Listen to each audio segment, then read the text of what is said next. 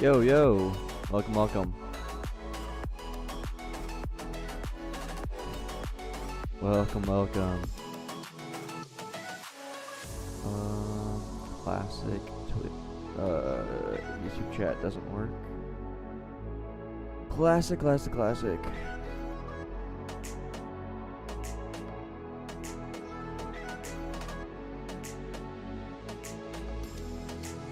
Welcome, welcome, everyone.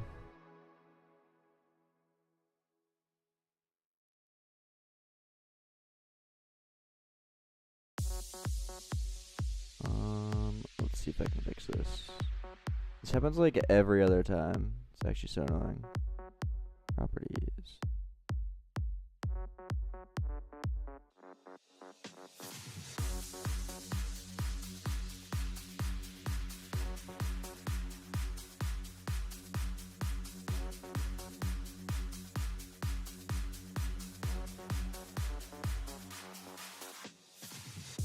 Welcome, welcome, everyone.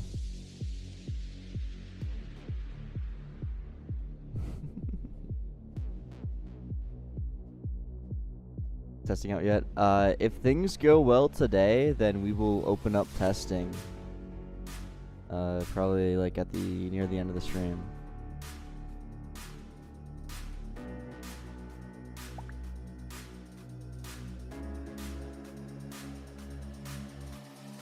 Amazing, YouTube chat suddenly starts working.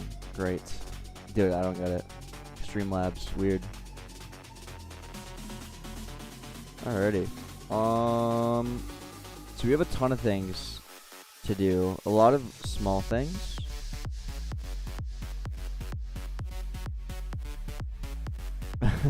Thanks, Tech.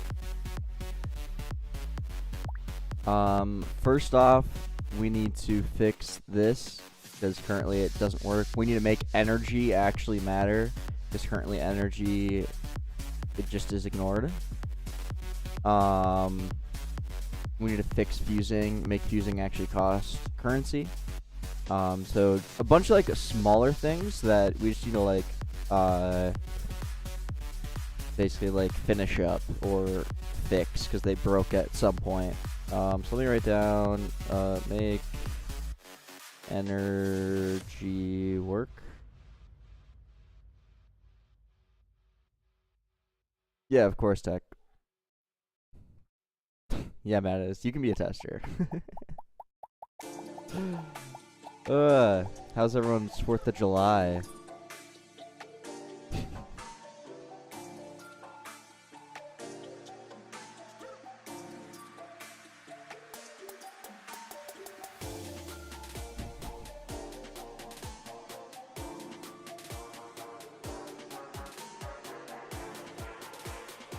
Okay. Let's start. Is music good, by the way? Is it too loud? I think it's too loud.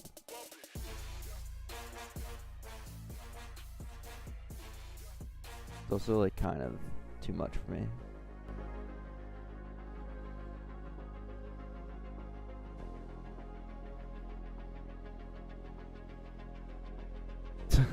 I wish, man. They'll take me down.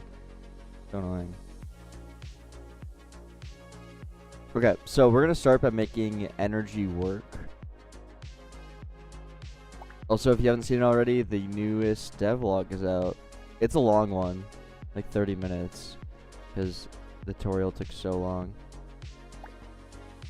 I have a whole video on it, build. It's on my YouTube channel. It will teach you how to set up everything.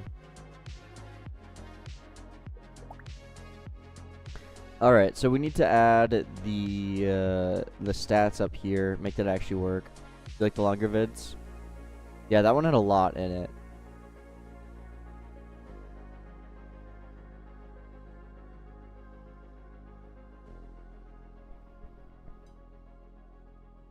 Hey, Jolly. Welcome in, everyone.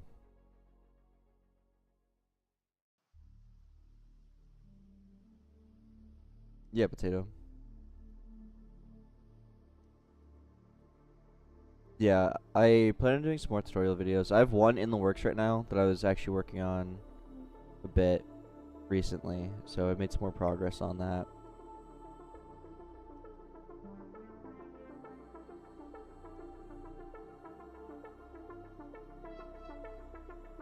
Alrighty. So let's go into build service client and the bot builder in it. Hey, Martin.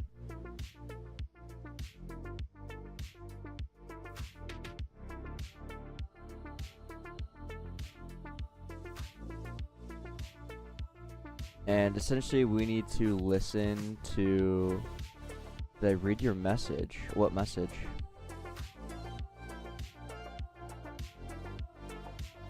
We need to listen to basically the stats changed, which...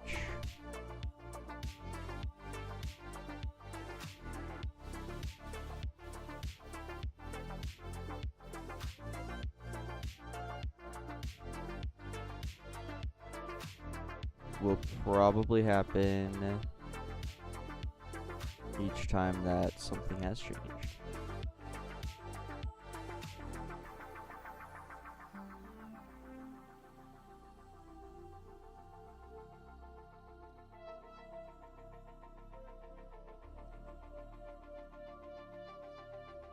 So let's make a function here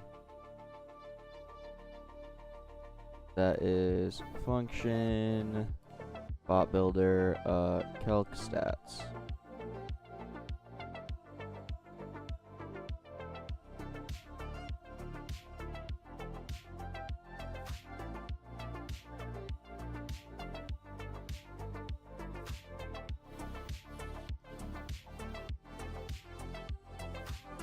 And then let's make a signal up here that's just called stats changed.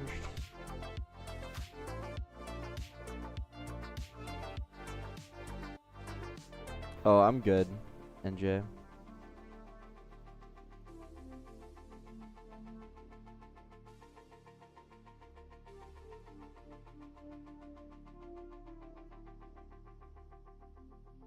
And then on stats changed, we need this. Stats changed. Signal, and we probably are gonna have to create a, let me see if I have it in data template already, just like a stats, bot stats, right, okay. Type bots, bot stats equals that, and this will return stats change, bot stats,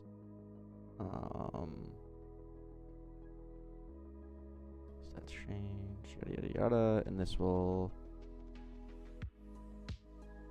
we will calculate the bot stats, so local bot stats,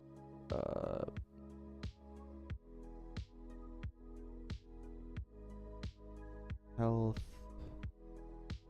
pretty much damage, energy, so damage, energy, max energy. Damage, energy, max energy, right.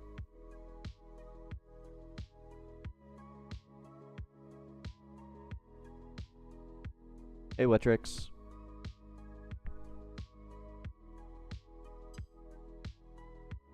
Hey, Cole. It's going good. It's going good. We can finally move on from the tutorial. That took so long, but I'm really happy with how it turned out. Yeah, it's iced coffee. Top 3 music artists. I would say Goth Babe is like really up there. He's so good.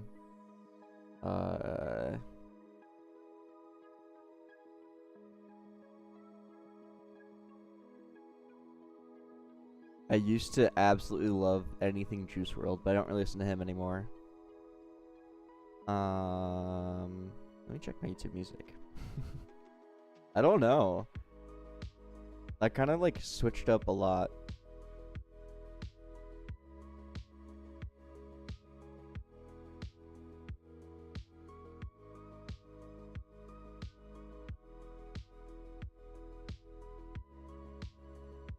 Oh yeah, I don't know. Definitely Goth Babe. Oh, Odeza. I love their music.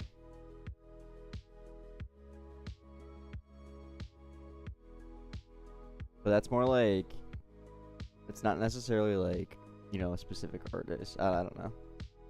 More just like the vibes of the song. Alright, so we calculate the bot stats. So basically we loop through each one's stats.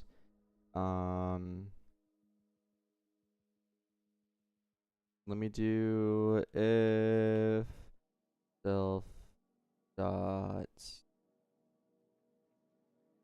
we each have a body.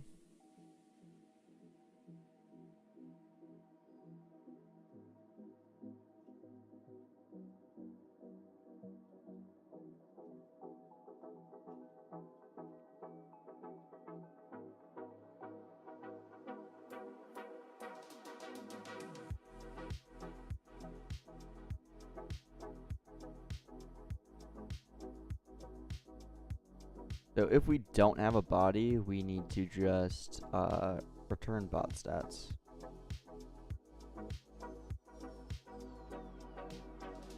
It's like a new thing that YouTube's doing. It's like top chatters, I think. But it's really weird. It like changes nonstop.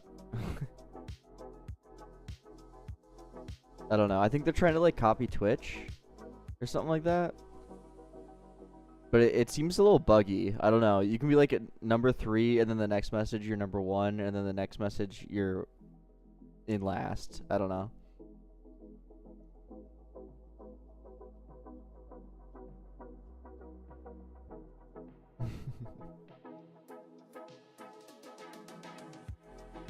Okay, we also need to have like previous bot stats. I'm gonna go bot stats. We should actually define this here. Bot stats equals that, and bot stats is that. Okay.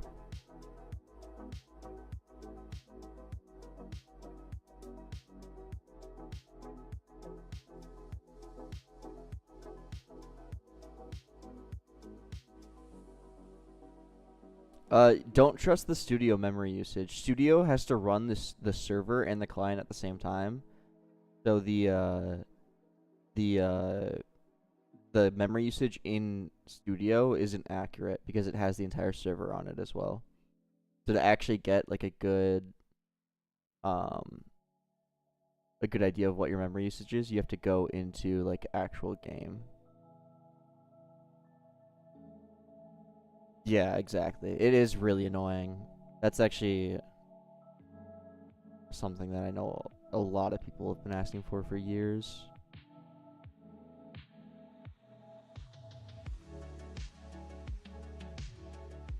Okay, so if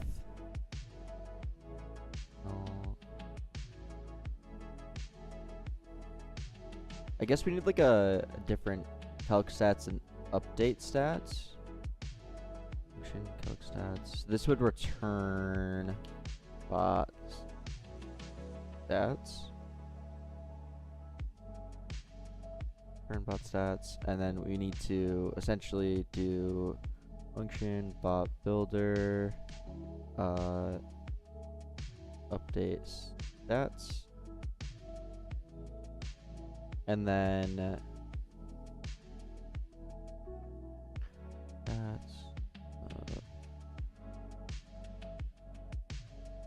and then we do if bot stats, or if sift dot dictionary dot equals. So this will essentially compare each thing to make sure that they are equal. So if they are equal, bot stats and our previous bot stats, self dot bot stats,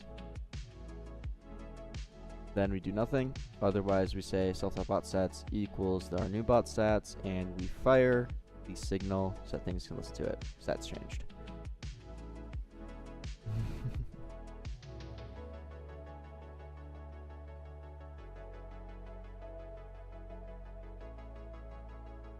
And then we won't actually call calc stats. Well, should this be public? It might not matter. We can keep both these public, I think. And we can say So now we actually need to calculate the thing. So we basically need to loop through each item.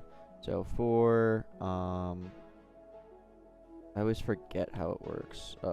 Part pairs. I have this iterator function here. Class. And then this would be the part data.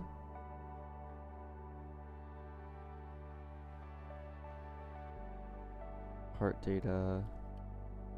Data. Index, you don't really care about. Part pairs in self dot data.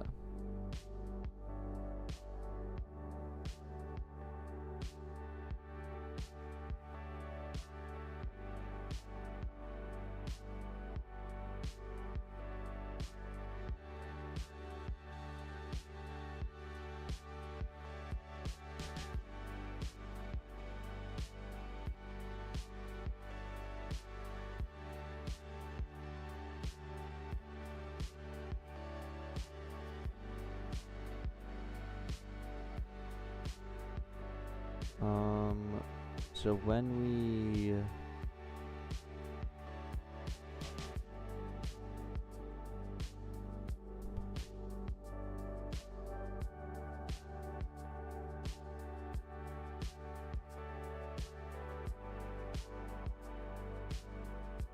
part ID.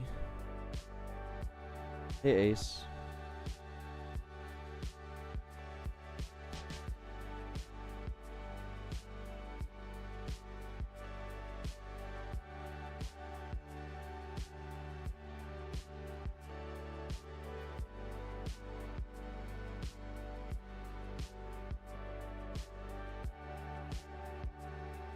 So this is either null or okay. Part data. Gotcha. Then when I go down here, for class part data. Index, we don't care. Without index.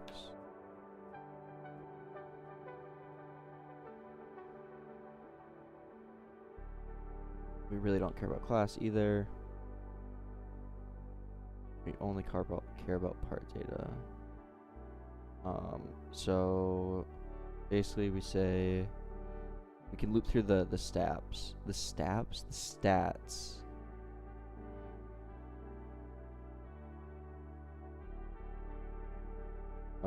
Part stats equals part service get.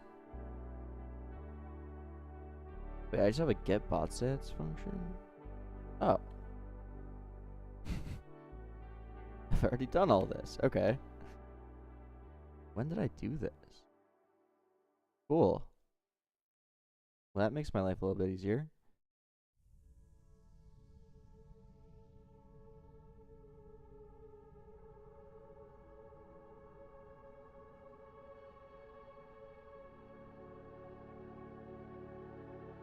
Literally just this. Okay.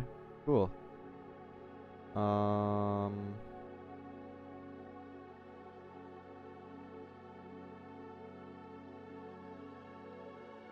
Well, then I don't even need any of this.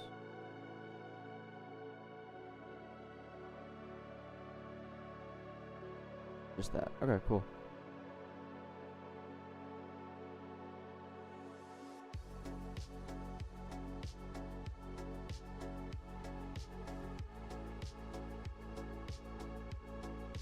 So we get the bot stats, we compare if they're equal to the old stats or not. If they are equal, we early return.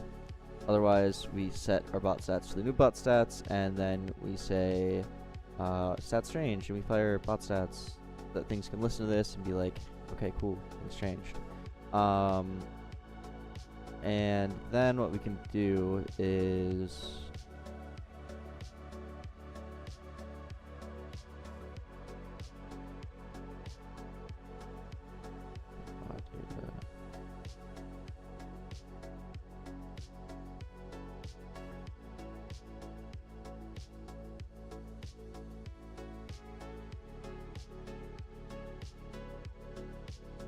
we just listen to the parts changed function.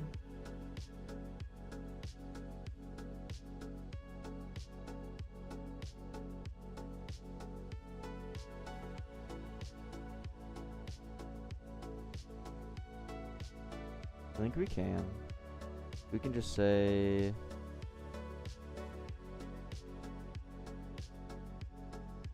self.parts changed, connect function, and then we can say self update stats.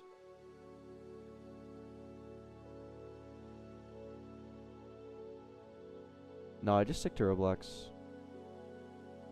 I'm happy with it.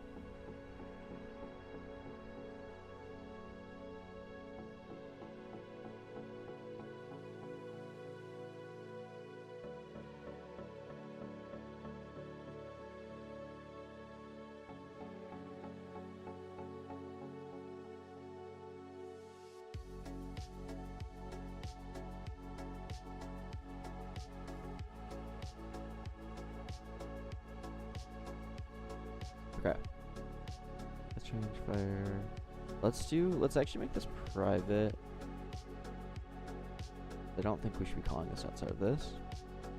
And then I'm gonna make a getter. So function, bot builder, get bot stats. Like so. Yeah, I'm happy with Roblox. I know the platform very, very well, and I don't think it's going anywhere anytime soon.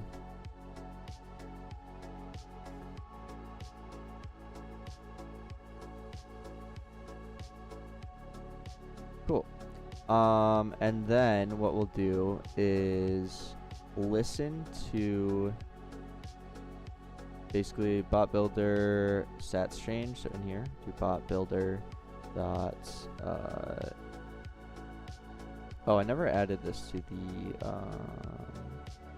oh, I did. Stats changed. Okay. So bot builder dot stats changed. Connect. Bot stats.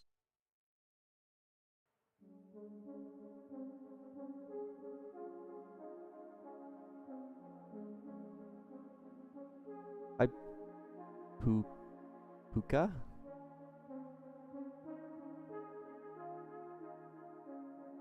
Yeah, I just think Roblox makes it so much easier than any other platform to get to have your games get played, if that makes sense.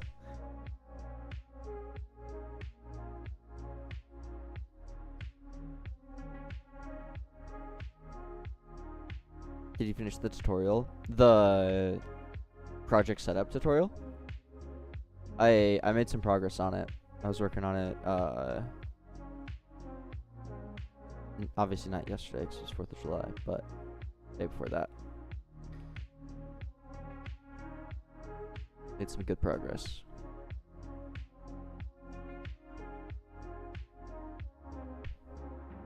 Has its quirks, but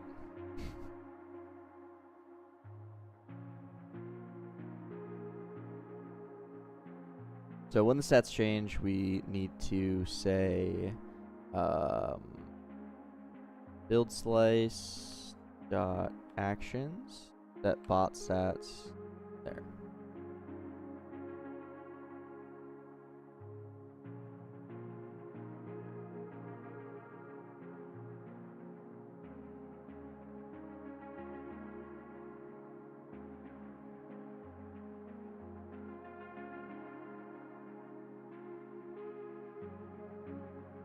Yeah.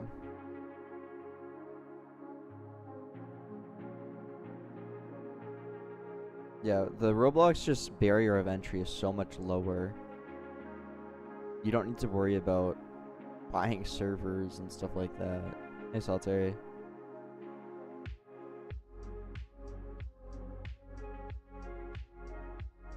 Alrighty. I think that should work. I don't know if I ever actually... Oh, I did. Okay, good.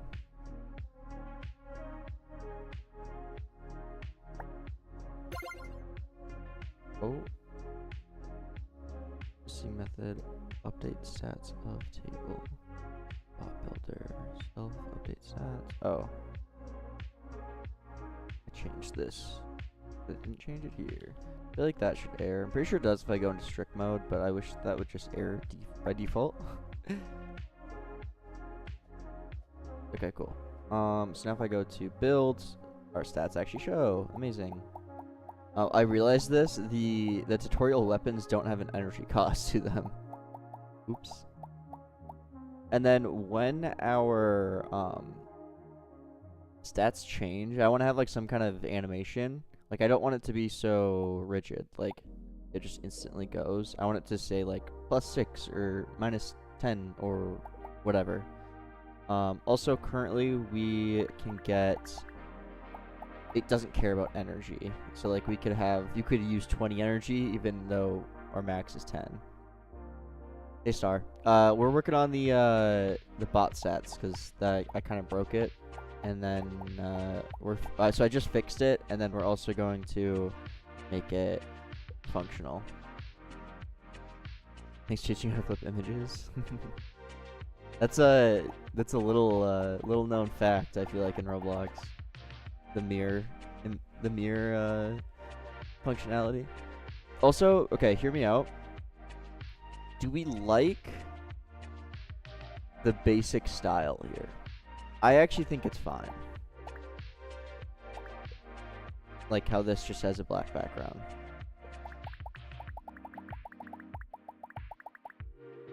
Because like crates have the same, right? See? And that looks normal. I wouldn't want to have the other. Okay, well, we didn't get much to see there. But I wouldn't want to have like this kind of thing on it for that.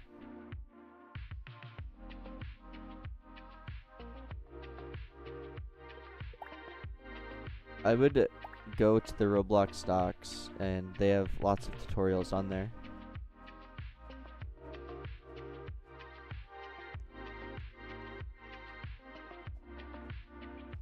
The Roblox docs are quite amazing.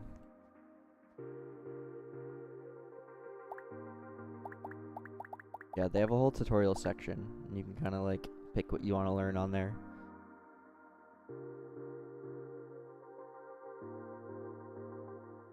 The color of the background customizable? Like the build background? Not a bad idea, actually. Maybe it's like a little fun thing. Yeah, I like that idea. Just like some tiny little extra. Maybe that could be like a VIP perk? I don't know.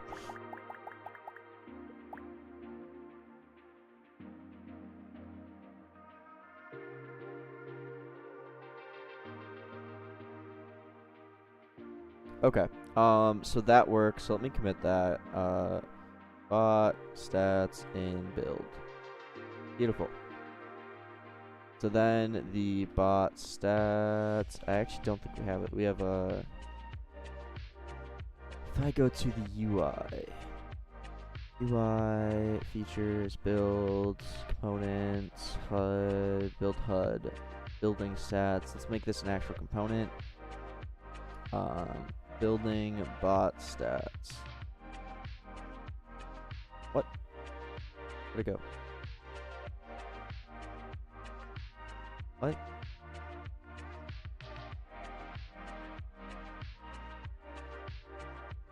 Confused. Okay. And then let's take this.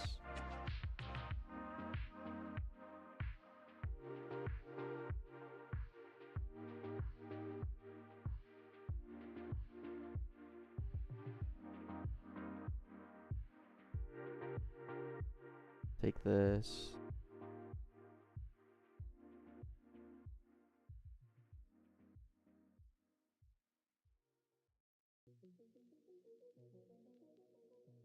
And return.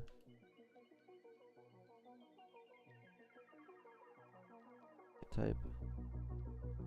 Return this. And React. Turn. A slide out frame. And we also need building. Okay. Which local building is that? React charm. Build slice. That's frame. Cool. And then inside of here, we don't need this anymore. Don't need this anymore. Don't need this or this. And we just say React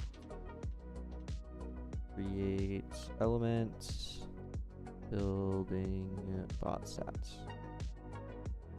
Cool. And then this logic should have never been in here in the first place. Cool.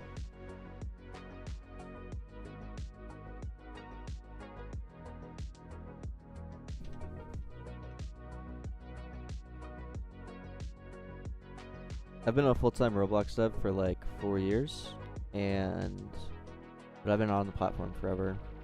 It's like 2010. Probably older than a lot of you guys. Or some. That's always so weird to me, that my Roblox account is older than the average Robloxian. That's like such a weird concept.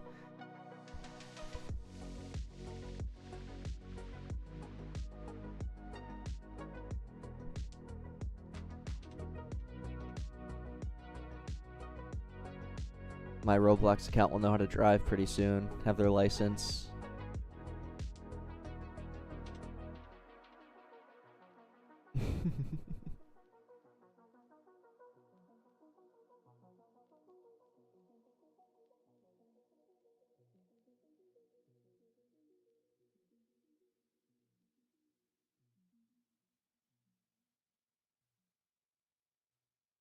Okay, so when the stats change,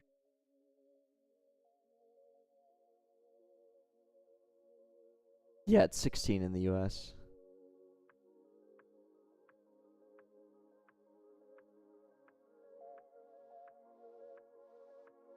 I use Rokit. Transitioned over. I was using Afmin, but transitioned to Rokit. How come you don't do commissions? Don't they make a lot of money? Not at the level that I'm at now.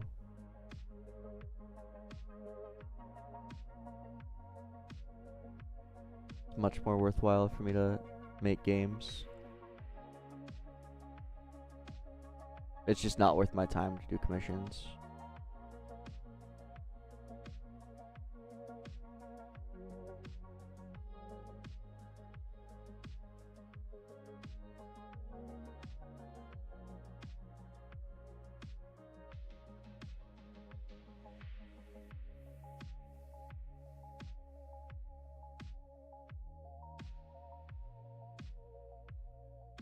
The 4 years of full-time still doesn't put you at the top of the food chain when it comes to skill.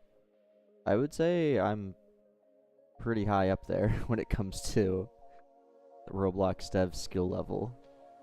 I'm able to do this full-time.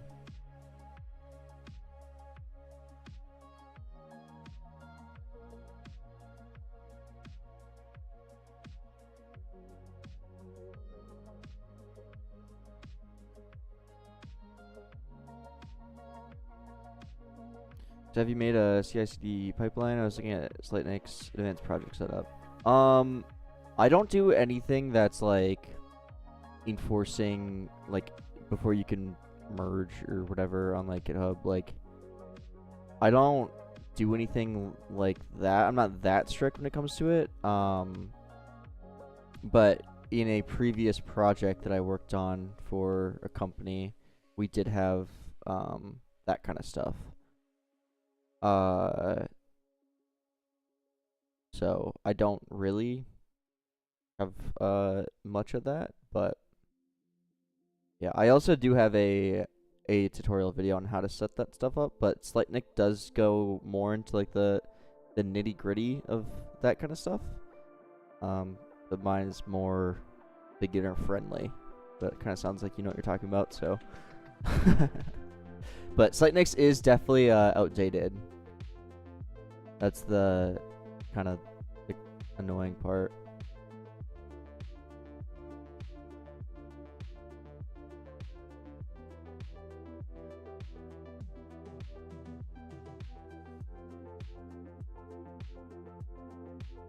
For beginner elegant projects. I mean, networking libraries at the end of the day are just remote event wrappers. So I mean, it's really up to you. If you can get a use out of a networking library that has, you know, more functionality, then great. But remote events, you know, they're fine. You just use, you know, you got to communicate one way or another. Okay.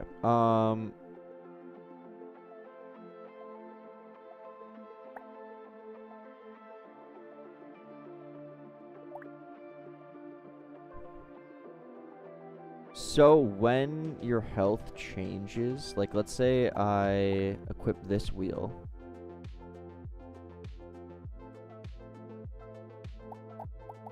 I would say beginners shouldn't use VS Code, no. But for smaller games, I think, like, I would use VS Code in this workflow regardless of how big the game is.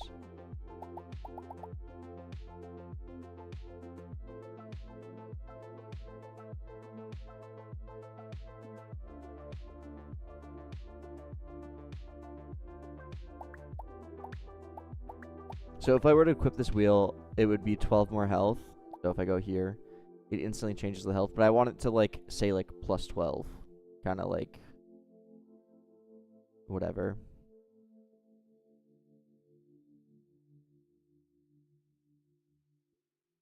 What packages do I use?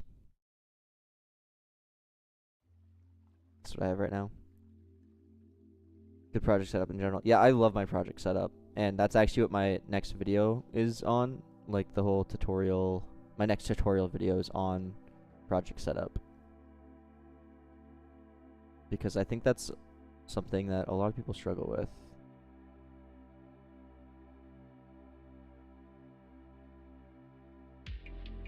But these are the packages I use. I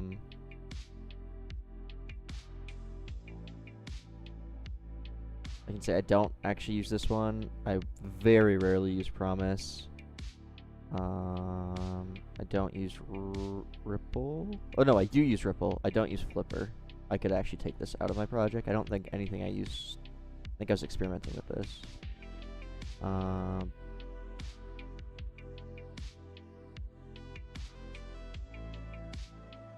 Yeah, XQ. I switched to Charm, and I like it a lot more.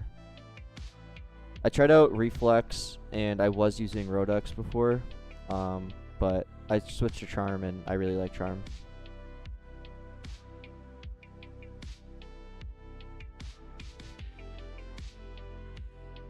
Yeah, I need to switch my my data service to use Profile Store.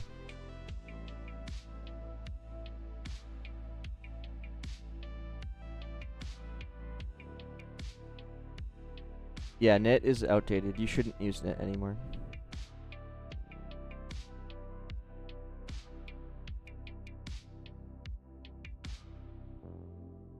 Do small. I know, do big.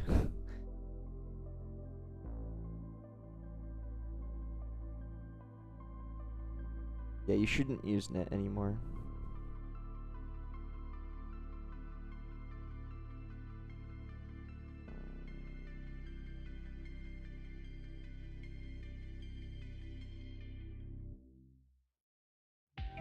So let me go to the build slice. So let's think about this. So when the build slut or the bot sets change,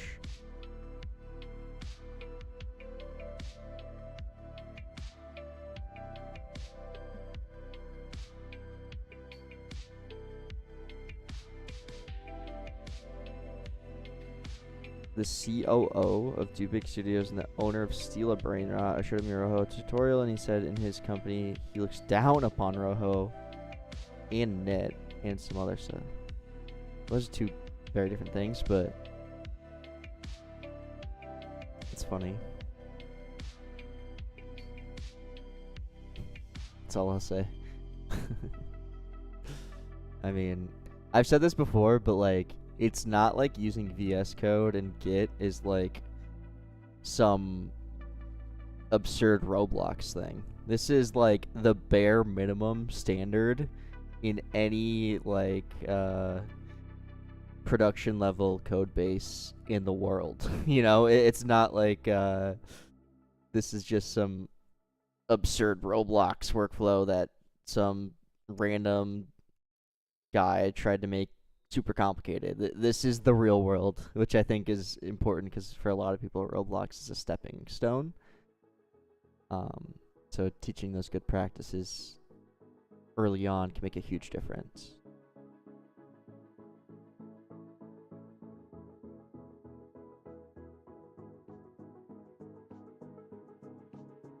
He hires and fires new scripter every week. I mean, that's fair, Kano. Like, I mean, it's also true that a lot of that Roblox devs are quite behind when it comes to these tools, which is a big part of why I wanted to make that video in the first place. Is to kind of, I think there's a huge disconnect between professional workflows and Roblox workflows, where when there doesn't necessarily like I think that disconnect is just pretty far right now.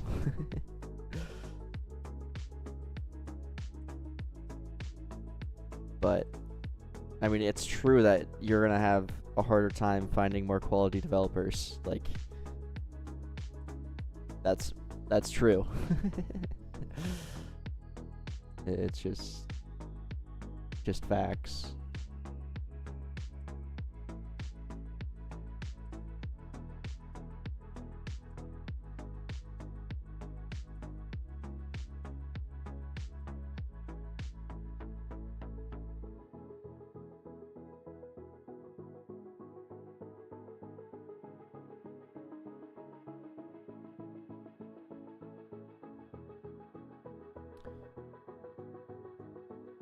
Have you tried Argon? I've heard that it's potentially better than Rojo, but I have not personally tried it.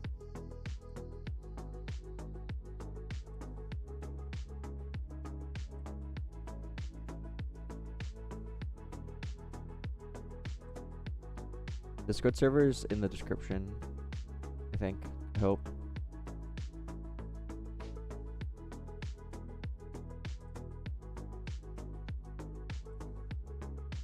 Winning being goated native luau get you more. This is still native luau.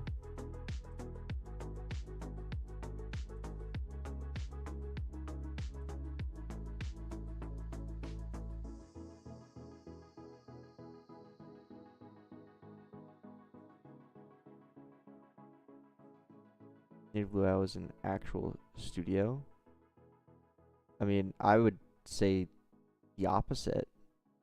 Being able to work inside of VS Code would give you more opportunities, because the job opportunities that, let me just prove a point. If I go to what's the like, if you're actually working a salaried employee at these companies, like God, I'm totally blanking on the name. I can't even think of the game. Is it Uplift Games? Yeah, Adopt Me, right?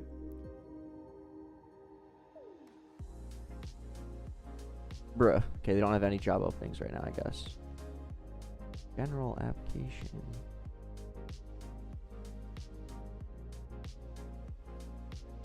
Yeah, they used to have like actual job applications on here that essentially, like, they expect to have, like, you're expected to know these concepts, if that makes sense. But whatever. I think I've said my piece on that. I think that just Roblox, the community of Roblox developers, is very resistant to bettering their workflow. Bed Wars. Doesn't Slightnick work for Bed Wars? I don't know what their studio is called. I can't find their website.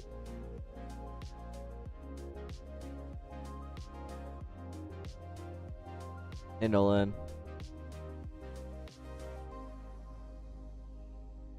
Hey, Loud. This is the Crash Bots, like, Battle Bots game that I'm working on. Build a bot. I'll do this. Battle. You try and basically win the battles. I'm going to get destroyed.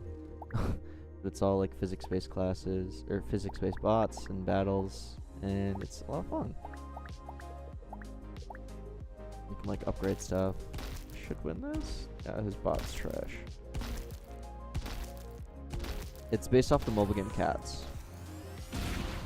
My bot is really bad. The balancing isn't very good yet.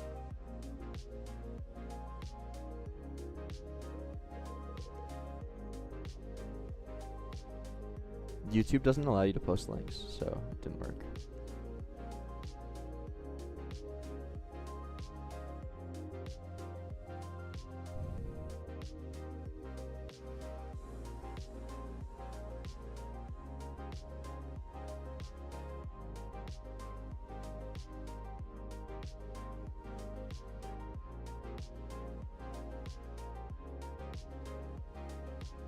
Public repos. Is that the same one that is used now? I'd love your.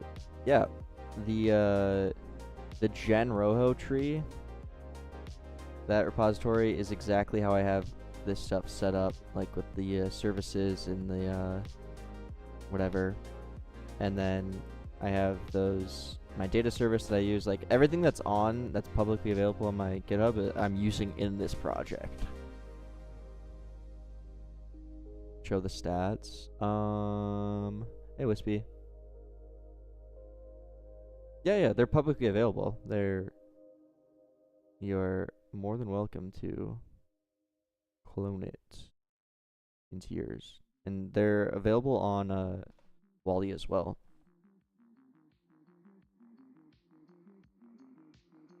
You show the stats. I really wonder how much memory is used. Memory is also a bit deceptive because it depends on the device you're using. Like if you're on a phone, it uses less memory. Like just Roblox in general. I think a better way to kind of check to see how you're doing is to look at these numbers down here. Raw counts and triangle usages. I mean, memory is obviously very important as well, but and this is more like just scenes and stuff like this, but then go wireframe rendering and actually see what's using like the most performance. And keeping track counts is obviously very important as well, but reusing meshes and that kind of stuff is obviously good for memory.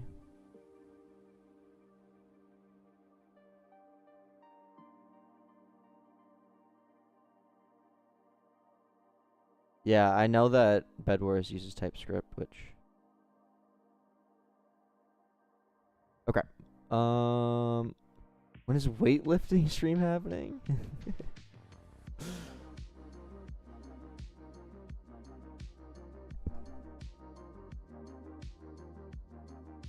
What's the advantage of using React over regular Roblox Studio UI? The advantage is everything is declarative and state-based. Also, having your UI built through code allows you to do amazing, cool things, like this. I'm in edit mode, and I can still interact with my UI and click buttons, all while in edit mode. Pretty cool.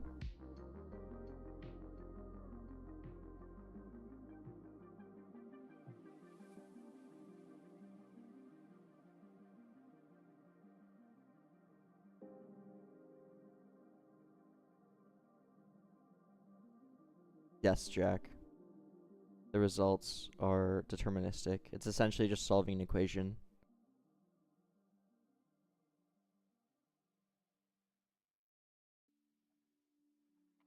You think it's worth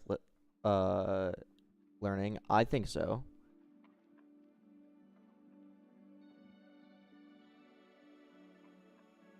I think learning declarative UI is an amazing skill to have. along with the reason why I'm using React in this project is because I wanted to React is a transferable skill, which is really important to me. I like to learn and I like to have things useful. There are other Roblox declarative UI libraries like Fusion or Vide, but React is used in the outside world.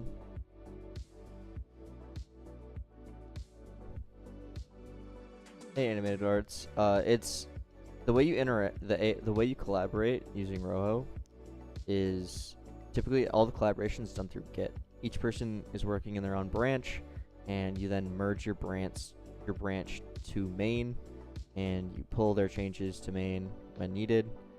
So basically, each person's only working on one feature at a time.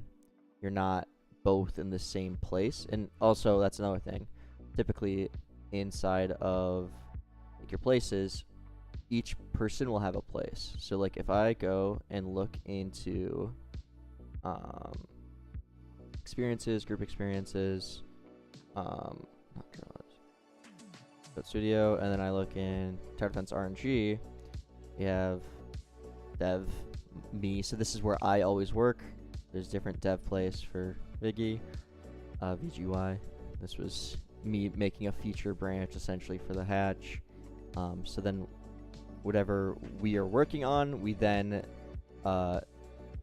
merge these changes through Git. So if I go to my GitHub and I go to like our RNG, I don't know if we have any branches open. Yeah. So if I go to item index, I don't know what was done in here. But basically, you make a branch, you work in that branch, and then you merge that branch through a pull request into main, and you kind of pull those changes into your code base. I would, if you're confused on that, I would watch some videos on Git, because it's extremely powerful tool, and like I said, this isn't just like a Roblox thing.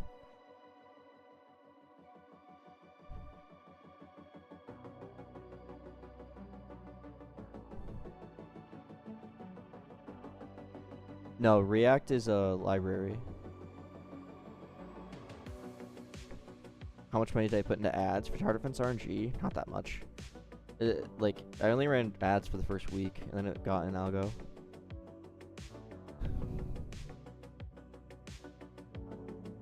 Okay. I'm gonna take a break from answering questions for a little bit, because we gotta code. I get into a habit of doing this when I stream. I like answering questions, but alrighty. So when we change this, I basically want like +10 or -5 to kind of pop in here.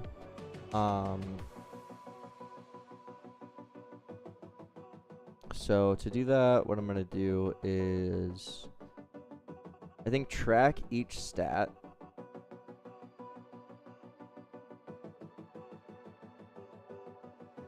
So we have health, damage, energy, max energy.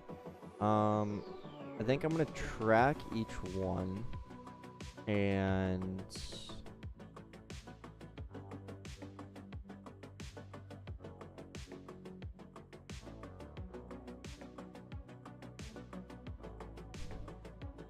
what is React for? React is how I'm doing all the UI. Like I'm building the UI through React.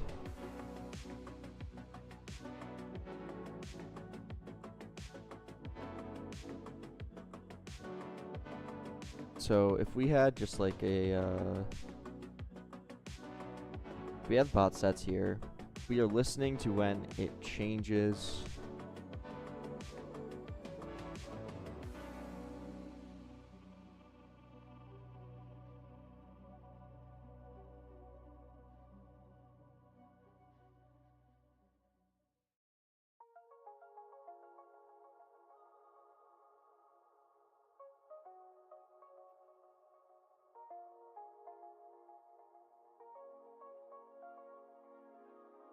Also, so we're creating this. Can this take children? I forget. No. maybe no. Let's just do this. Let's create a fragment. React.fragments. React element. That's right.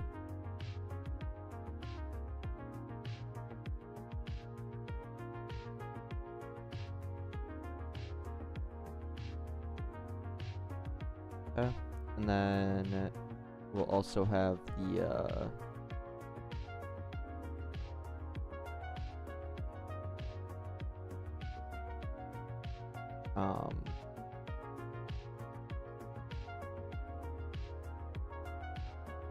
yes, the Roblox app is coded using React.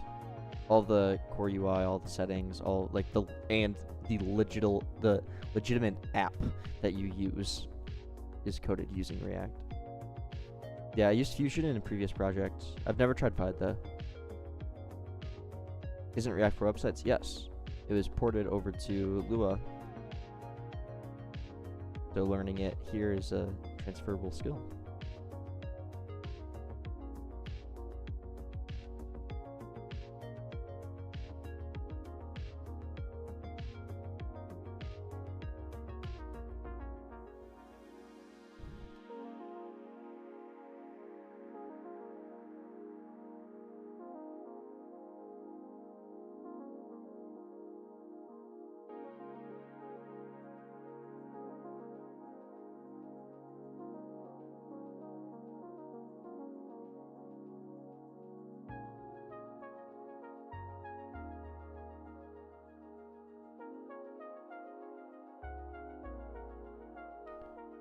What I'm going to do is I'm going to create I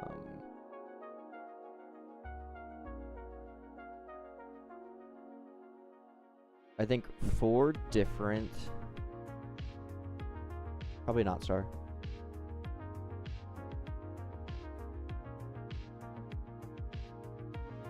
I can create 4 different atoms for each stat. And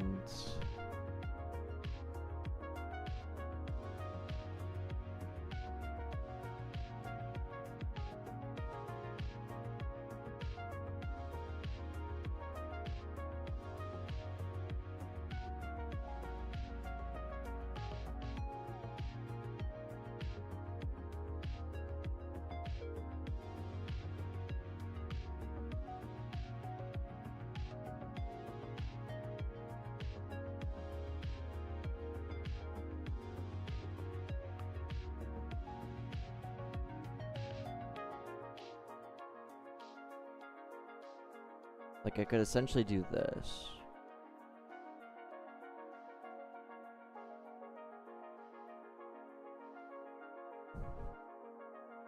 Seems a little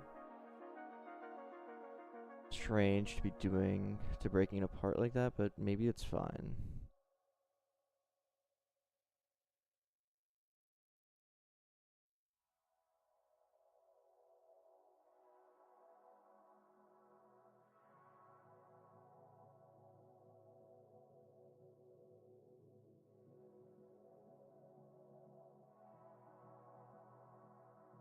Let me do so.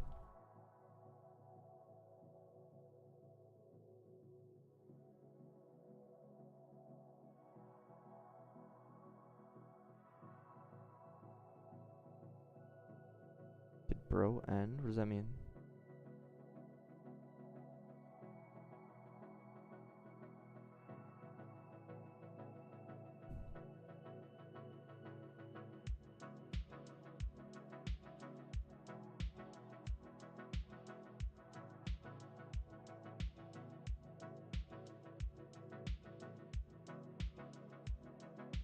I actually don't care about max energy. I only care about these 3.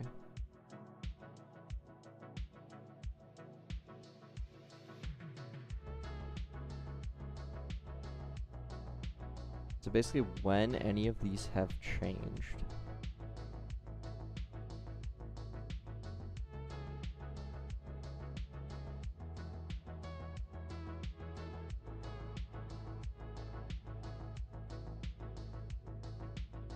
I'd rather just subscribe to this, if I'm being real.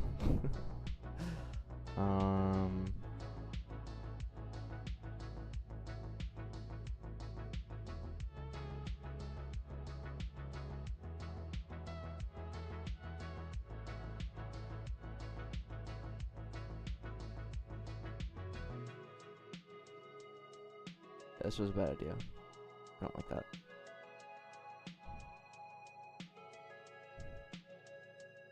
Subscribe to bot stats. Basically listen for the change. I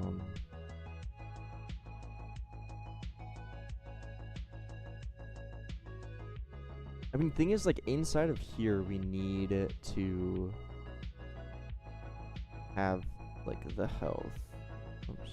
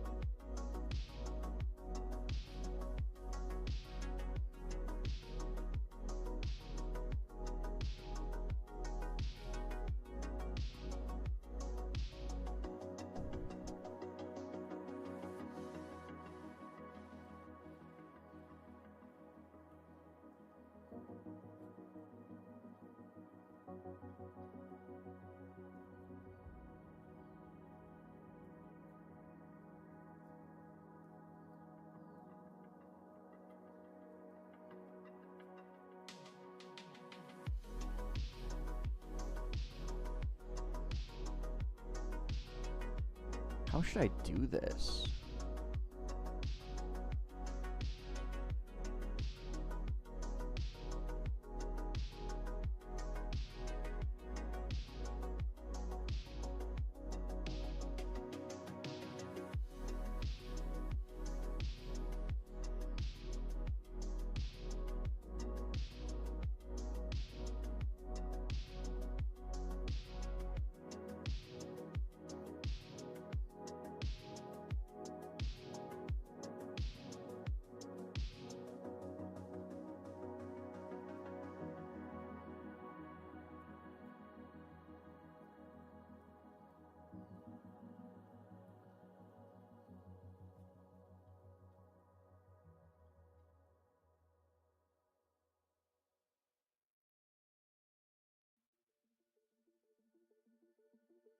Bro, local changes equals that changes react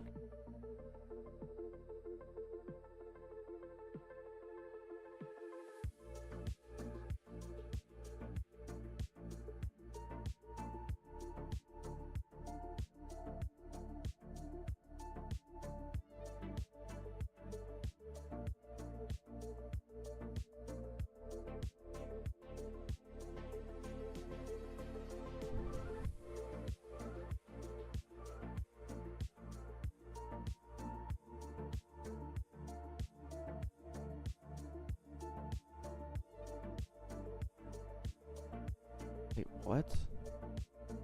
Doesn't make any sense.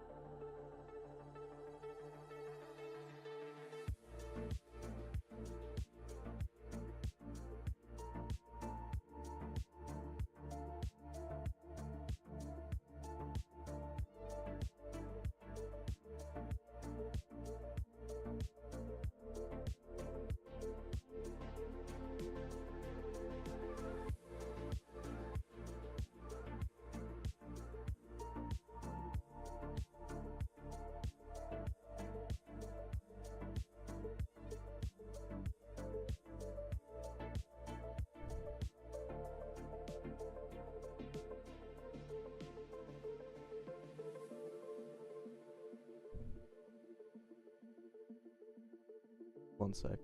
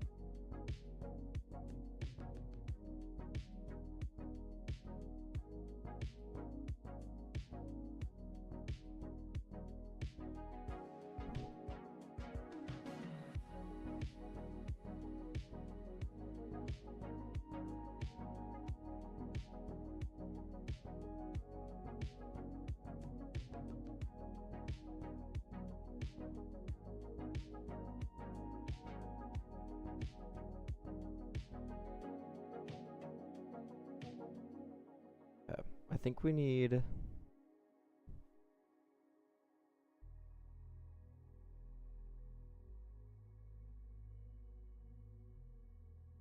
do something like this.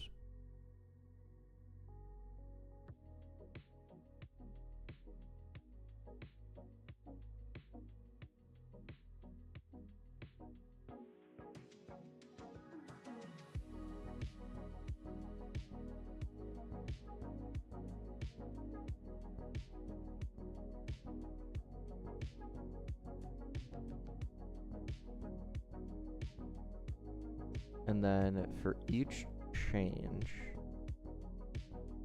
we need to say,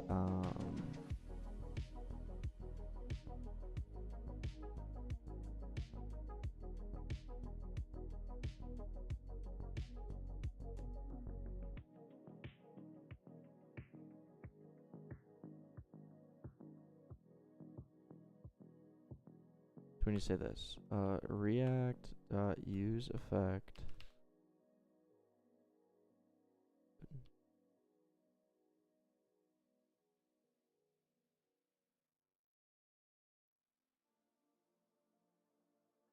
So we listen to when bot sets change. When it does, we calculate the changes.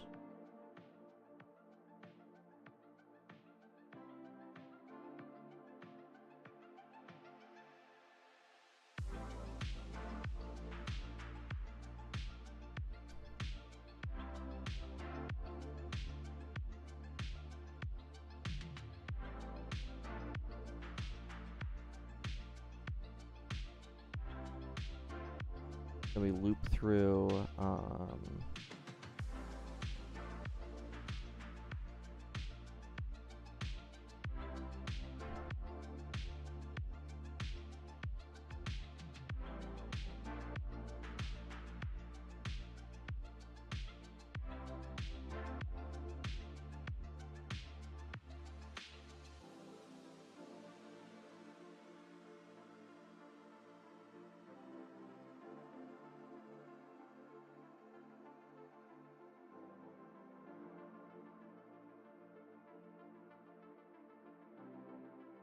So we loop through the bot stats, check the differences.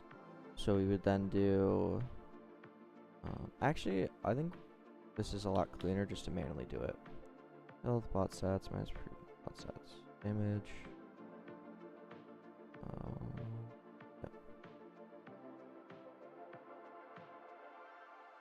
Well, I guess we only want to put them here if. Okay, never mind. We have to use SIFT for them. We have to map it. SIFT, dictionary, map, bot stats, function value key, and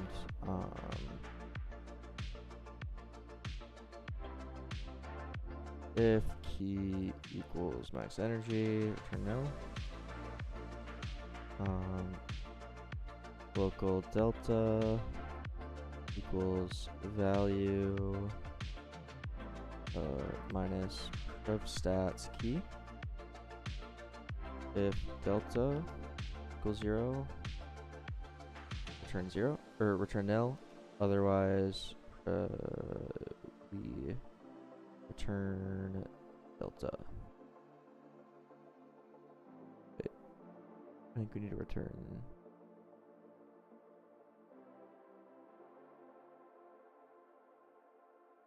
Okay, no, that's fine. Yeah, that's fine. Because the key is automatically preserved. Okay. That is good. And then with these changes, what do we do?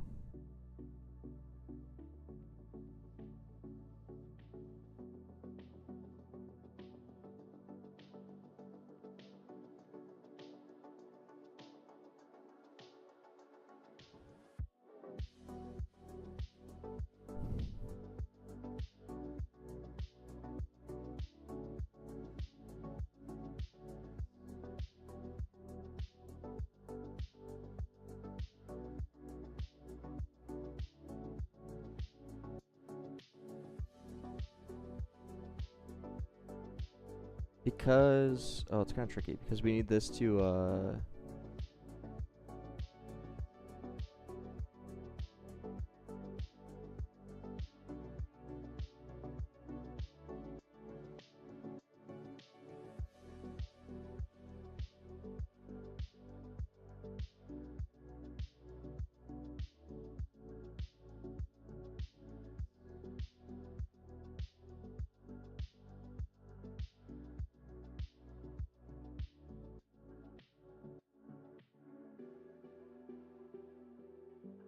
we need the keys to not interrupt previous things.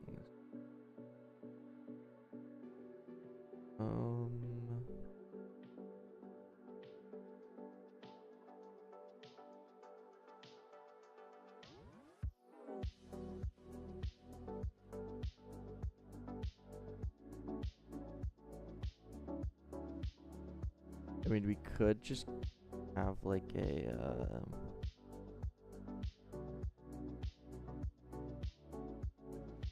counter and just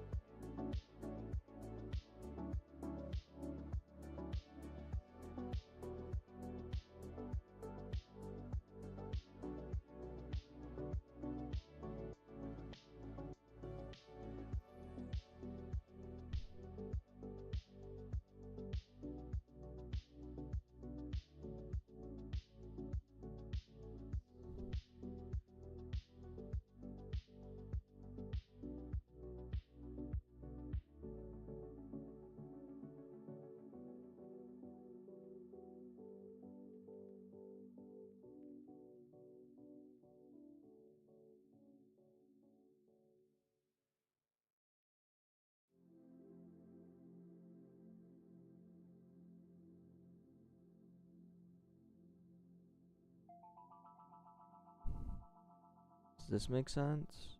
Think. Okay.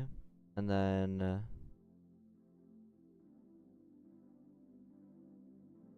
we would create local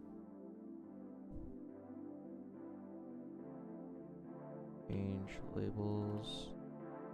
equals.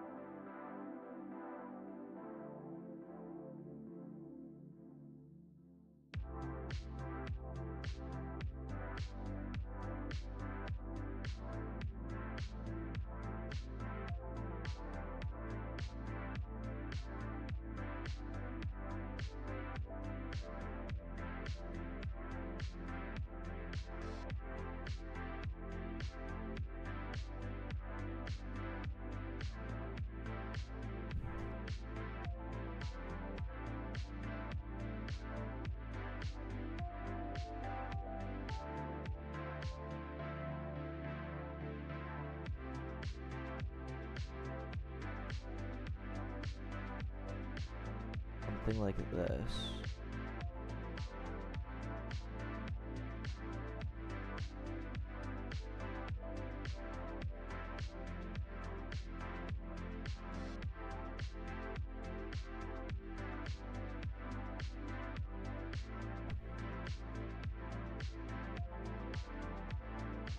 I think. Okay. Remove would be no.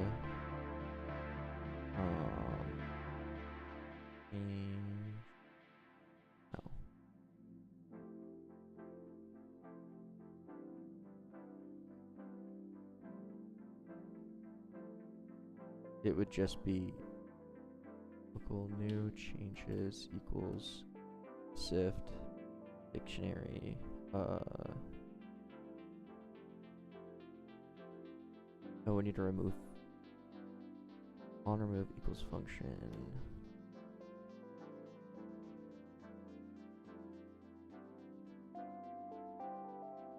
move key.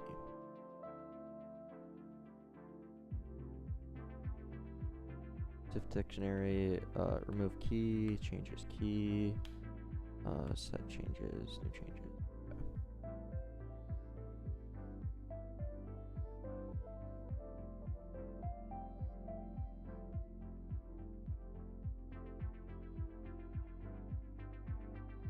Okay.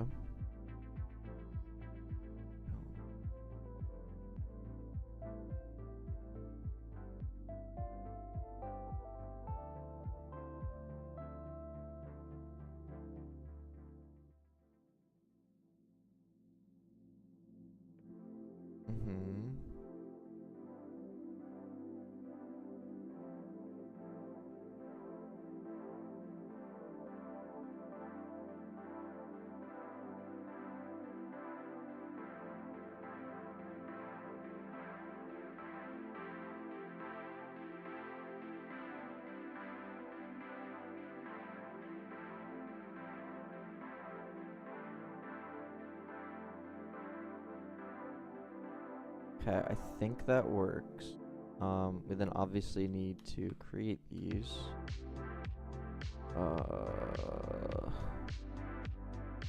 Local progress equals uSpring. Initial value is 0. We can do frequency 1 second, damping is like 7.5, will be fine. And we're trying to go to 1, and then we could do local transparency would just be progress, that's fine. Local position equals progress dot binding map.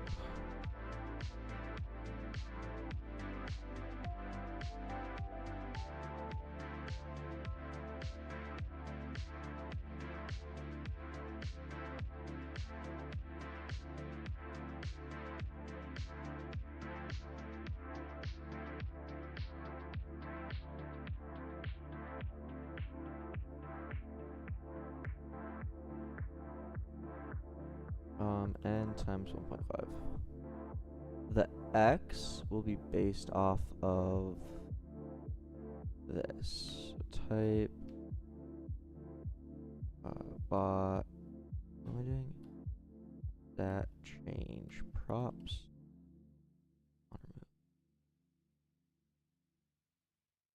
Okay.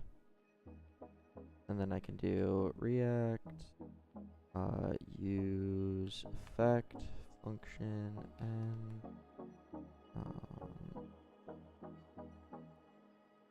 progress dot on complete, which is this.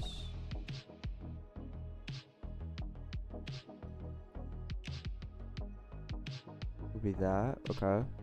And then we would turn React create element text label with text equals local text equals React use demo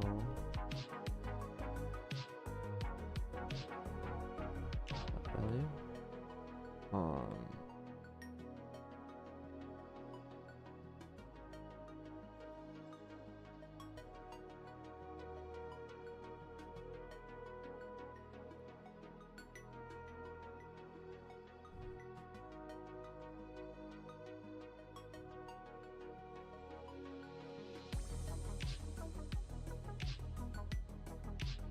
So text is that.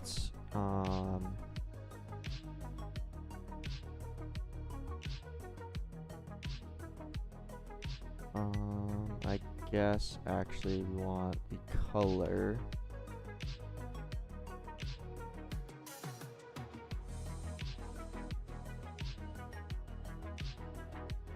Fine. I don't love that, but whatever. Text color 3 is color transparency equals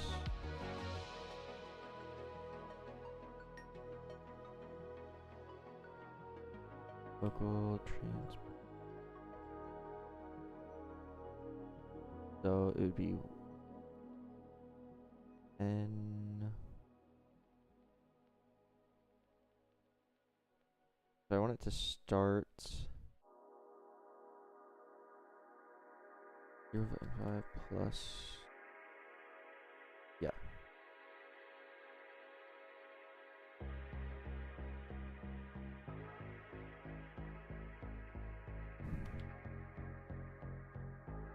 Okay. I don't really care about the size. Do literally whatever. That's important. Background doesn't matter. And stroke.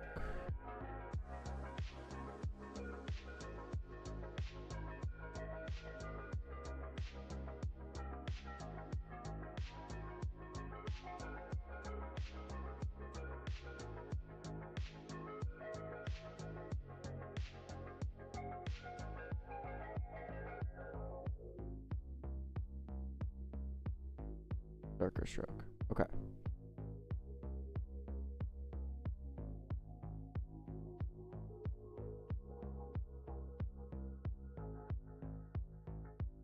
That makes sense to me.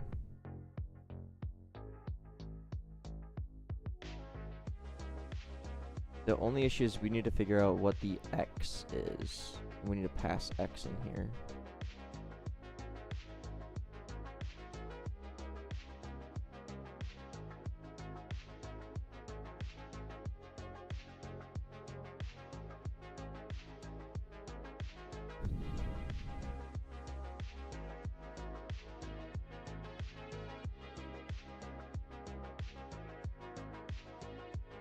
Can we get the ref of this, of stats frame?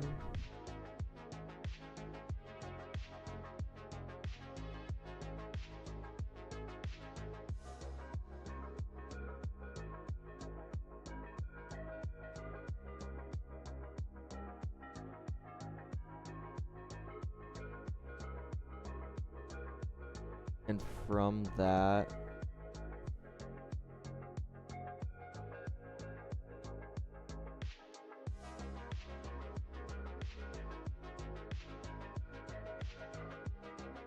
yeah, we can do this. Return React forward ref function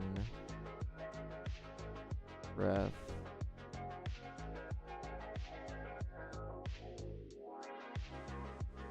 And then we just do ref equals ref.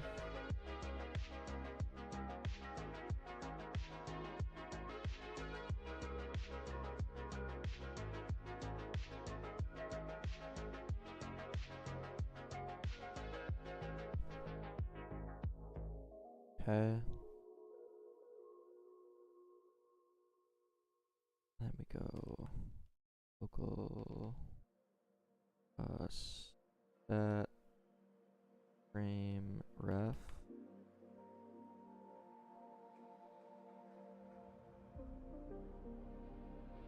And then we say that's frame ref.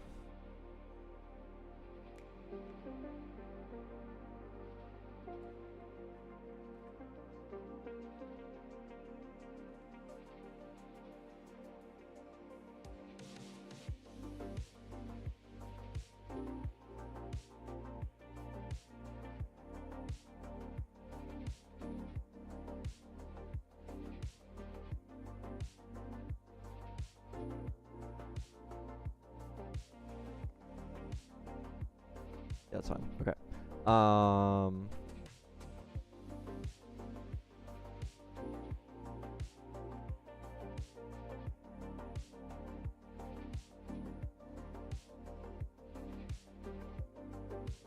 So to get the X, we would have to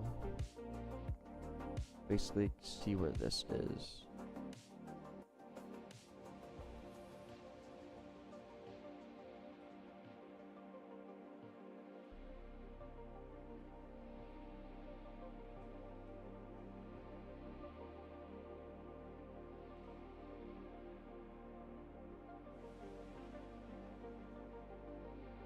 Need to pass the key so it's actually named. And then in here we need to say E equals health.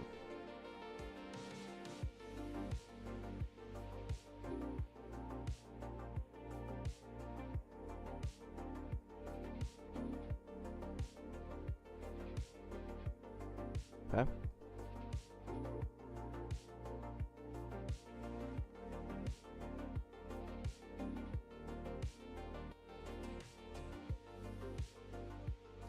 Never mind. These should be health damage, energy, so they match up with health damage, energy. Good. And then from here, do we want to pass the ref down? I guess, right?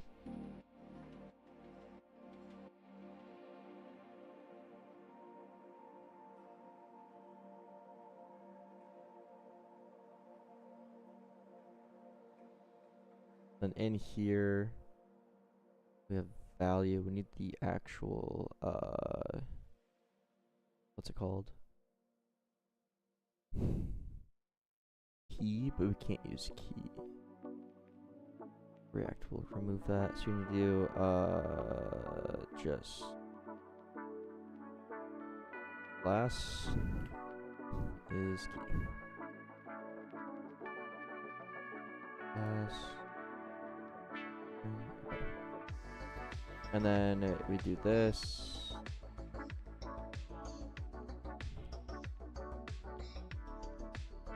Local xpos equals react use memo function.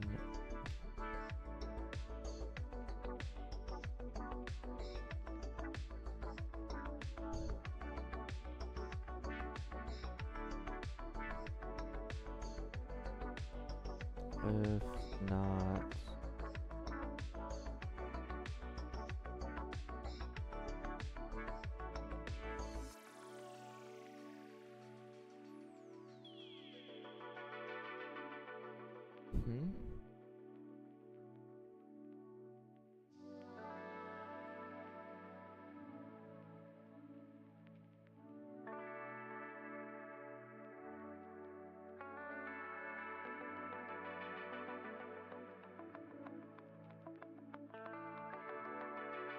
Bruh.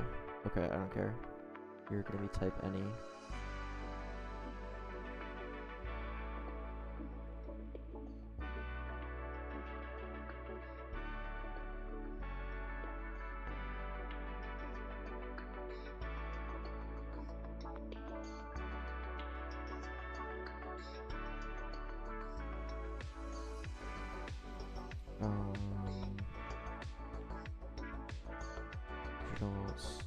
That is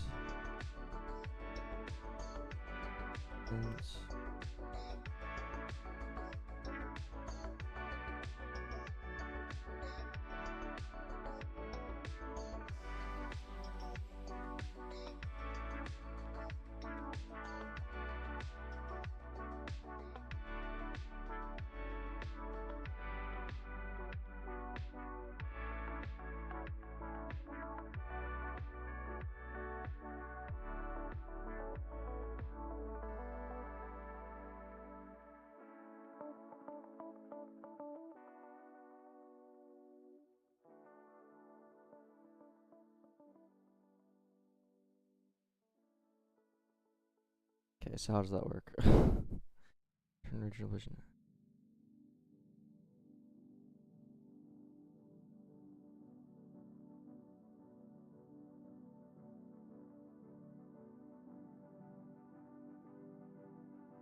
I mean, this would work if it's not parented to anything.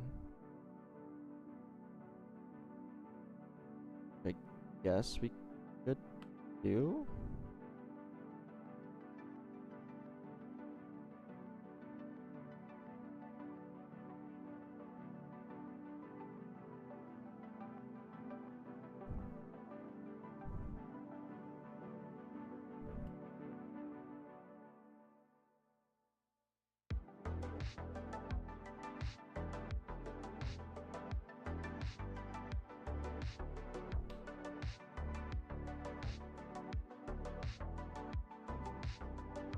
Visual plus Y.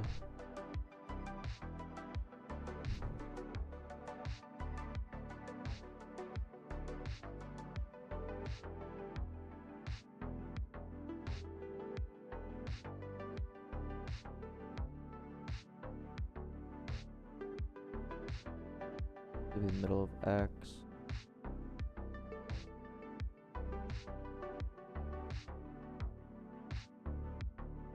Yeah, okay. And then we do start pause, and this would be plus. Instead of doing it here, we just do EDIM2 from offset 0.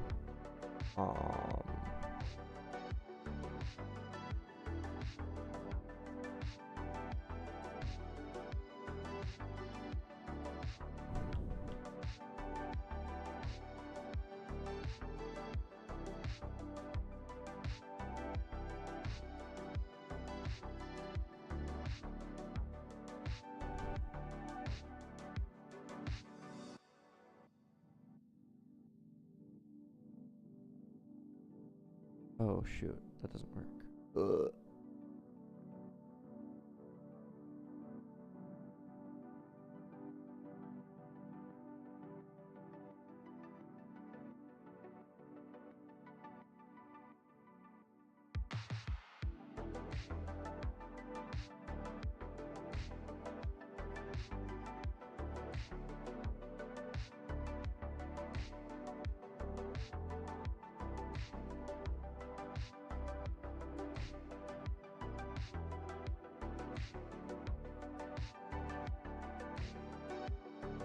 No, not transparency.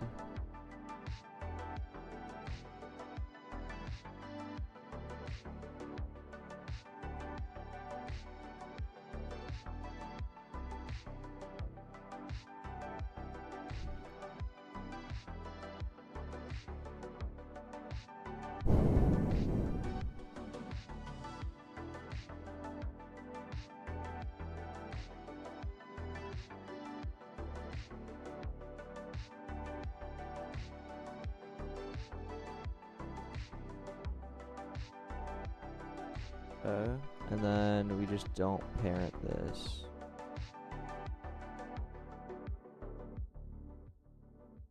That change. Oh, we were never parenting them. Okay, cool. Building stats. Oh, we were parenting them here.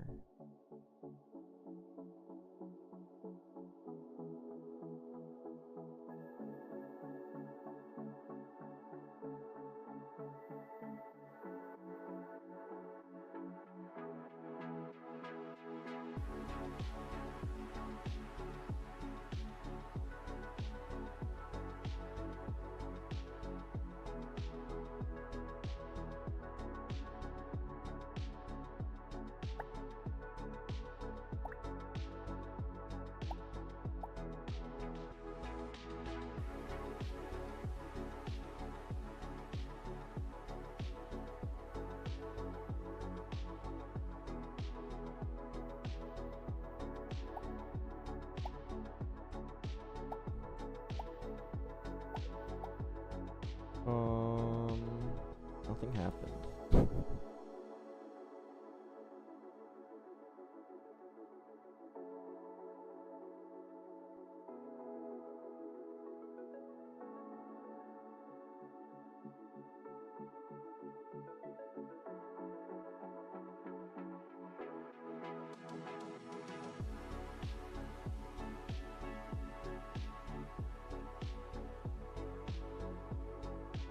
I guess what we could do is make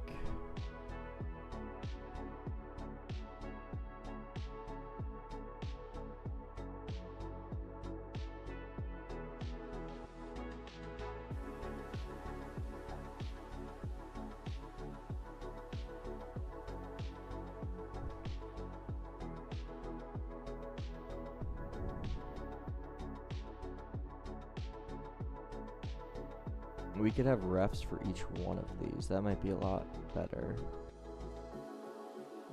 Yeah, let's do that instead.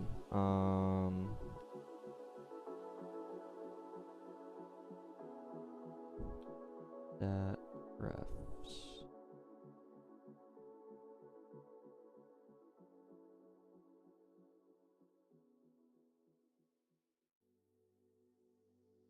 Like that. And then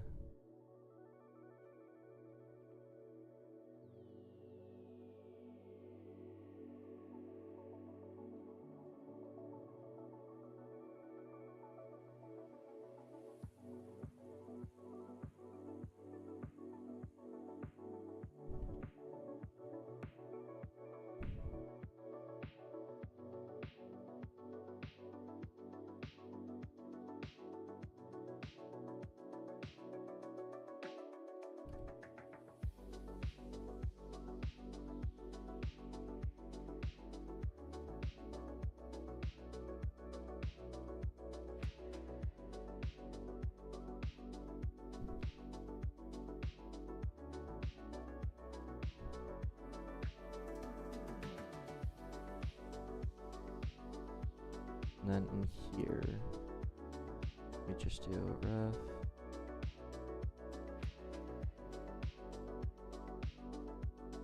Yeah, okay.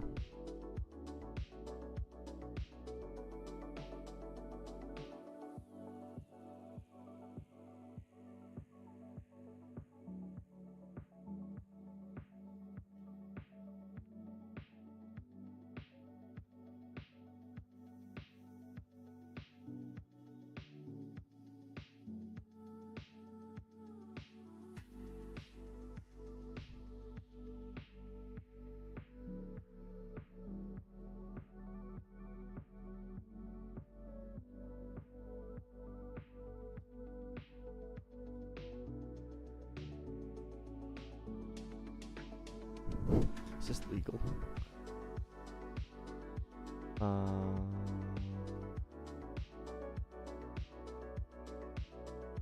Maybe we, instead of doing that, we do it like this.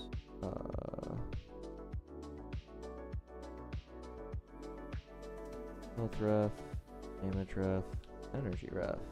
That's a lot better. Ops dot health ref.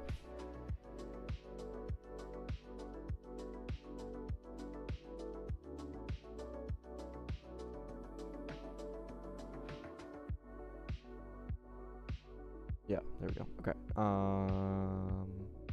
And then we do local health ref like that.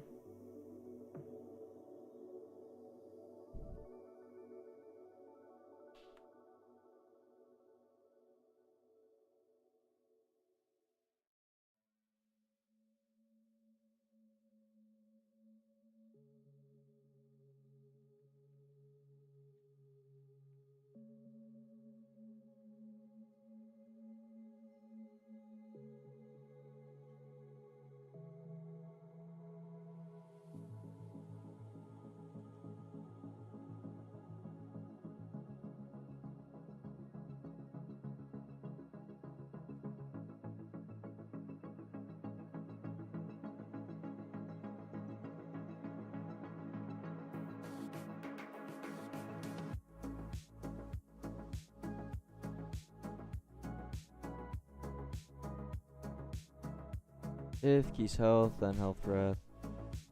Also if keys damage, general. Okay. And then we do that ref.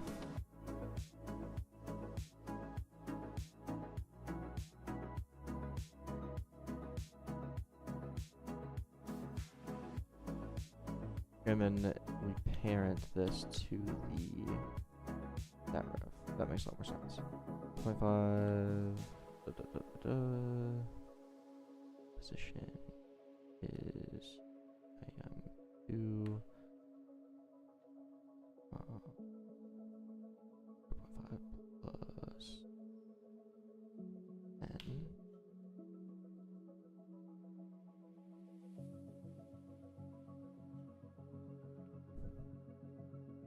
Yep.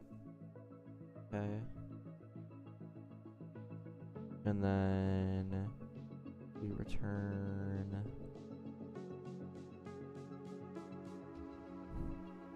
table. We return React create React Roblox.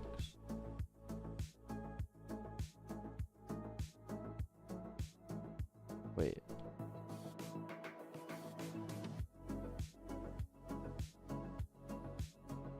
You can just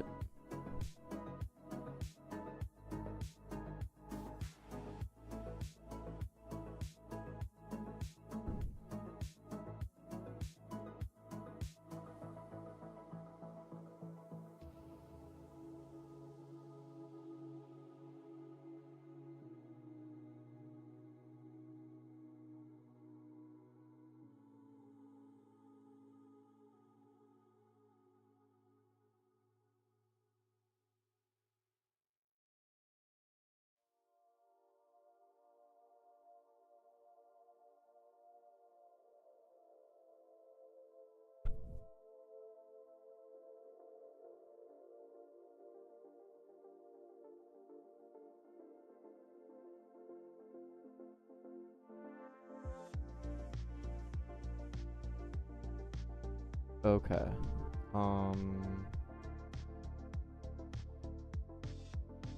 Doubt this will work, but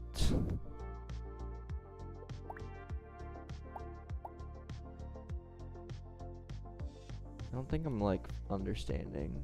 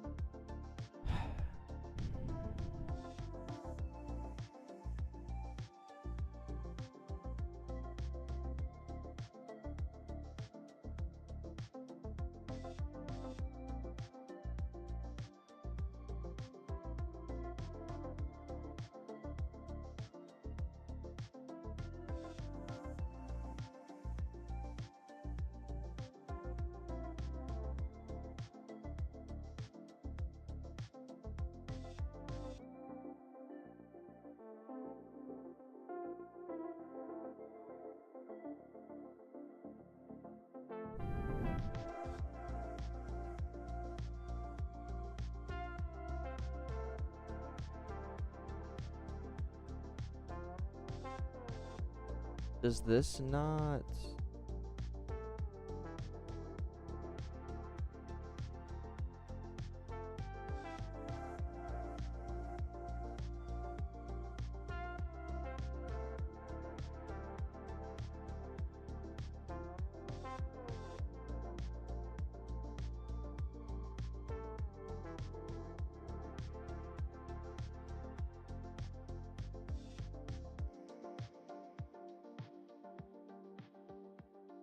I want the ref to be of the text label. Local text label. Then we can do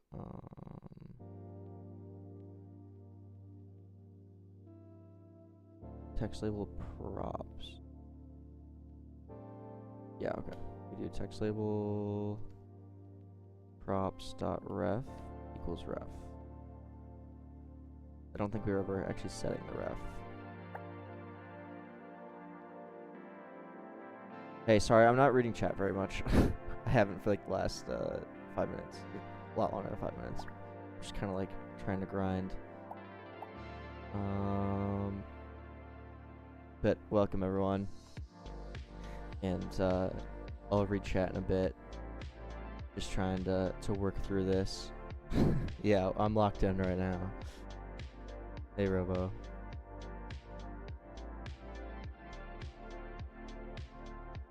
Like, I want basically...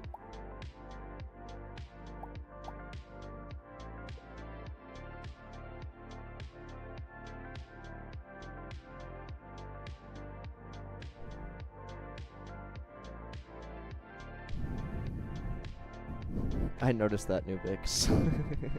I actually, that's I think one of my most misspelled words is transparency. I don't know why. I always do transparency.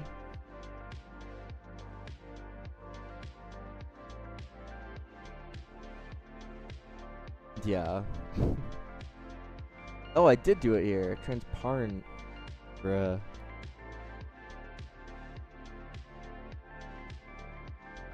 Also, this should be text transparency. Right?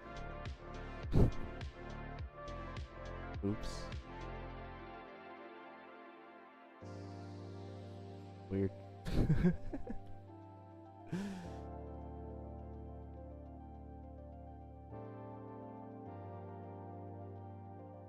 The replace all? What do you mean? VS Code can do way more than Roblox Studio can. It has Control F and Control Shift F. You can search in every single script. Roblox has too.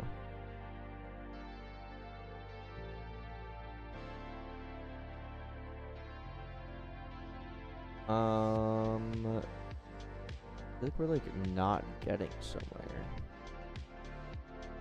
That changes. In it, we're. I feel like we are returning here. Melton.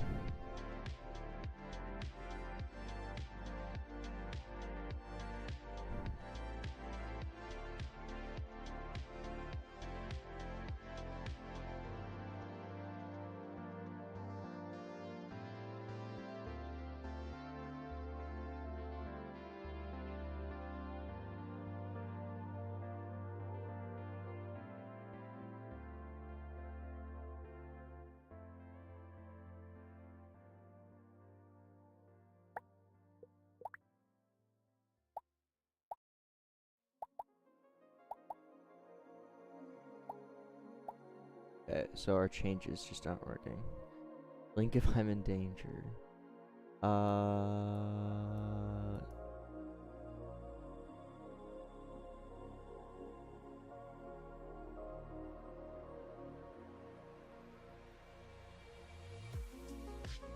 mean, technically, wait.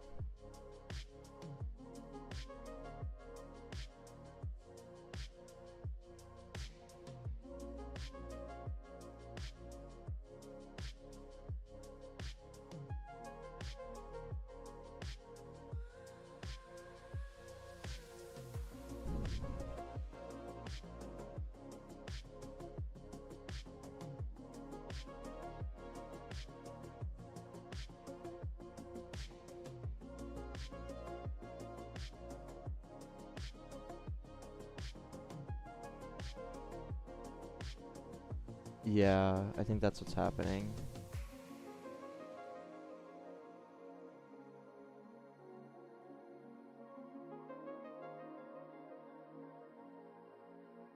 Like that.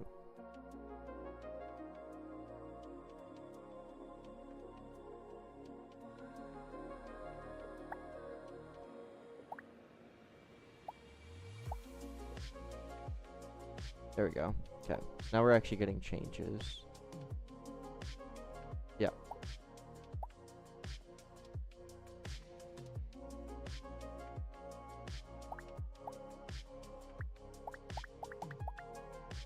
I should lose 2 energy minus 9 damage.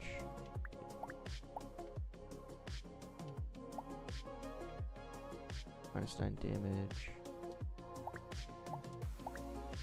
Oh, never mind. Keep the same energy. Yeah, that was right. Okay. So definitely changes are good. That's great. Okay. So we're setting changes.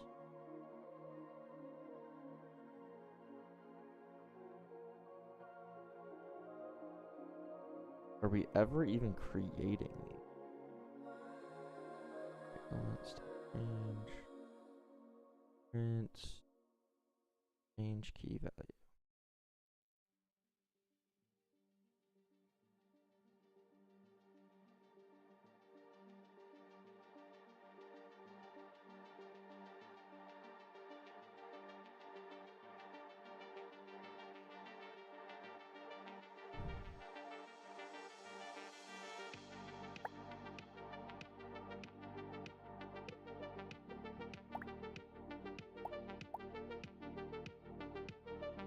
Okay.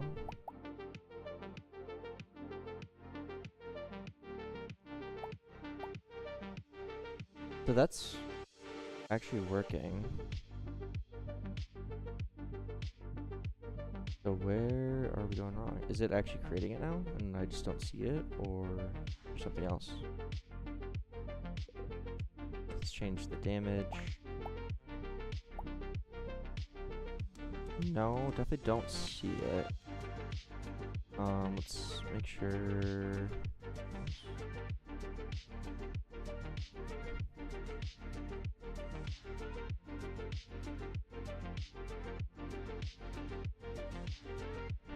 I'm printing nothing here.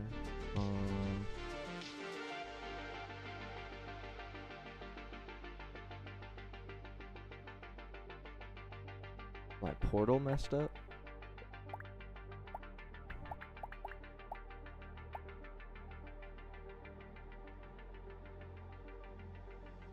Change damage 9.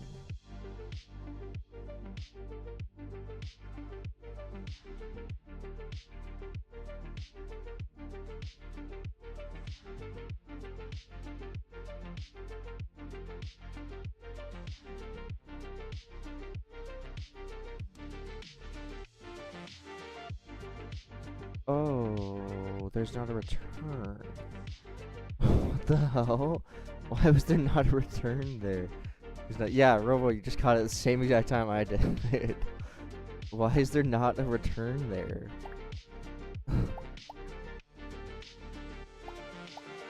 Okay, well now we have a new issue. Let's progress.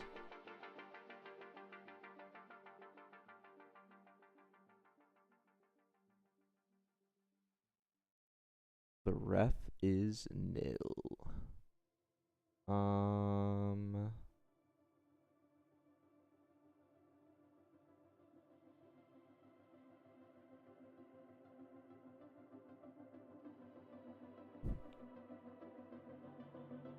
That would help if I actually sent the right thing.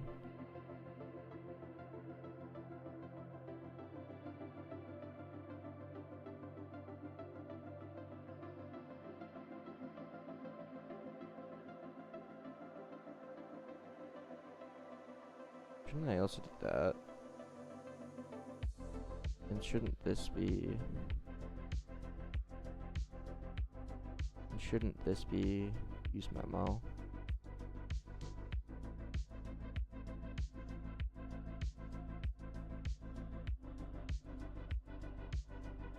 Wait.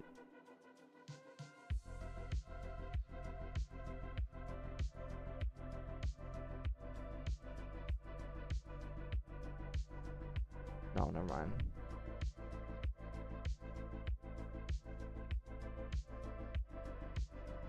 Will this send an update?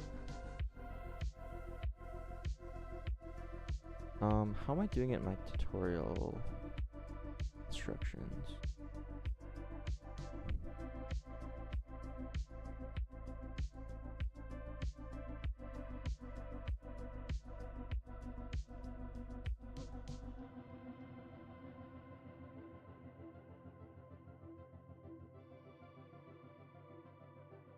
I don't know. Let's try.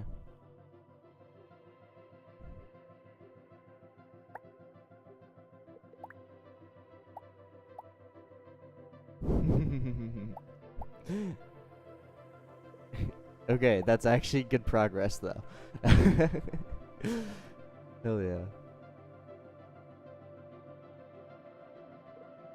Obviously not what I was going for, but that's good progress. Where that one stayed.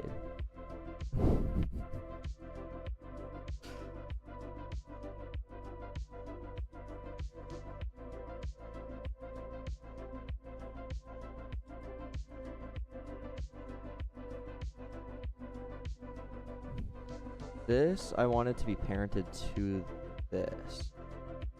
To the text label. Not text label frame.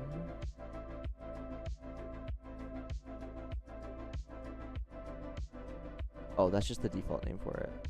But this, I want it to be parented to this. Did I get the ref wrong inside of text label? I could have. Forward ref. I thought I was right though. Text label props.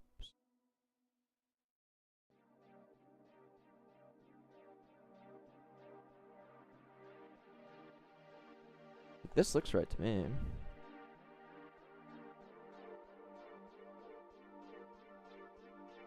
Yeah.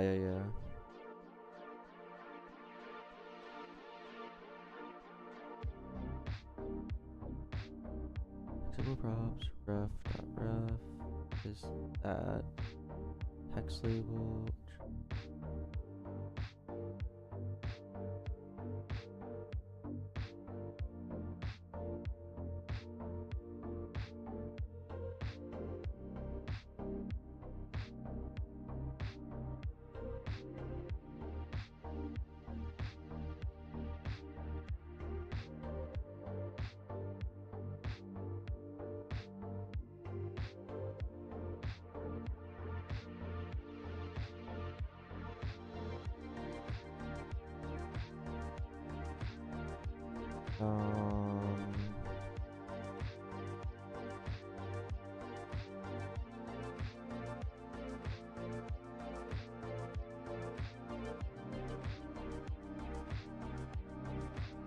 What?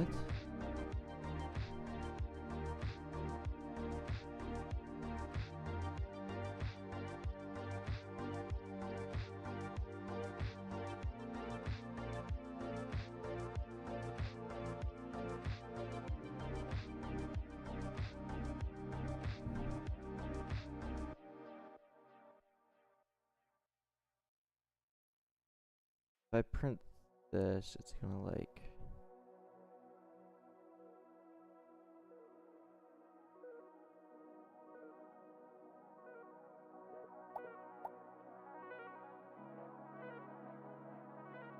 So why is that not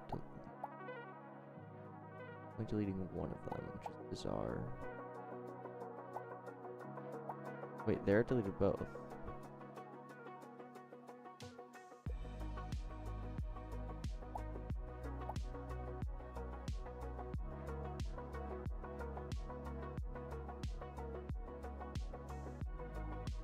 Damn it.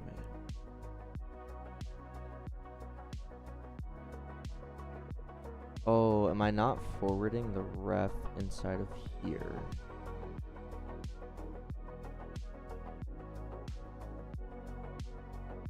Right, okay. Yeah, I just had this in the round spot. Ref needs to be here. Oh, I'm not even using text labels. Like my custom one. Whoops.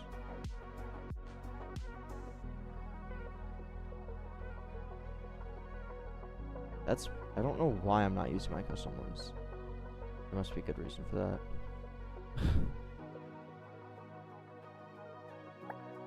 I think it has to do with like the automatic size stuff. Nice. Okay.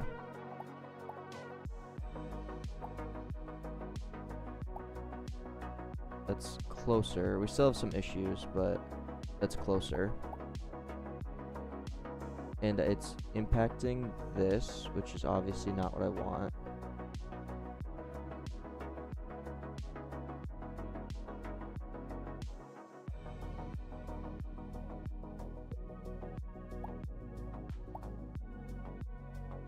Okay, but that is pretty decent. Okay.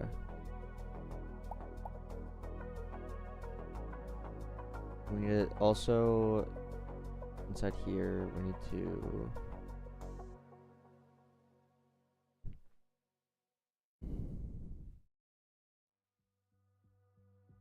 size to 1:1. Yeah.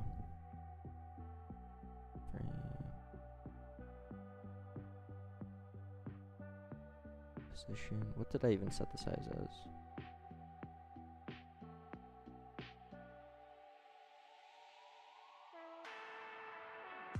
Yeah, that's fine. Into from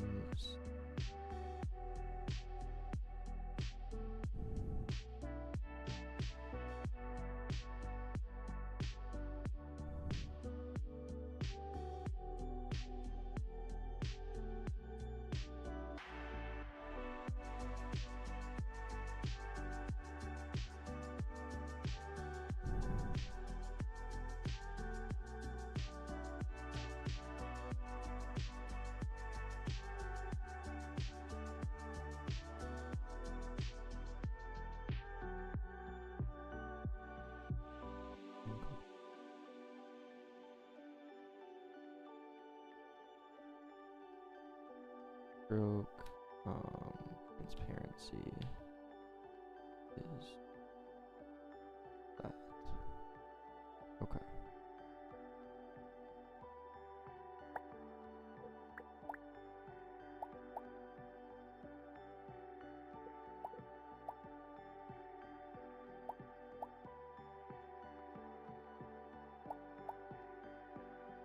It's close. We're getting there.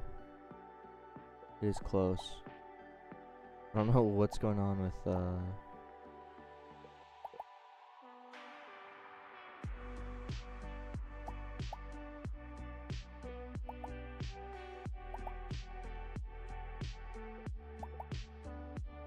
oh, the automatic size X, because these were like 100 pixels wide. That's why it was bringing them out. So change 1:1.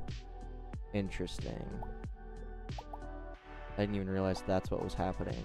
Because this has automatic size on it. And these text labels were just really big. So by changing it to from scale 1:1. If you caught that, Robo, it was good.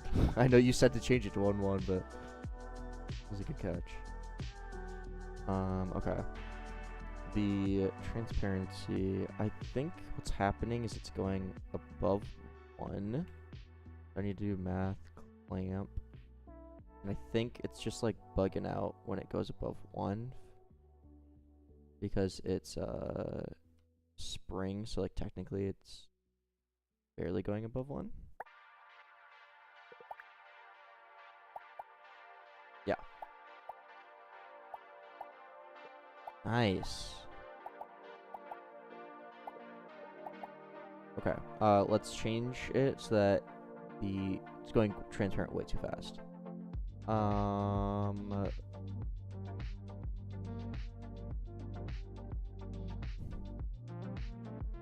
Let's just make it so that we start with yeah, exactly. That's so true. Let's just start -0.5 and then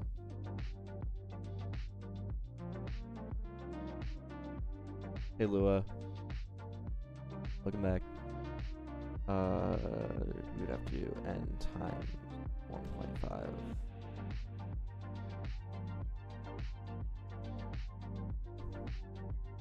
Not sure.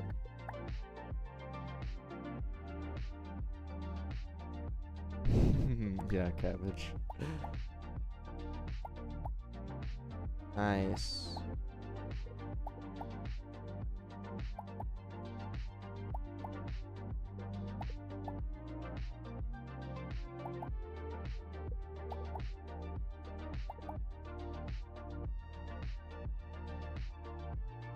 How much Robux do I get from Tower Defense RNG every day?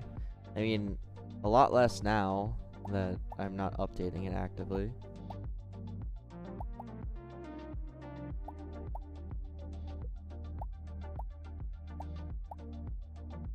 But currently it's like,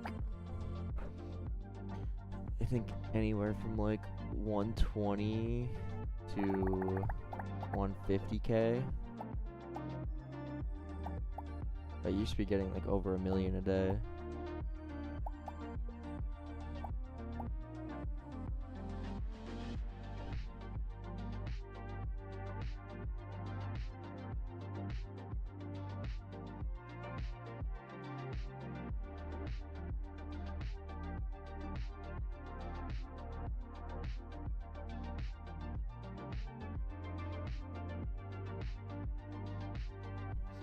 I don't have a team. I like doing things on my own. And I typically, like in the past, I commission people out for builds and stuff like that, but I don't know, having a team is nice.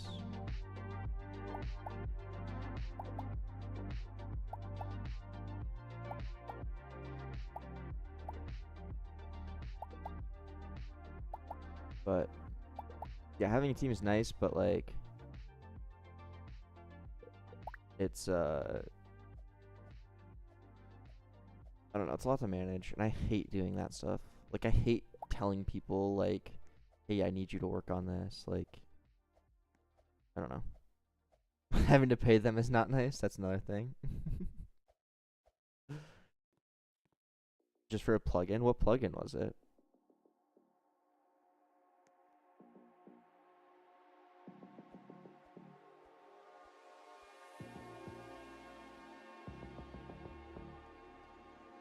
A Tycoon kit. Interesting. Did you, because you had to change that to make it so that it's in USD now. Did your sales go down a lot more because it's in USD, like not in Roblox, not in Robux? Or did that not matter for you? Hey Earth. Or does it not get sales anymore, just regardless?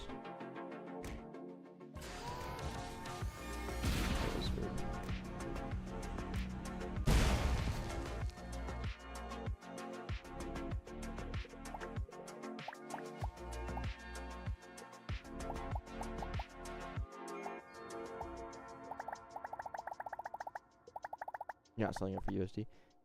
I thought they had changed it so that it had to be USD, but maybe I'm just wrong.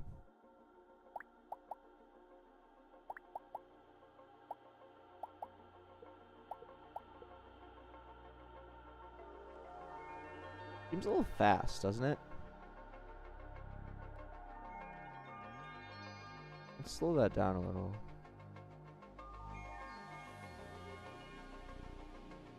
Oh, it's free now, is what you're saying.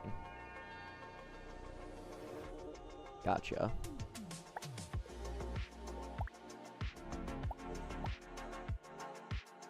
There we go. That's better, I think. Do these have the exact same stats?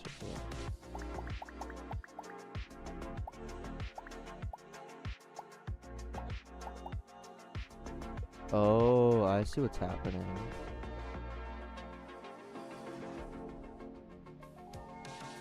Interesting. Not on sale. Gotcha. Yeah, Aiden, that's actually my next video that I'm releasing. My next tutorial video.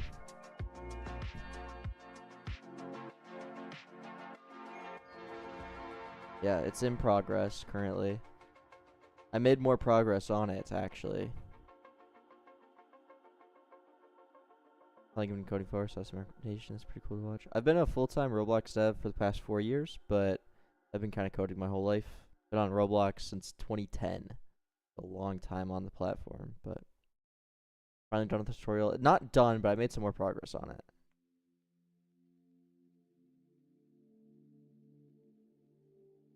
The new tutorial video.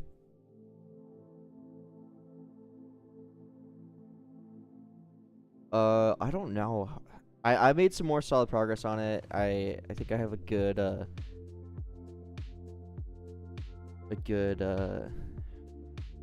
what done is it in percent? We're getting there.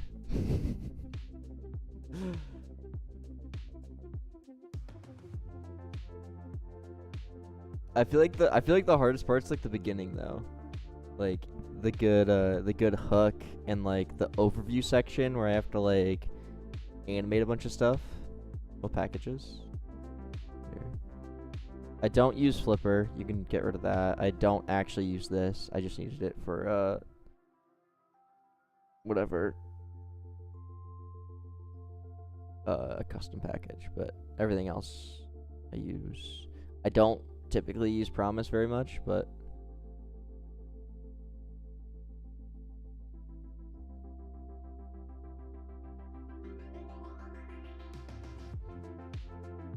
let's try them again. It's like the state management that I'm doing. So it's just like, it's basically like just a number or a value, but you can like subscribe to it. So you can be like, when this number changes, do this, or this number is a combination of these two numbers. And I'm just saying number, but it could be any value. It's just like a way to manage state, basically. And I was using Redux instead of this, but I switched from Redux to Charm, and I'm glad I did that. I really like Charm.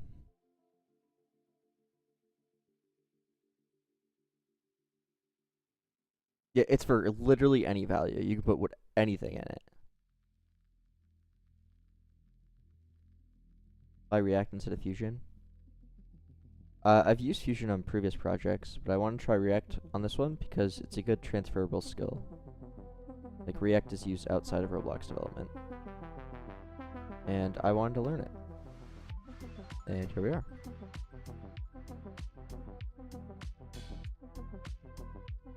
Ain't React painful? A little bit. Reason why you don't use replica service in your data store package? I mean, not really. I guess I just went with my own solution.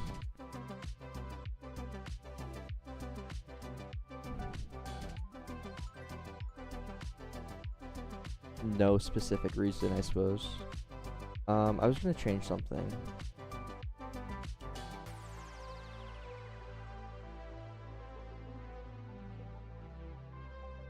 Oh, it was the keys. That's right.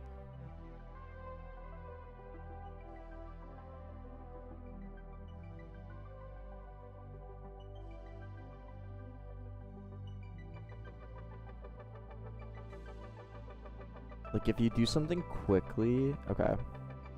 We almost need to, like, just bump the keys each time.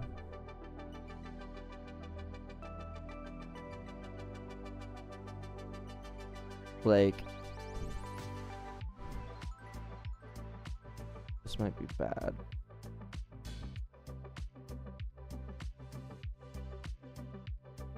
And then just do, like,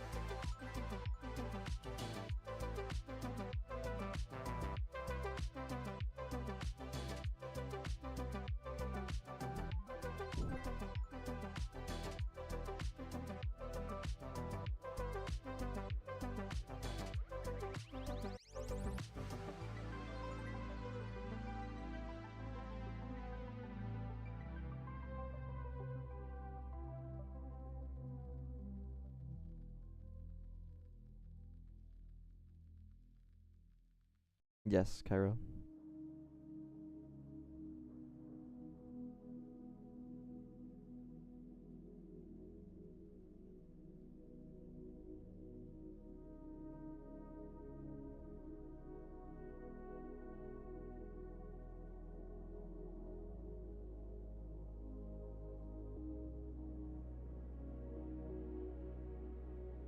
And then we just remove the last.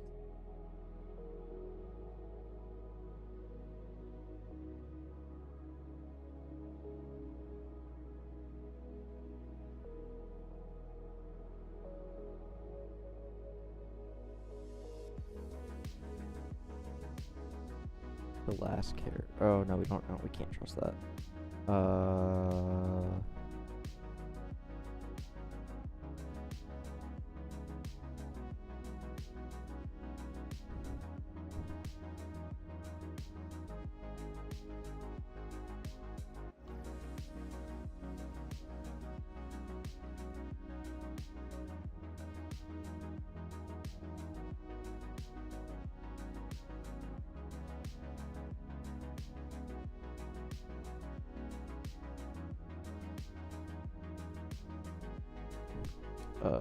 Stat key equals e.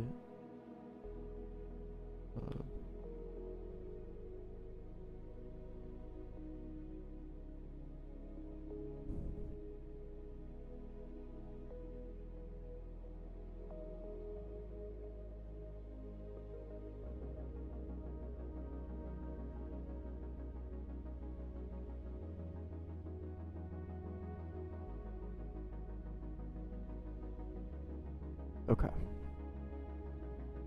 So this will.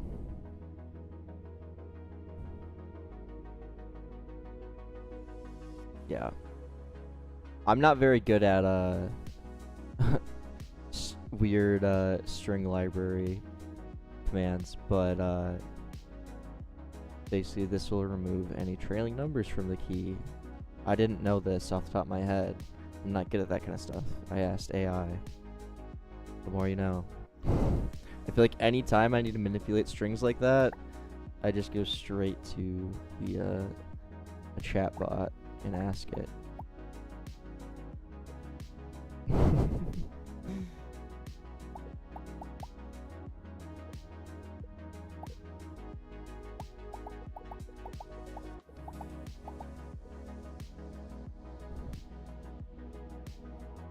Yeah. Okay. Didn't quite work how I wanted it to go though.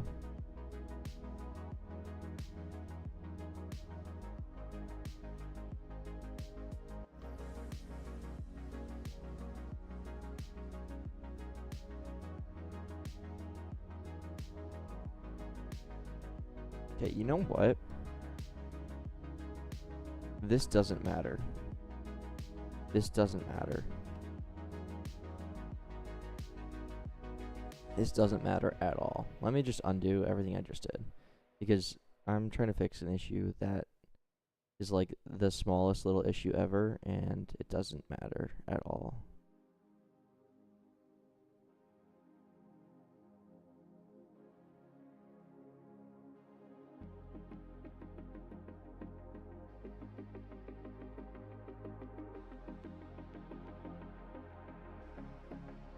Like, if you build something quickly, swap it out, you won't see the animation. Oh well. What? Okay. Did I not undo everything? Oh, I didn't undo everything. Oops. There we go.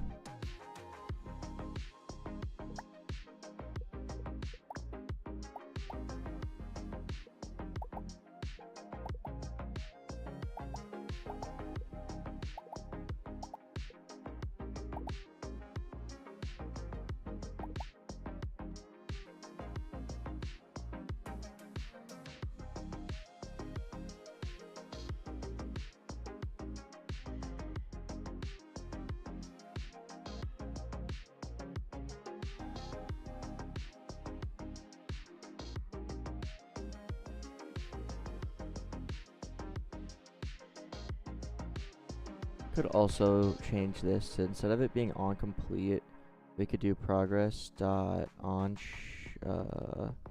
step.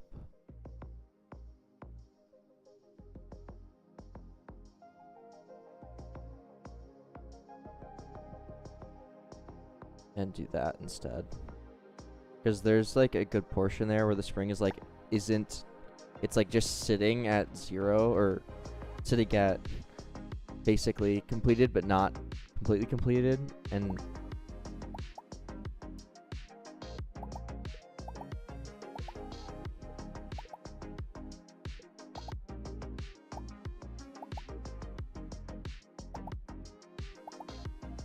like there is like the weird,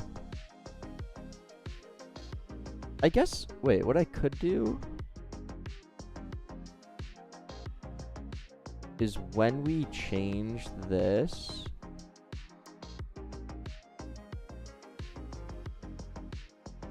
can we just remove the old one? Don't need a use effect.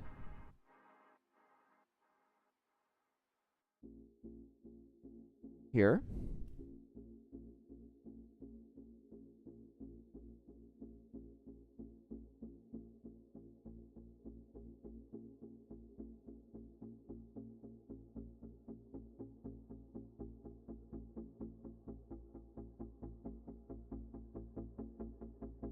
A little too fast.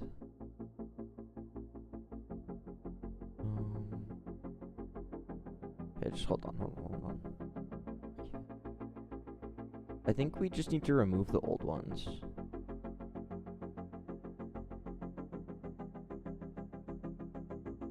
Like if we're overwriting one that already exists,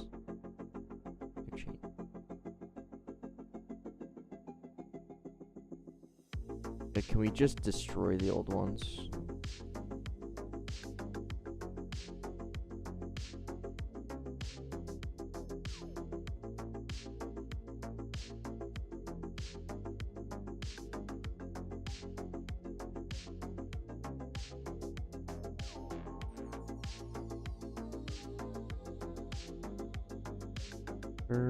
Wait. I mean, I actually have a different idea. We could just do, if the text changes, like if this changes, every time it changes, we say progress snap to 0, so we restart.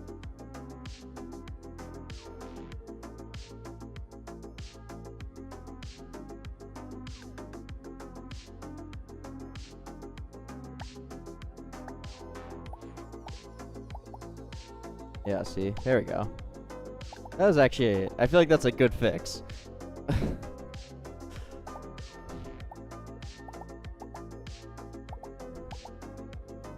Okay. Nice. Move the change out of the use effect and just update prev stats. That works too? Okay, good.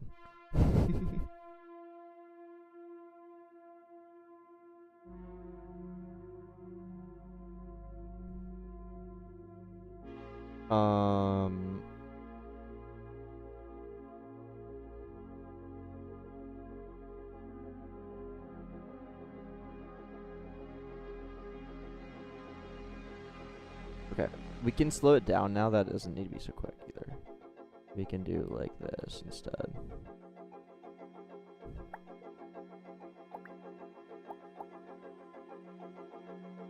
Yeah, that's good. Okay.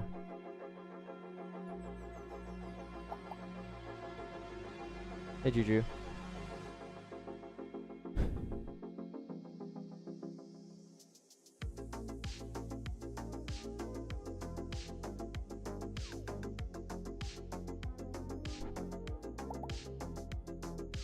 What do you mean, Robo? I'm not sure if I follow.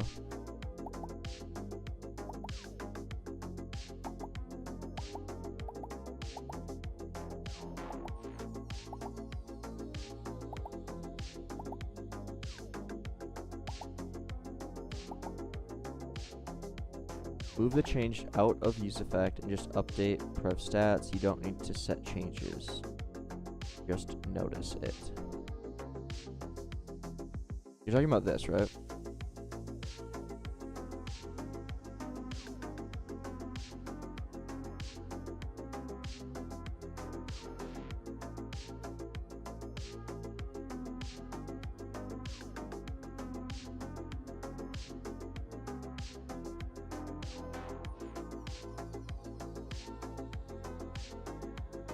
Oh, you're saying get rid of this, and just loop through new changes here? Is that what you're saying?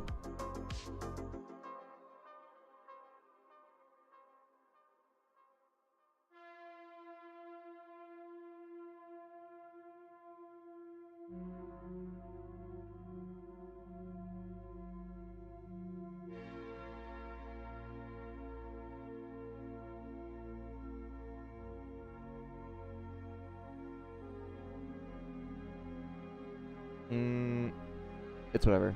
I'm just gonna call this good enough.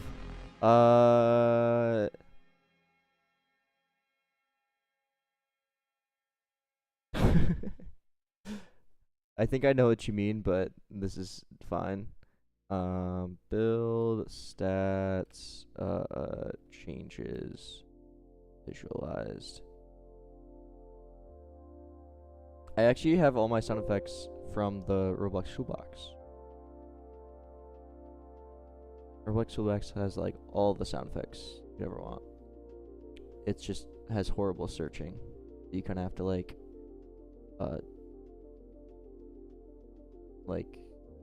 dig through and painfully search.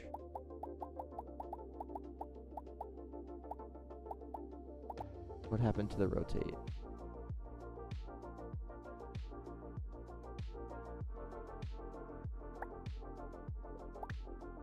We lost the ability to rotate. Why? What happened? Why can we not rotate now?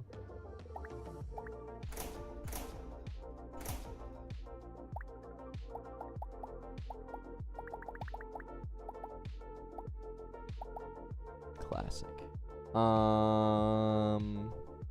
Why?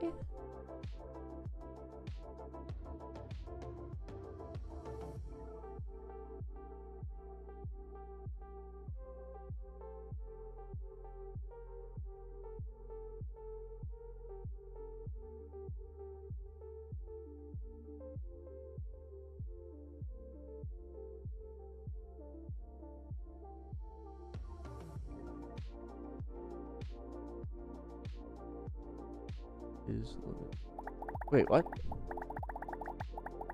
Oh, did Roblox just die? And it can't load?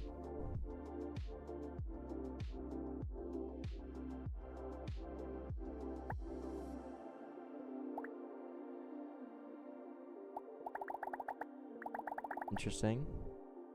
Let me try restarting my studio.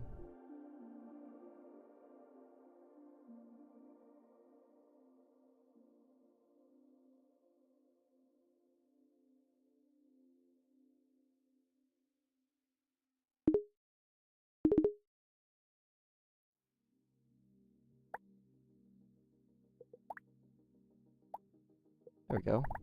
That was bizarre. Classic Roblox.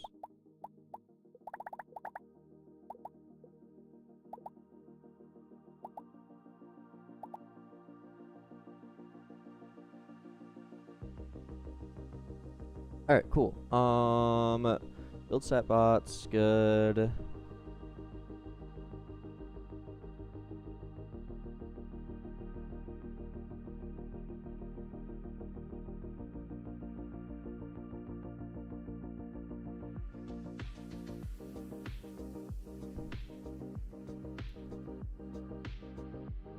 And stat changes done.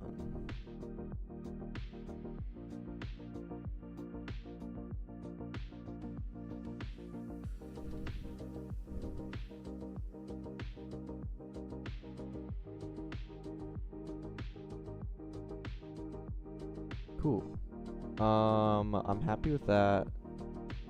Now we can move on to the next thing. Probably make energy actually work.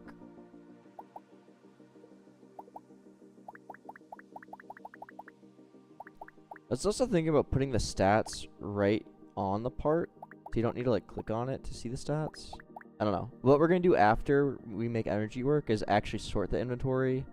So maybe it'll be a little bit better once we do that. And add like tabs here too. Maybe let's sort the inventory first before we make a change like that.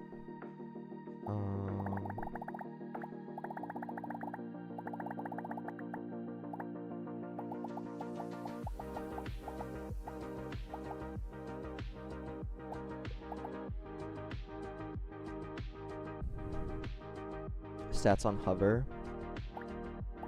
I mean, mobile can't hover though. Otherwise, yeah.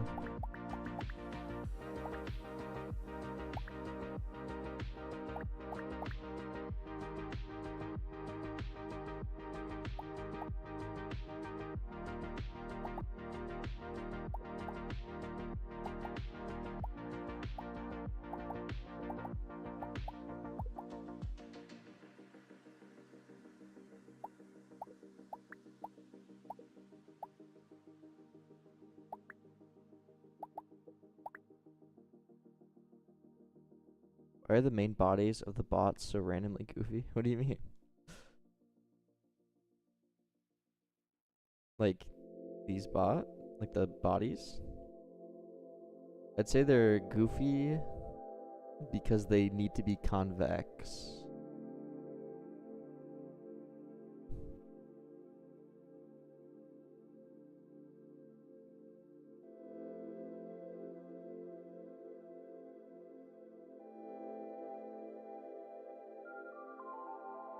Why do they need to be convex? Because it's a physics engine limitation. Like, my physics engine only works with convex polygons. Because concave polygons are a lot more work. Way more computationally heavy.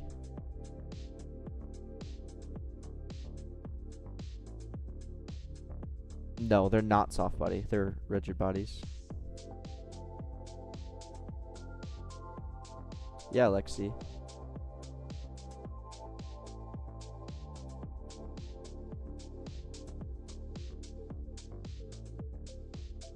Yeah, there are games out there that have average playtime of like... I mean, it depends what your average playtime is.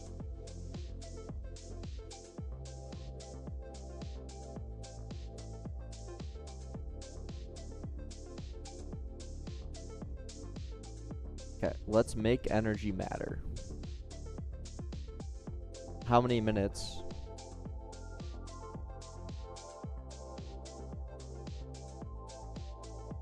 Both X.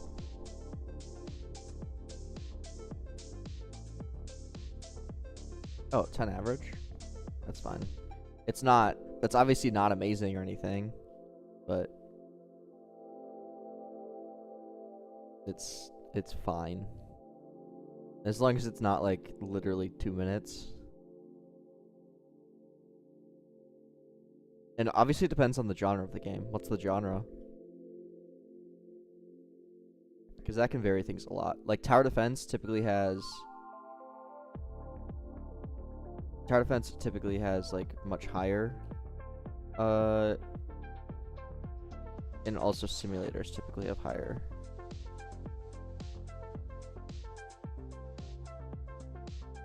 Oh, it's an incremental simulator, yeah. I guess those like simulator games typically do have higher playtime, but I mean,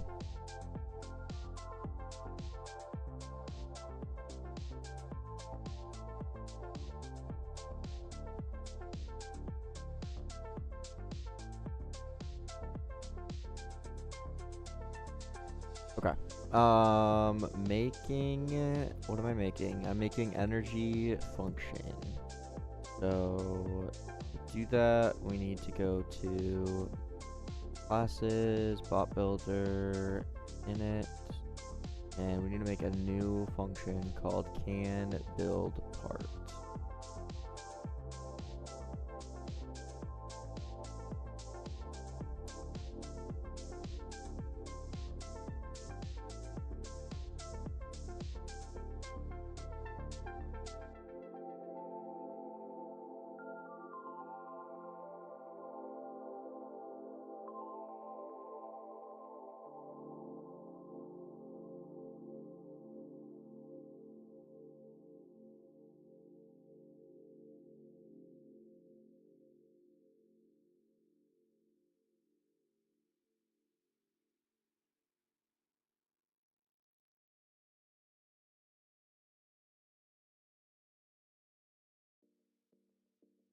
And then I'm just gonna say local bot stats, or not bot stats, local part stats.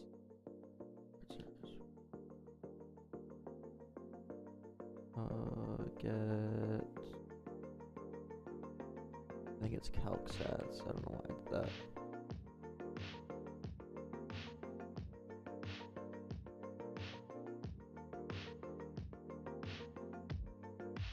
Whatever works for UX. I think technically, it's more network efficient to only have one. Although there's like caveats to that, because if you only have one, then you typically are like sending a key, which is a string, which takes up X amount of bytes or whatever. I don't know. Just do what works. I wouldn't worry about that. That won't make your game any worse or better in the long run. I create multiple because it is more readable and more maintainable. I don't like having one super, like, god remote that everything goes through. ByteNet is nice. Yeah, I think they do. Like, that whole library is focused on reducing networking as much as possible. So if that's like something that's important, then I'd recommend using that kind of library, ByteNet or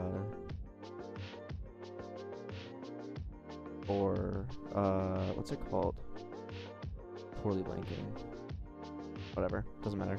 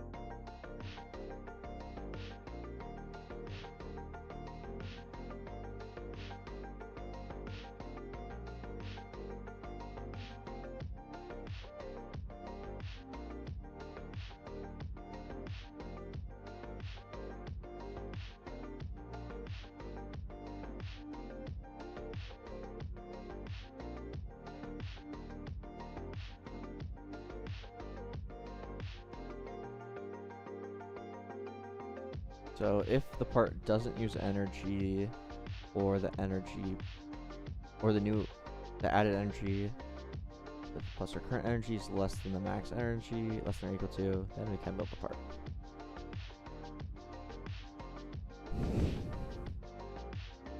Yeah, it really depends on what kind of game you're making. Like, if you're spamming remote events, then you should probably look into a networking solution that reduces that, because you can actually make a very significant difference by optimizing your remote events, but most games don't require that.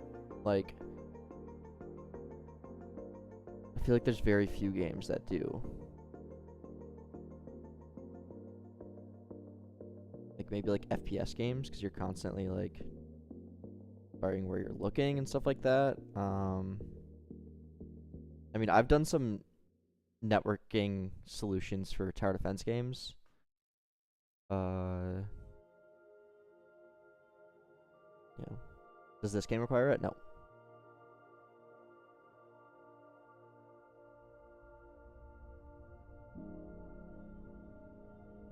I think that's every game, LXD.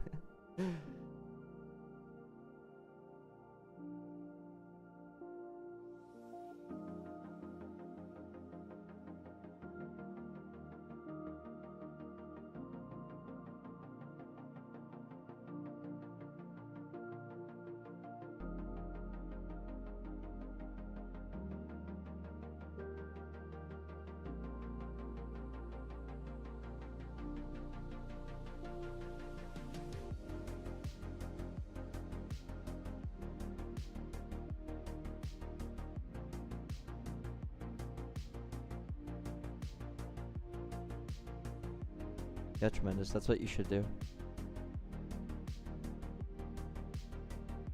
That's what I do too. Each player has a data template that holds essentially all their data like this. Kind of the whole premise of my data service.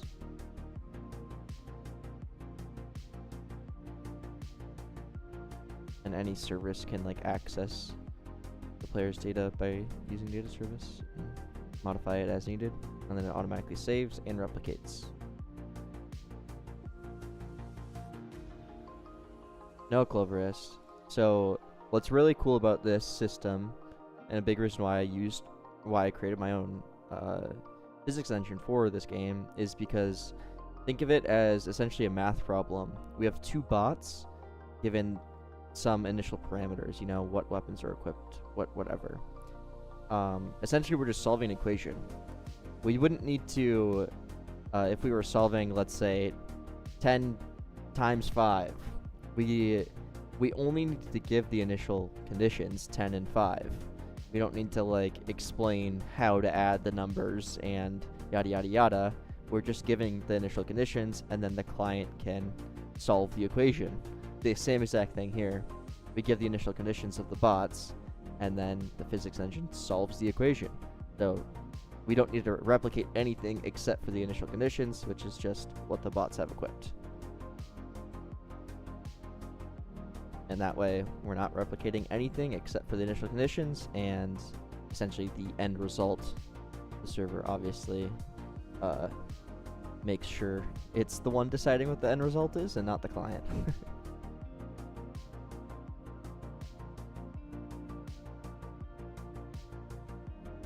And this works because it's deterministic.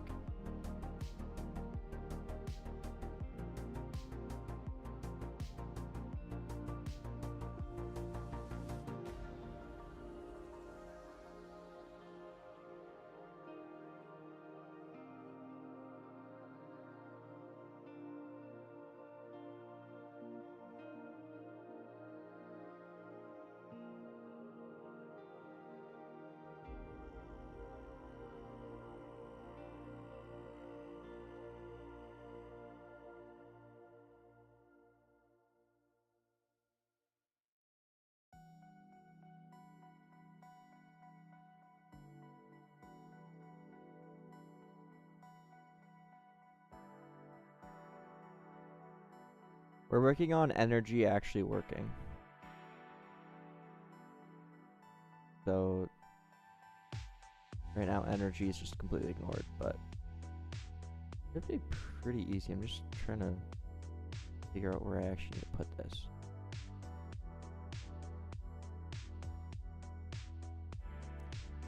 It's a good question, X, but no. The physics engine is has a fixed time interval step. Regardless of your frame rate, regardless of lag or not, it will always step at a 1/60th rate. And then it will linearly interpolate between those if you have a higher frame rate. But it won't actually solve more than 60 hertz, essentially.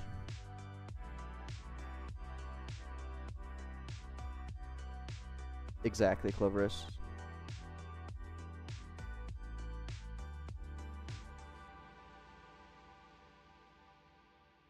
Build part. I'm thinking this is where I should probably decide if we can or can't. The game market server? No, I don't.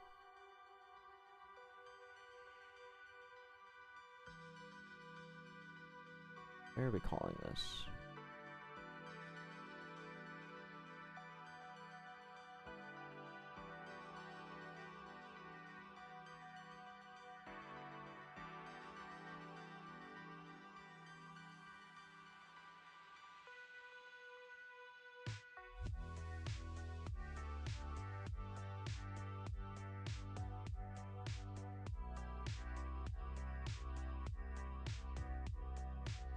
How are we...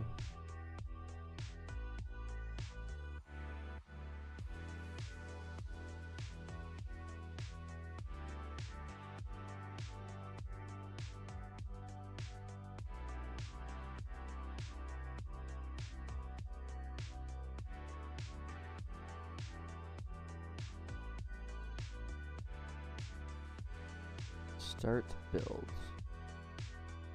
Top builder, start build. What are we doing in start build?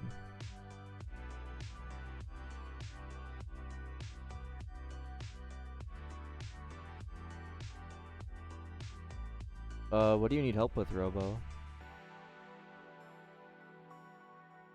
Like, what issues are you having?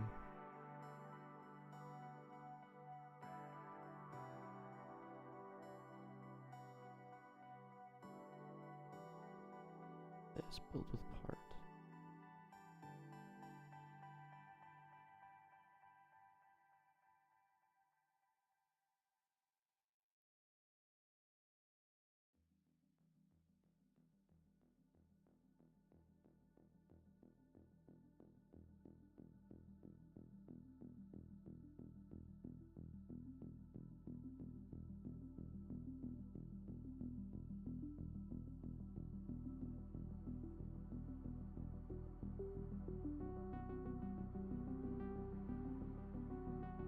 Part build fire.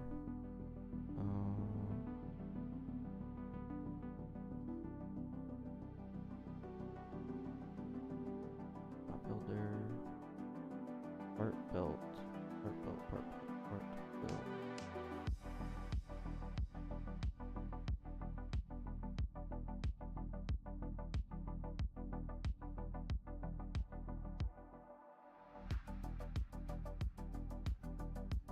Hit target.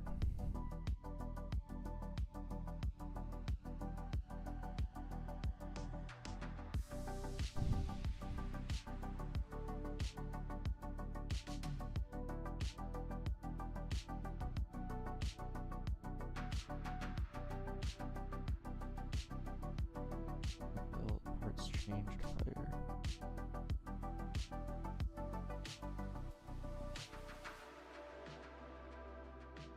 Parts changed.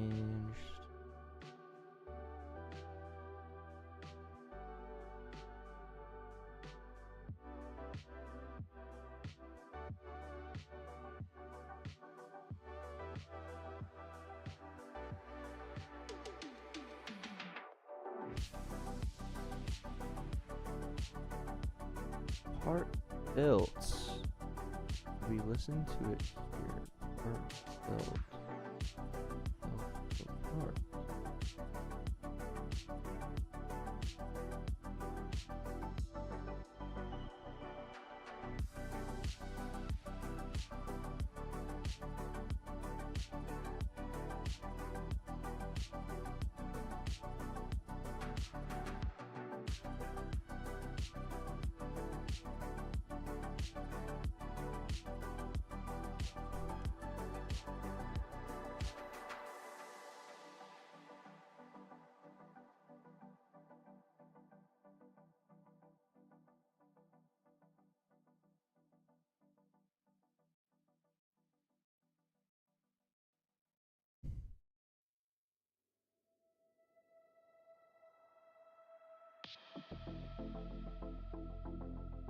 Set body. We're going here, we're changing it, and then I'm assuming are listening somewhere. Ugh. Kind of like a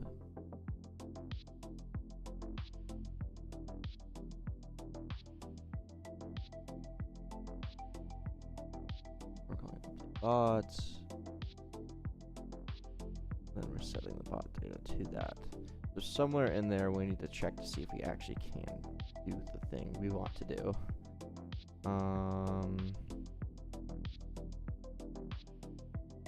Probably right here, build part.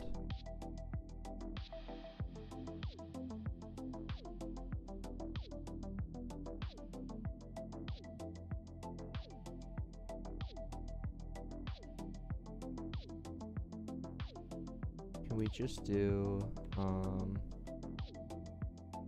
local part data?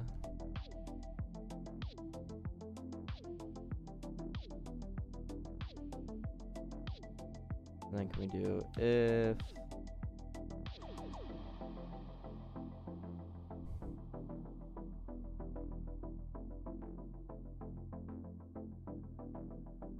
if you can't, then you just, for now, we're just gonna warn. And let's just see if that works.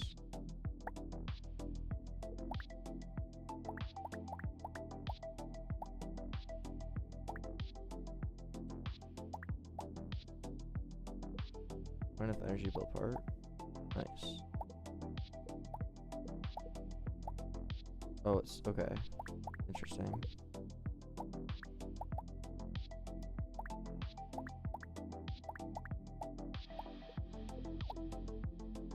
Then it gets angry at me for doing that. Interesting. Okay.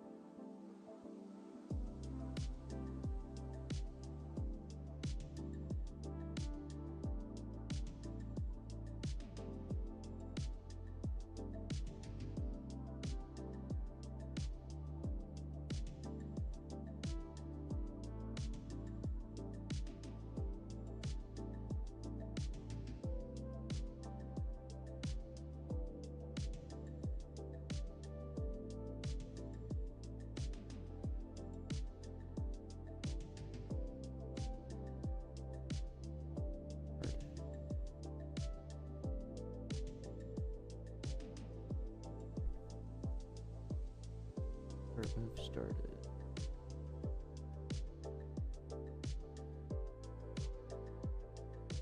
Move started.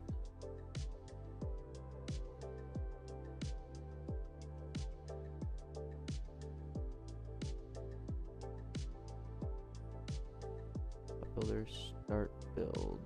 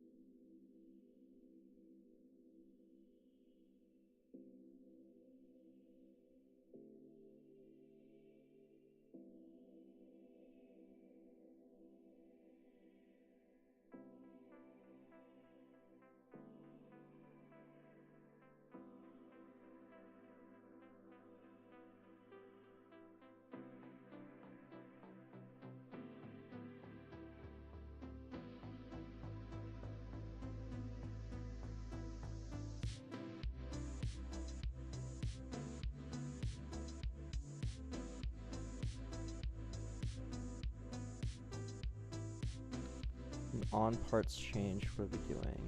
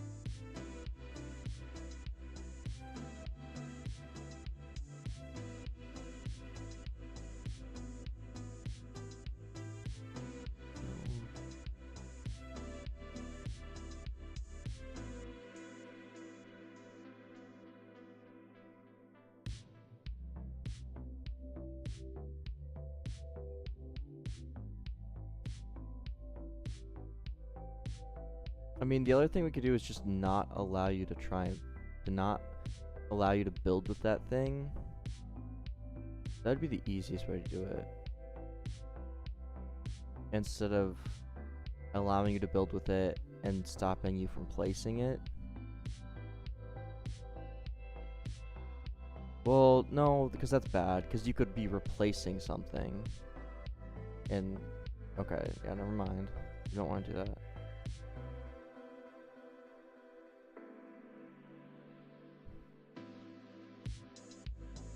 I guess what we could do is inside of here,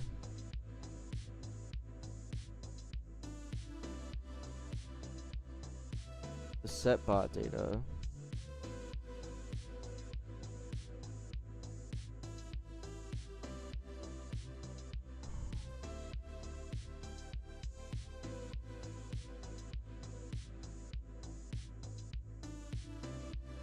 we can just see if we're above energy. If we are,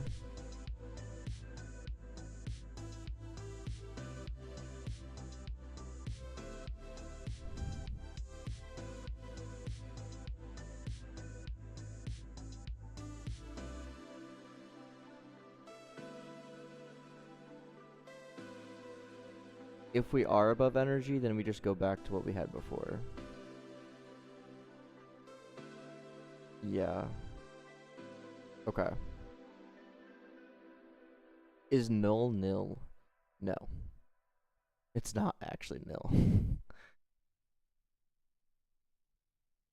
In this case. AWDS. So null is actually just a... I have to do that because... Yeah, it's an artificial null, exactly. It's actually just a string null, whatever. I do that because let's say we have a weapon on node 1 and node 4 or something. If we then go to save this or pass it through a remote event and these were nil instead and these were, I don't know, like something, and we have other, this would break after the first nil. It wouldn't save this in an array structure in Lua past when it's converted to JSON by either saving it to a data store or passing it through a remote event. This stuff would just be ignored and only this would be. That's why I do null. Null is just a dummy replacement for nil so that we can have essentially breaks within an array. That's my whole thought process. I could have also done string keys instead of using an array. That would have worked as well, but I don't know. Yeah, it is a bit interesting. I agree. But it works. But yeah, this is legitimately just a string that is null.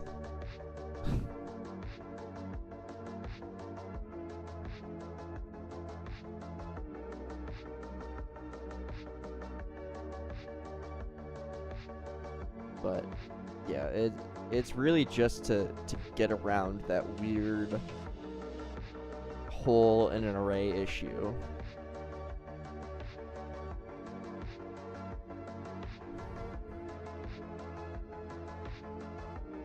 It also makes it easier for me to make my own iterators.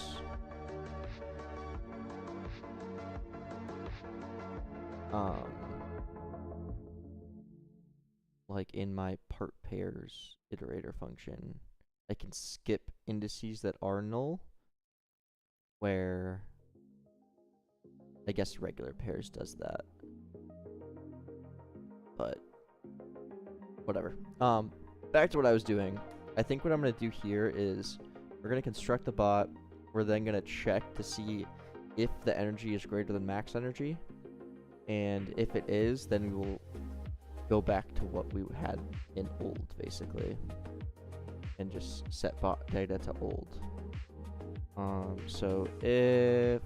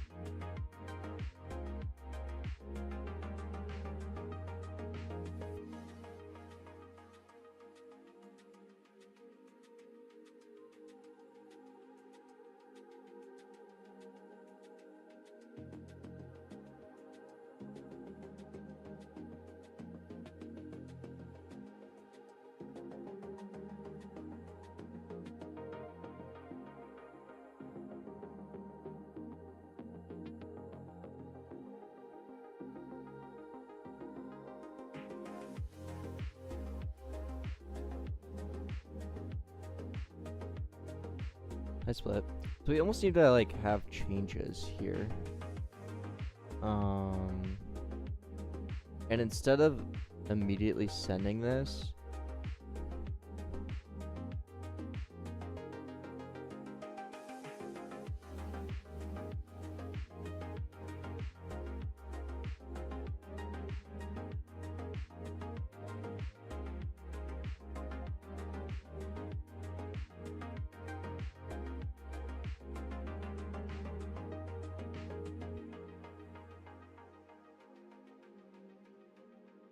or actually, wait. I can just check to see if setBot. When are we calling setBot data?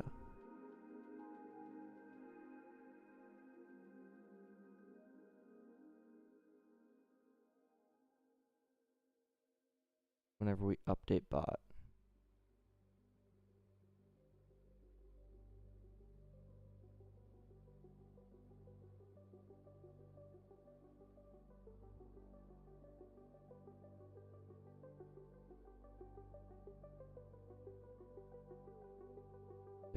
No, that doesn't work.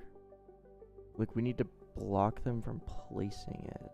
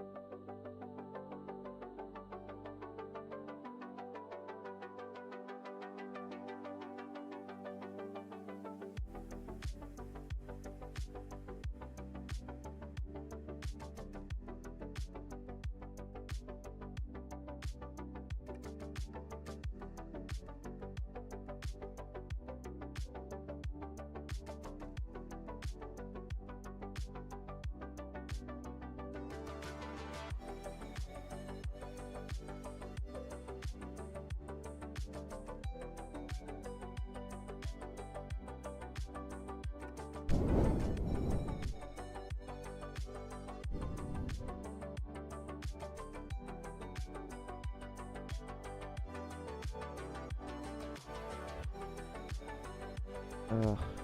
That's what I get for just ignoring energy right away.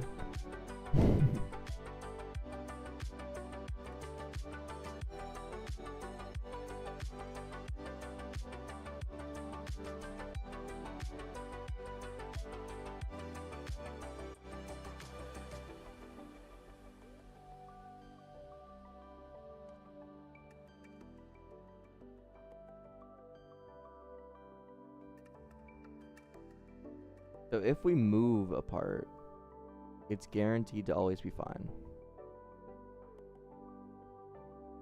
Which is good. But if we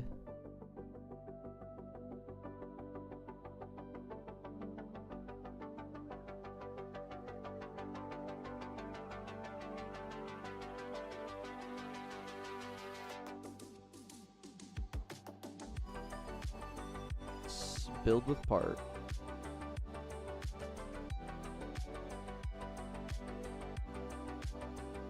and there's no original node. No part, no original node.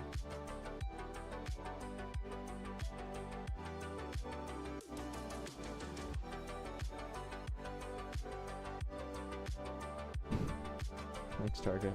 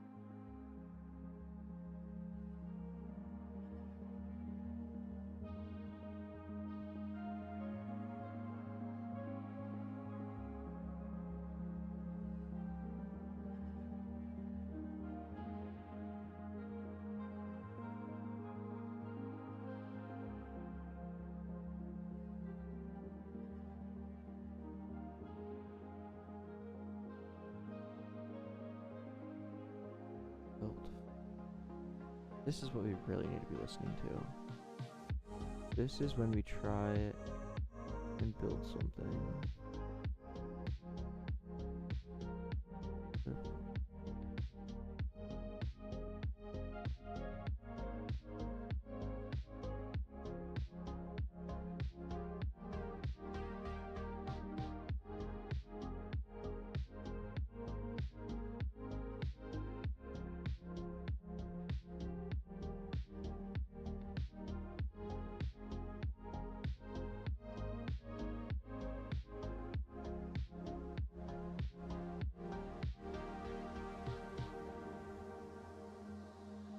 Or build. So can we say if it has the original node or not?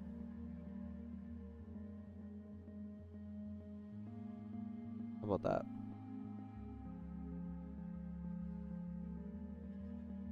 And then if it has an original node, then we don't care. We don't need to check the energy. Otherwise, we do.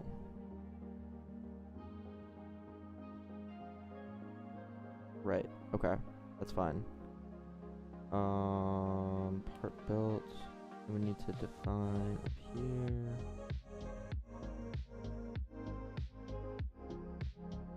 Part builder. Part built. You know what I wish we could do? Why can't we put... I want to name this, like, ID. Like we do in functions. You know? I feel like it's so annoying that, like, I don't know what these are. Unless I just don't know the syntax for it.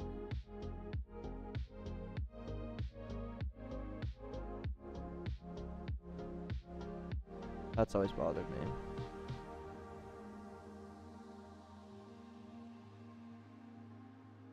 This would then be original node. You can pass that here. And then build part. Original node.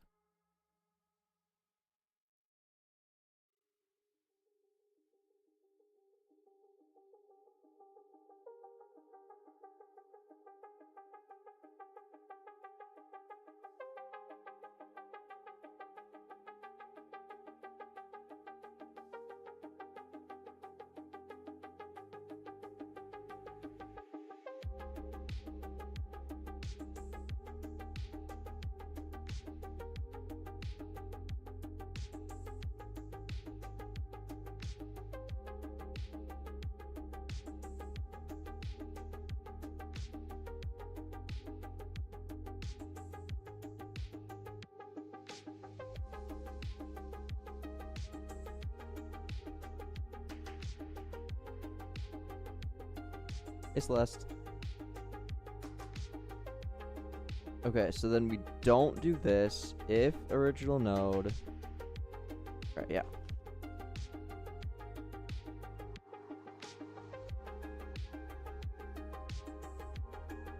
So if original node, local part data, if not part data return, sure. If original node and self dot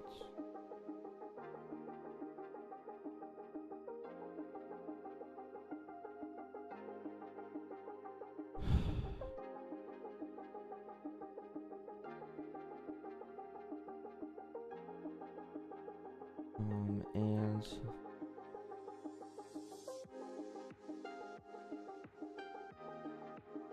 if no original node, so if we don't have an original node and we can't build a part, which just means not enough energy, then return. And we would then warn can't build part.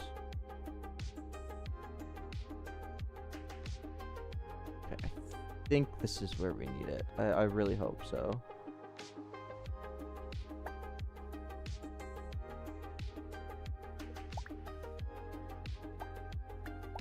That one doesn't have energy. It should, but it doesn't. Okay, we're happy. Can't build part.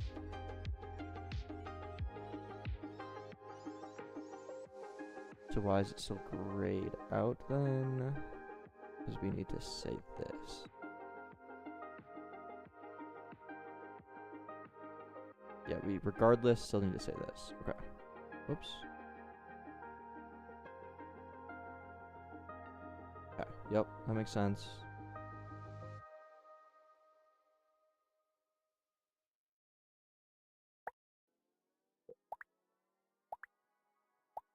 So go here, try, doesn't let me. Amazing. Okay. Try and move this. We can. Suppose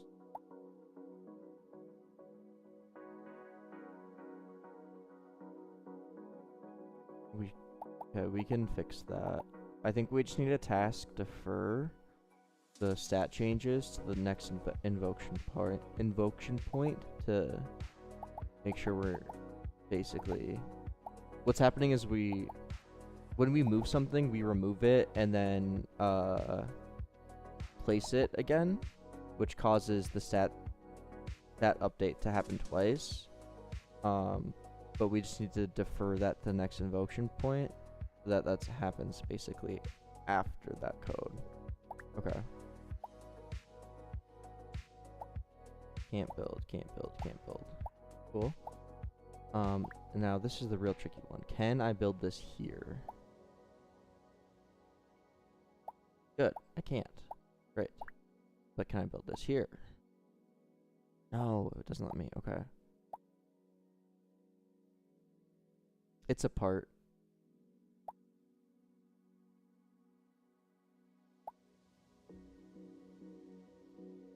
So I guess we need to act as though we are removing part. Okay. Can build part at this node. Right. Okay.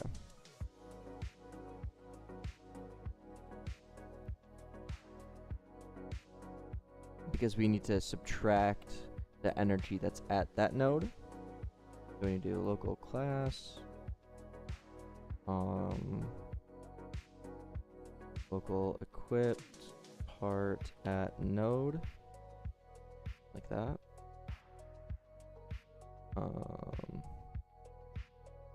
Let me do local total energy is that. And then equipped part at node, if equipped part at node, then get data, what is that?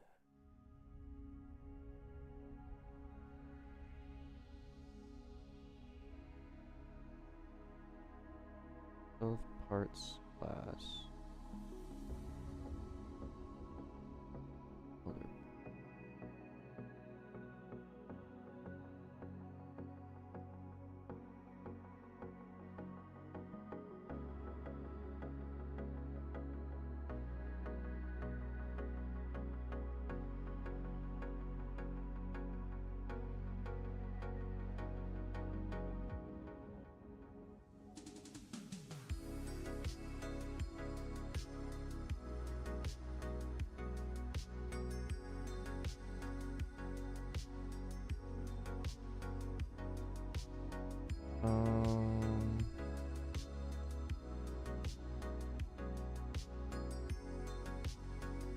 Okay, that's not what I want. I want to do data, not parts. I don't care about parts. I care about data. Part data, self data. Yeah, that's what I need. There we go. And then I can do local part stats, total energy minus equals that if it has any or 0. And then return, let's do this, if not energy, or energy, true, move this down here, don't even care.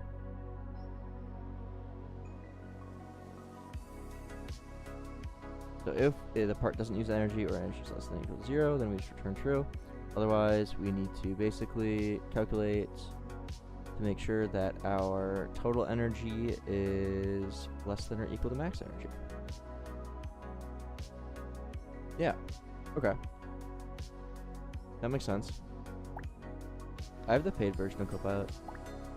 And honestly, I don't know the difference. And I don't know if I'm getting scammed or not.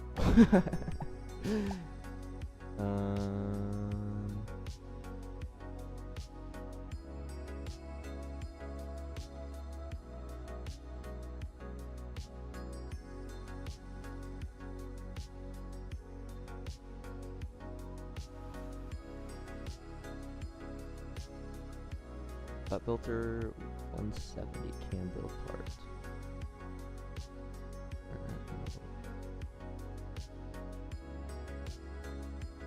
Oh, and oh, this is part data or null. If that doesn't equal null.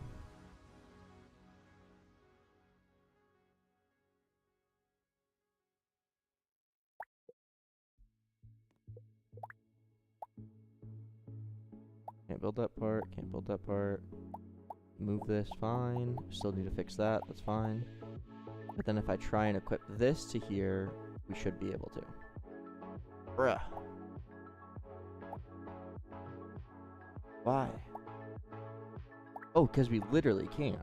Okay, never mind, wait. I mean something that's 5, okay. Nice. Very nice. And if I unequip this, and then try to equip this, here doesn't let me, equip it here, it lets me. Awesome.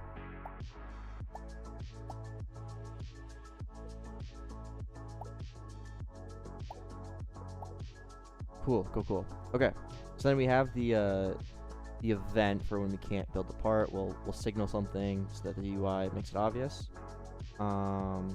Great, that was good, that was good.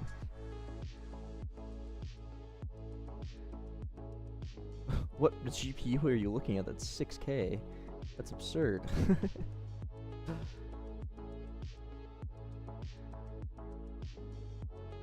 Okay. Yeah, this is, I like that. That's clean. Clean solution. And right here we basically need to send some signal, some action to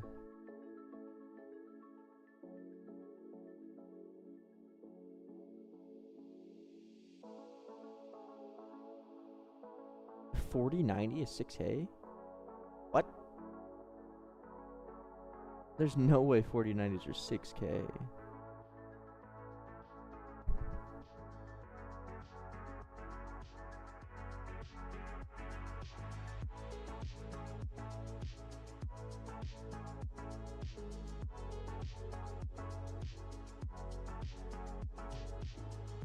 USD or 6K something?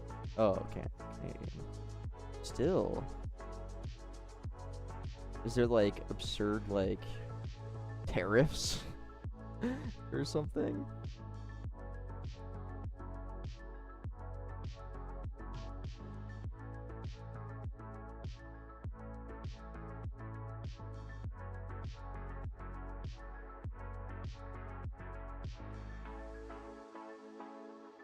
Is that like an eBay price or like a actual retailer? That still seems crazy.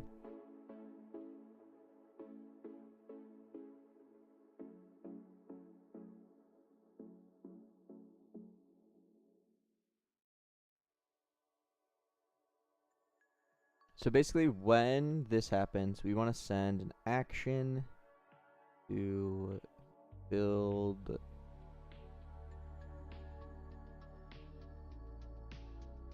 do we want to do a thunk?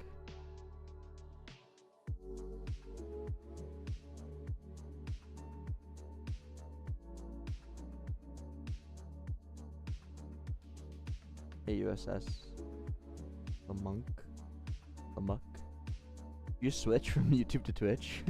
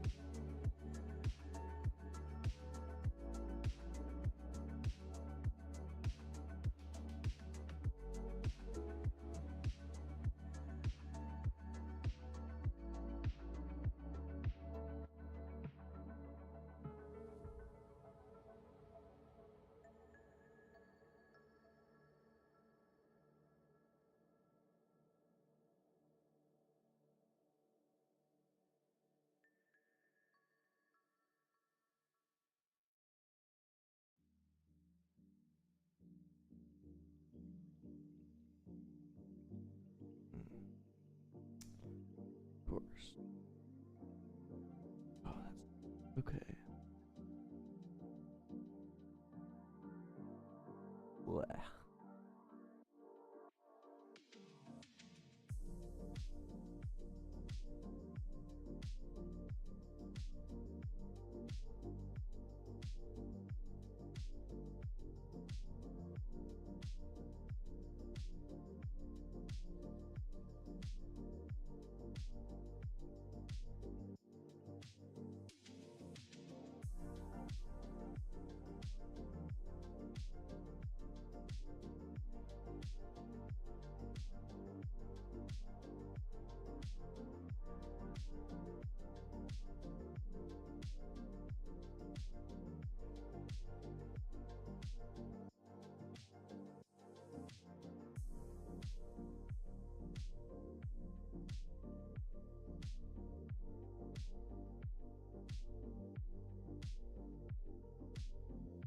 What would be the best way to do this?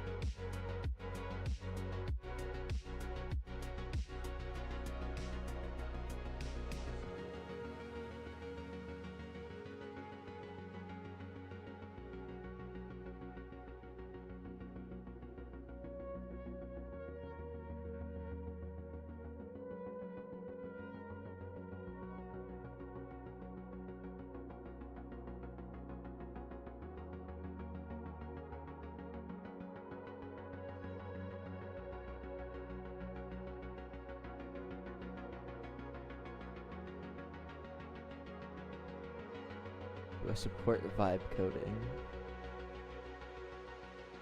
Not really. I mean, in its current state, it's not very useful for actual projects. Like, I mean, I use AI, like I have Copilot, all that, but it's not actually usable on like real code bases. It just it can't.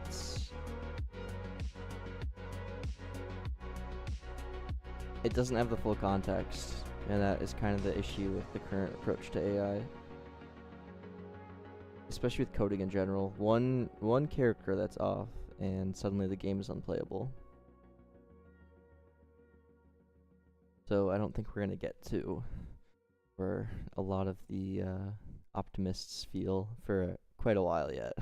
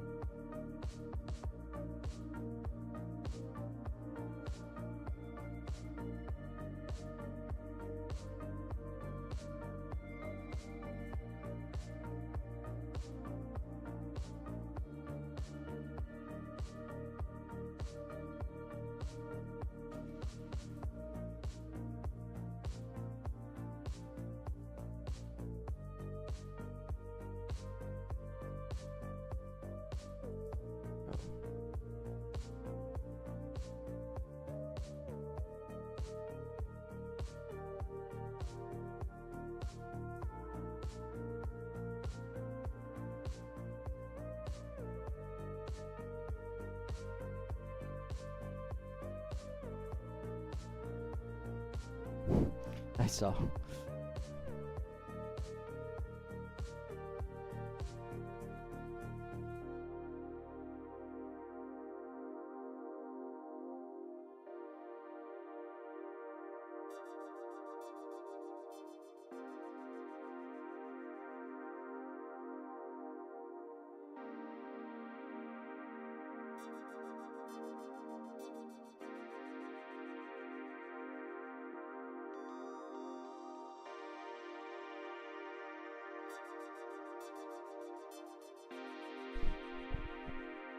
What are crash bots? It's a game I'm working on. It's build robots that are like physics based, and you fight with them against other robots. Like here's my robot here that is built, and we have gadgets and weapons, stuff like that. And then fight against other robots and attempt to win. When you win, you get more loot and level up. It's like the mobile game Cats, if you're familiar with that.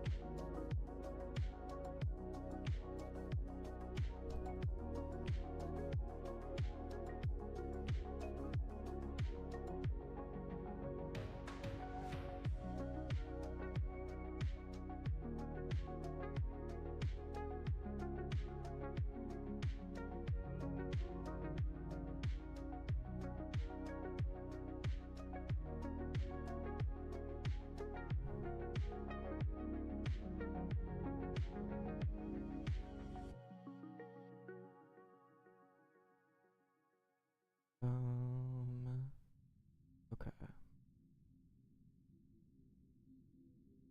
Let's just see if that works.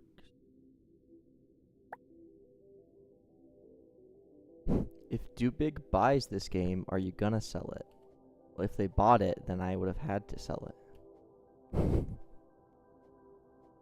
But, no, I don't plan on selling it, if that's what you're asking.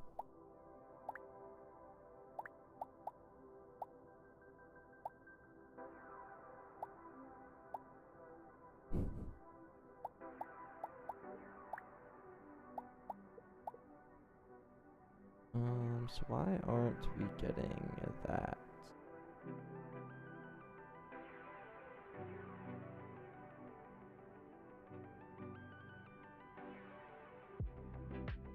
Oh.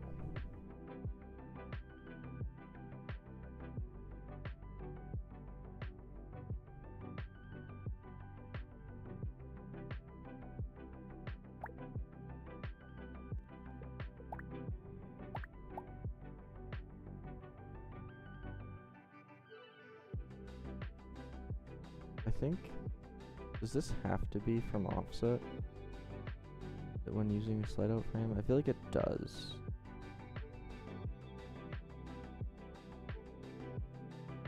Oh yeah, okay, wait. This was just wrong to begin with.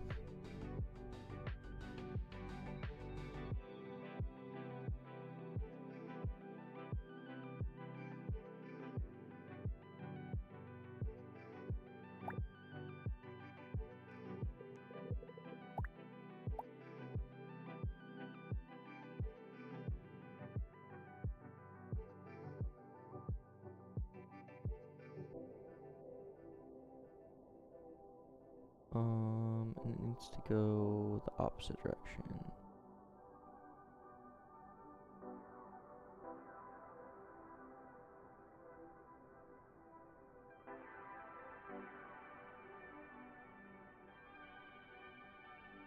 Don't really get why, but sure.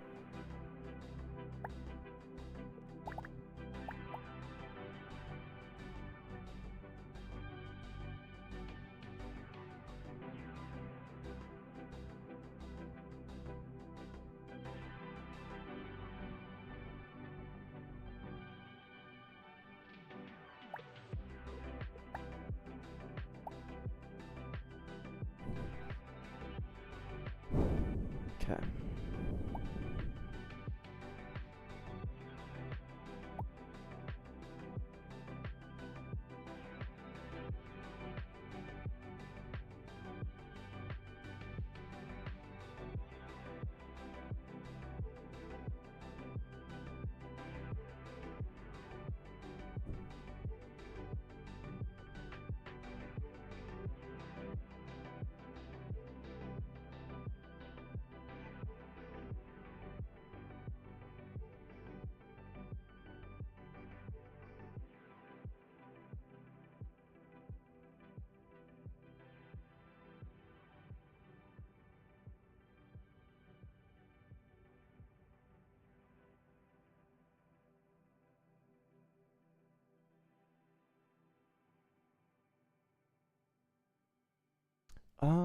Actually, I really don't want to use a slide out frame. Yeah, I'm not going to use a slide out frame. I'm just going to do size is this, anchor point is this, and position is this. And then I'm going to remove all of that. And that. Okay. And then I will do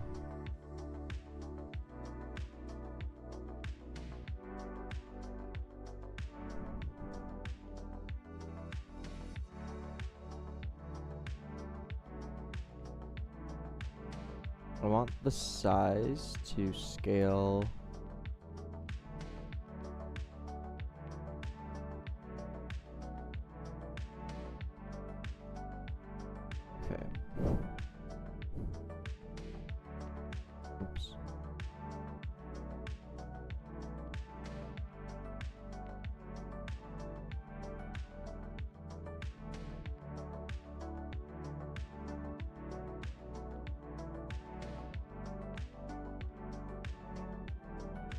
Okay, like that. And then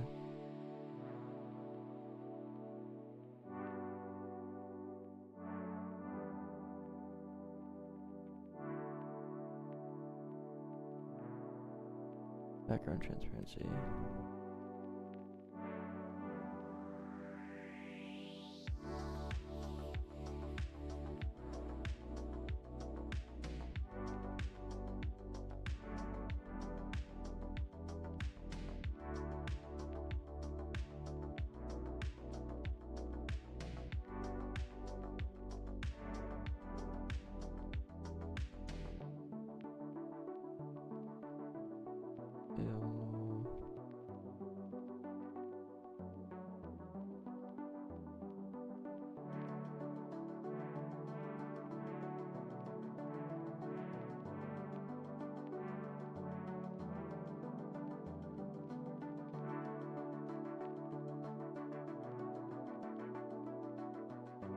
Oh, okay.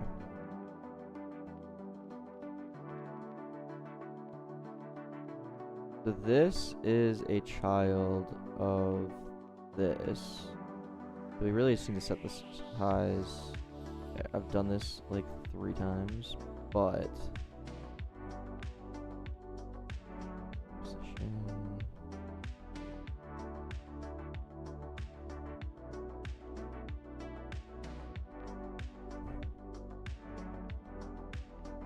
When you set the size to be from scale size constraint relative YY and have this be like 4 or 5.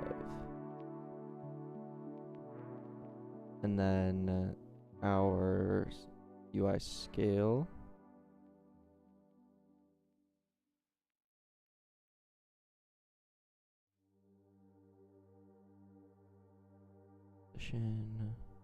Put this at like 0.5.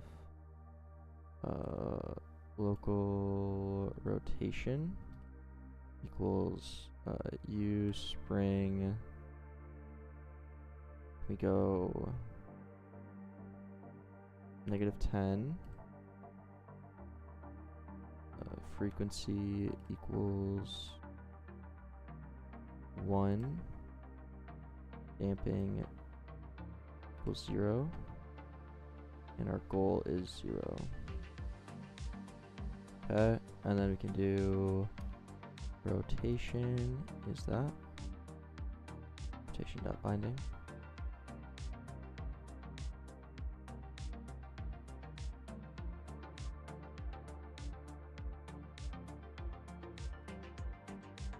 Okay. Spring. Is that gonna be the size? Yes, that's the size. Okay.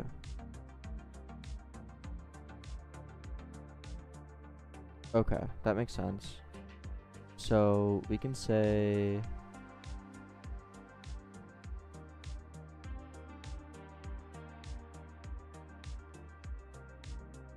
React use effect function and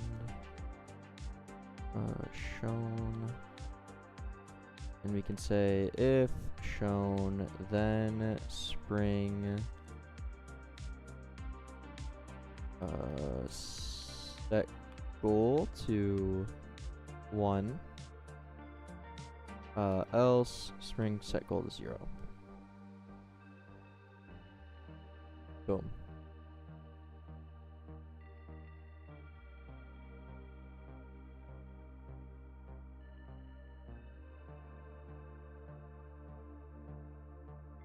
Okay. So I don't love...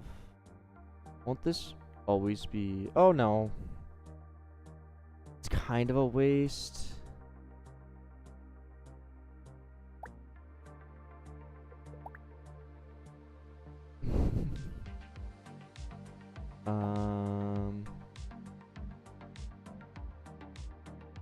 Spring. Oh, we're not actually using the spring anywhere. Oops.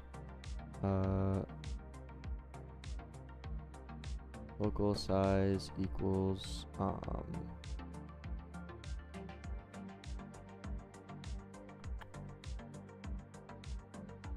String dot binding map function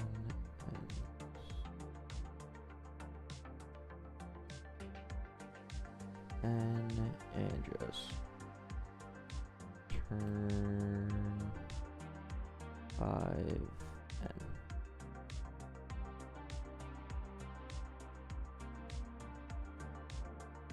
Yes.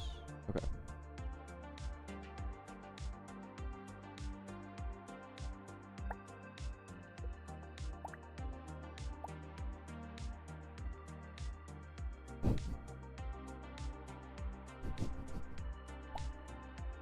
Why is that so bad? Oh.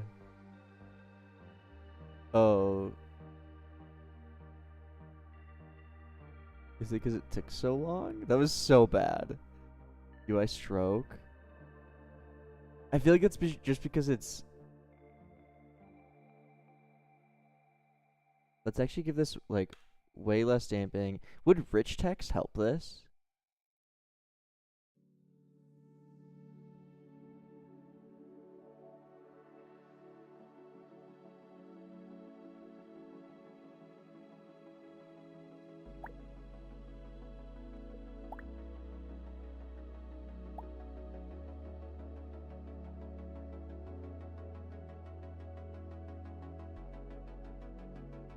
Damping. Let's really reduce that.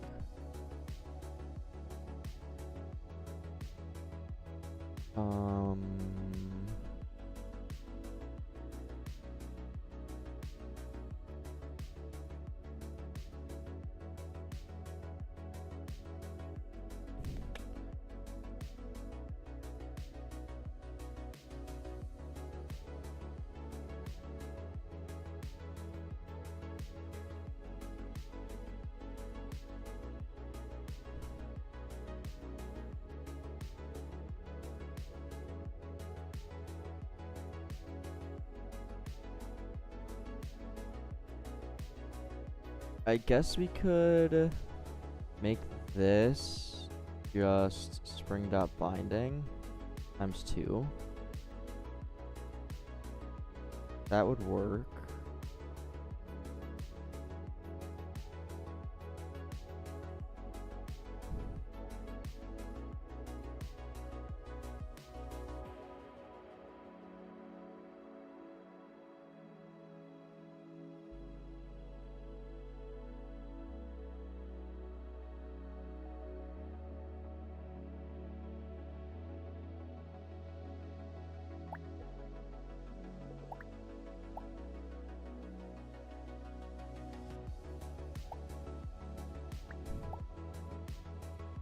Oh, yeah, I literally need to use rich text.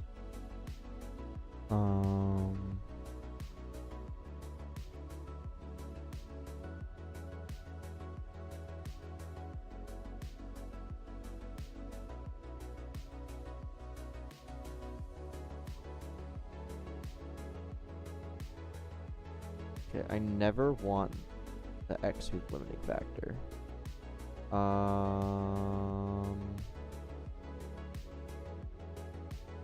Rich text.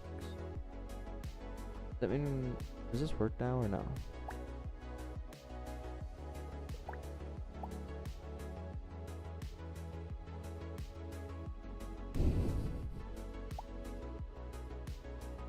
What is happening?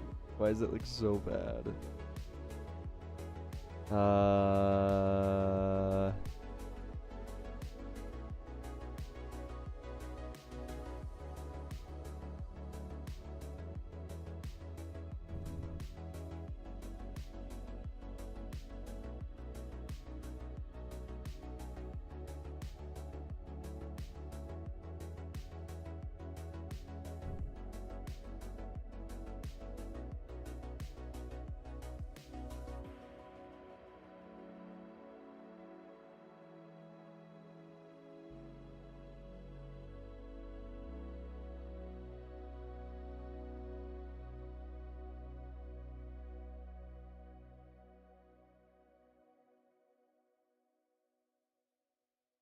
Rotation might be a bit much also. Let me just see what this looks like.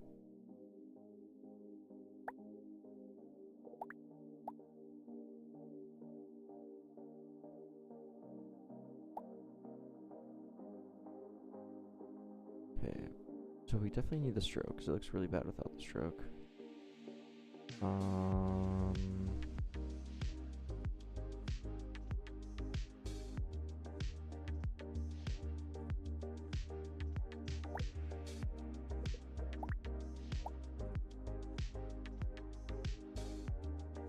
I mean, that's not bad actually. And then we'll have the energy be kind of like red when that happens. 10K or 100? I hope it's a lot more than 100. A slight rotation. Yeah, I think so actually. I think the rotation was just way too much. We need to do like, instead of 10, like 2. And maybe slow it down even. Maybe like 4 and slow it down.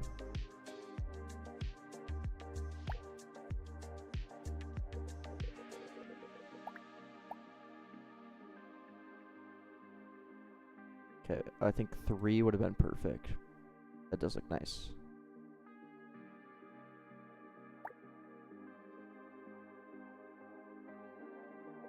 Yeah, exactly, tremendous. Yeah, this is nice. There we go. Looks a lot nicer.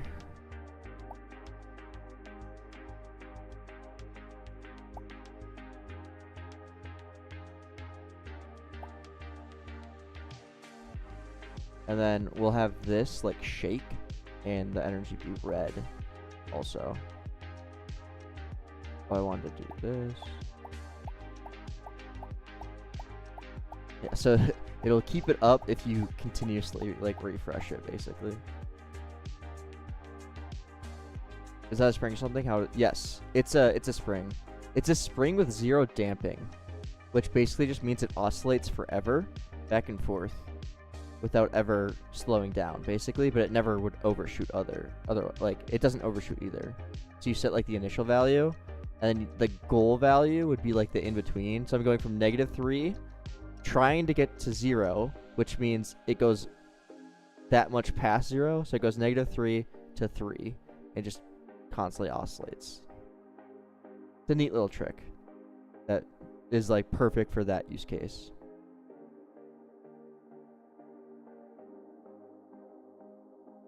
Is it against terms of service to make follow rewards, like follow at the username to earn 5% cash boost? I don't believe so.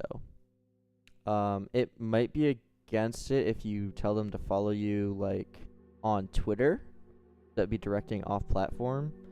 But even then, there is the API to see if like you can direct them. If you go to test player, you can change allow external linked references, and you can like basically you need to check if they're allowed to see like Discord, stuff like that.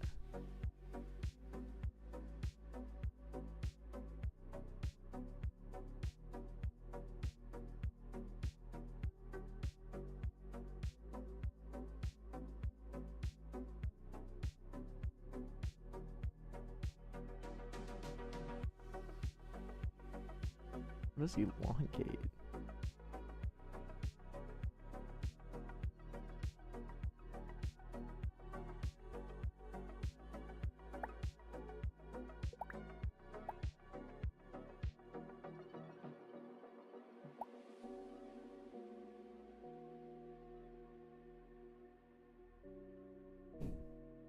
Just for testing.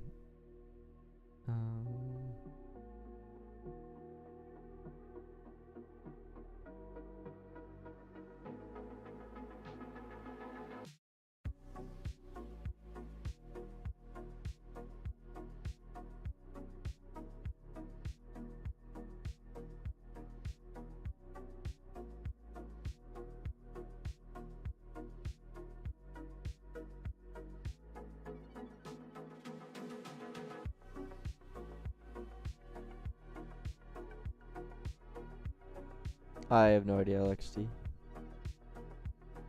I know they're pretty stingy with the badges now.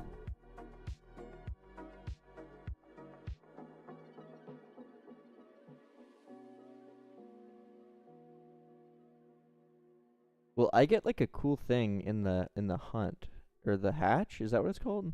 The hatch, not the hunt.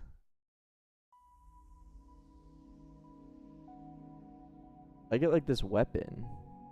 You guys see this? You guys hear about this?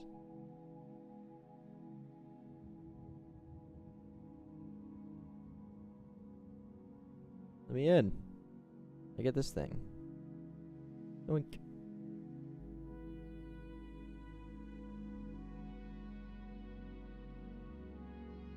What? I just picked up my own egg. How does that work? How have I not picked up one before?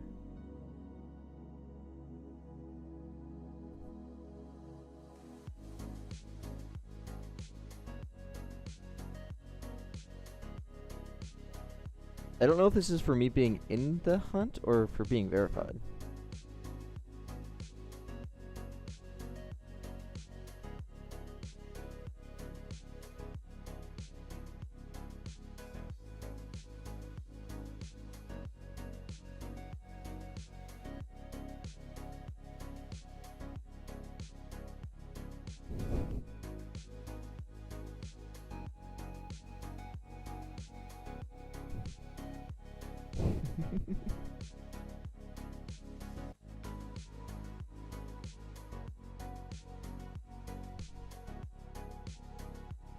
Ah, interesting.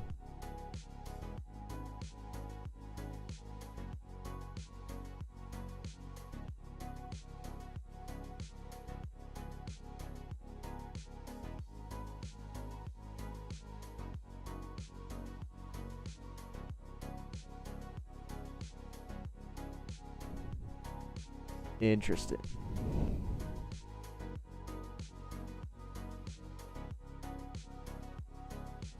Okay. And then we need to do... We need to do this here.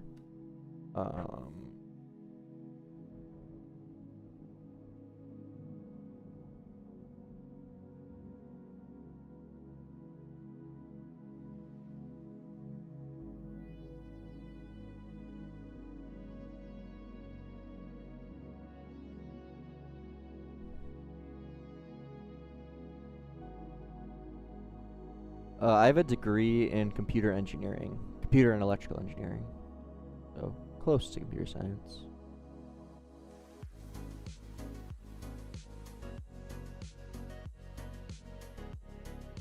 It's camera shaker to understand how it works. I think I tried using that once.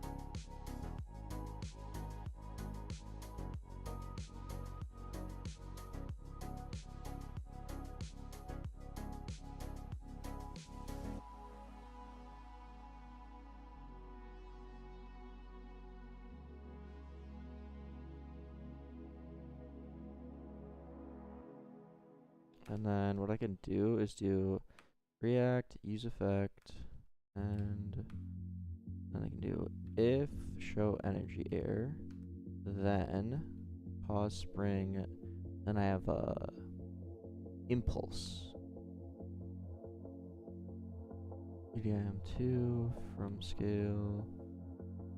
It has to be like a tiny, tiny bit. Something like that, I think. See this guy at RDC? Yeah, I'm going to RDC. Are you?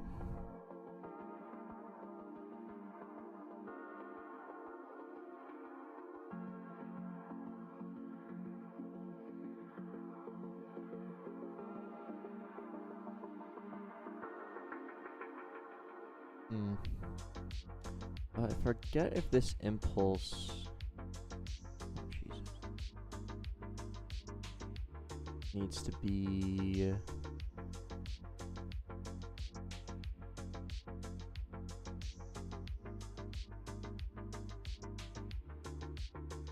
a pure number, or if I can use this or not. I think this is fine. Yeah, I'm just gonna trust the process. Hey, Aaron. Let's give it like a really low damping too. You can see if like 1.25 maybe.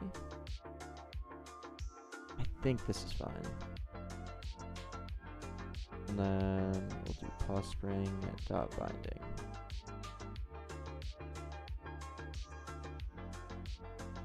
Nice. And then let's check to see if that works.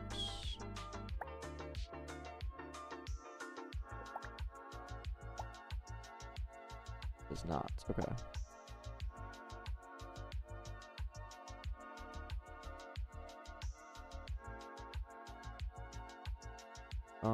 So why though? I don't get that.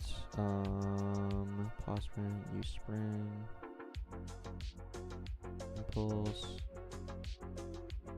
Like, I swear it's like really weird. I need to like, maybe it just automatically converts this to. That doesn't make sense. I might just need to calculate it. Let's see what happened when I did this. Nothing. Okay.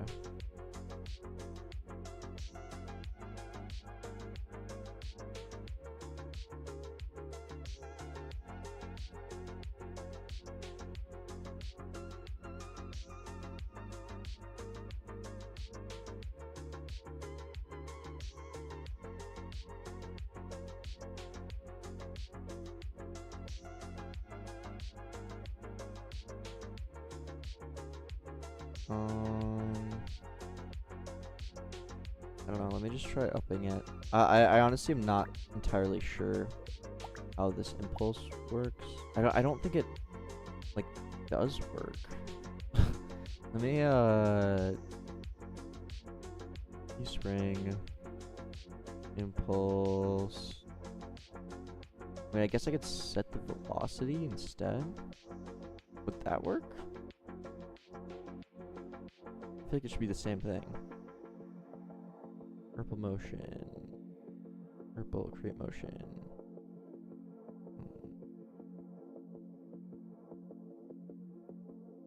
Impulse, impulse, impulse. Impulse. If the type is number, do that. Otherwise, does that. So why doesn't it work?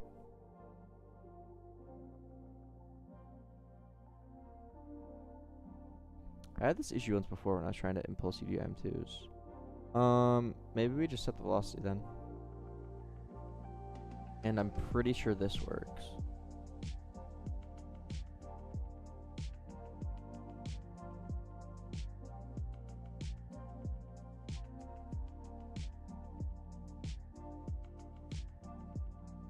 Let's try.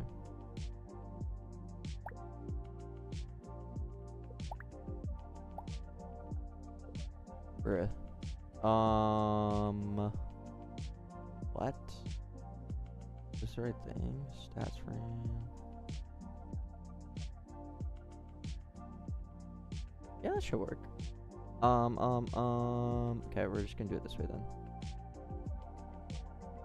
We're at 0.5. And we impulse 0.002, and then local pause equals pawn string binding map. This would be 0.5 plus, or it should be n, and this is always 0.5. And then pause this instead.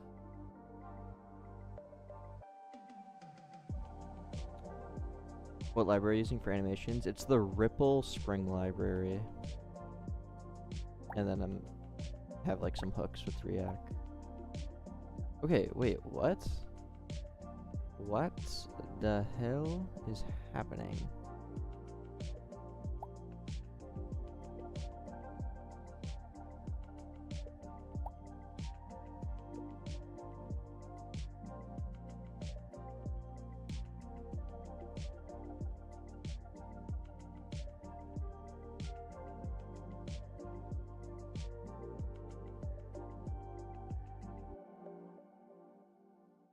That should have worked. Print and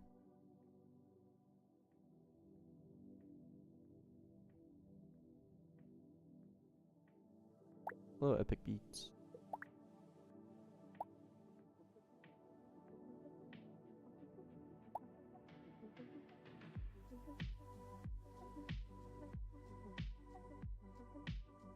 What? I mean, we can try upping it, I guess.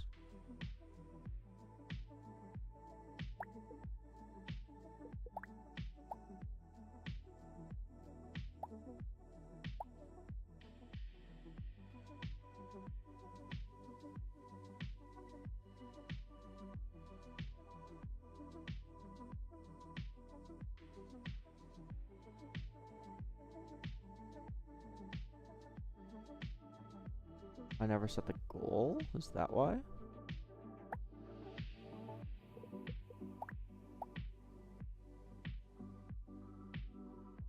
Okay, that is why.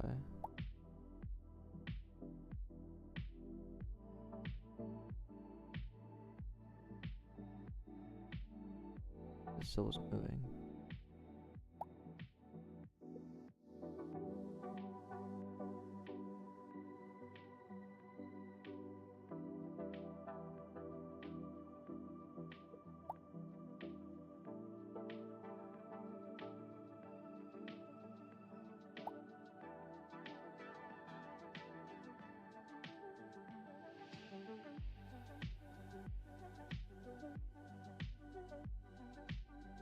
Okay, that's actually so weird, but I want this to shake.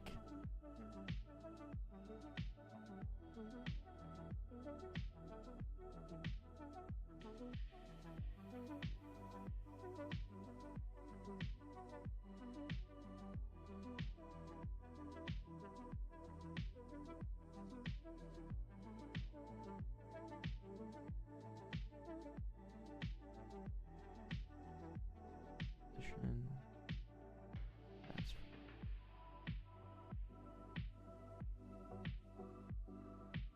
position.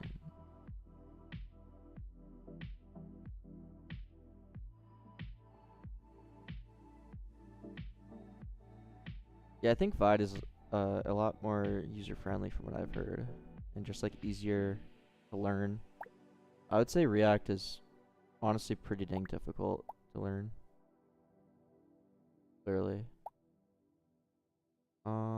Like that should really be working. Like the position's legitimately updating.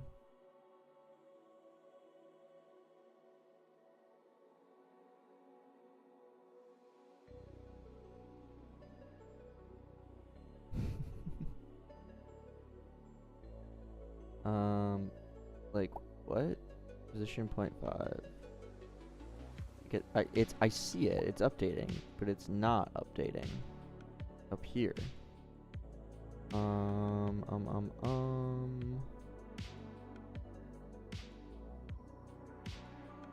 No, it's not in a UI layout. This is UI scale. Yeah, games based off cats. we have a UI list layout inside of it, but that shouldn't matter. UI corner, UI scale.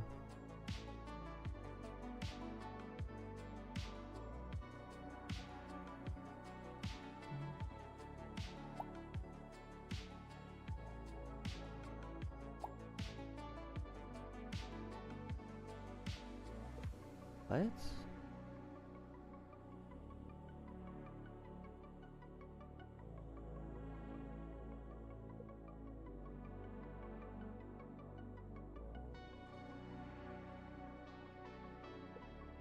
If I change this, doesn't matter? Like, okay, so that changes it, sure. But why would the thing inside of it not change? Like, look, this is what's actually housing everything. Whoops. I can make this invisible and the whole thing will change, okay? So why when I move this to like 0.6, nothing happens?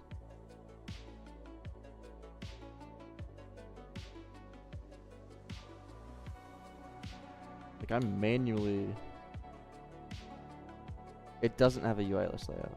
Like inside of it, it has UI list layout, but that doesn't matter.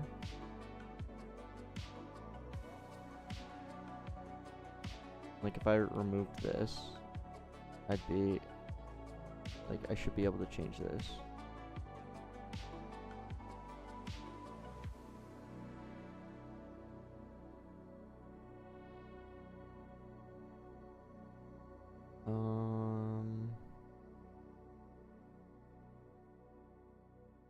No, the pause doesn't reset after I set it. Like I can change this to 1. It's still like I have to change this top one, which doesn't make any sense. By changing the anchor point. Okay, that's the top one. Here's the anchor point does move it, which doesn't make any sense. Wait, what? Why does anchor point move it if pause doesn't?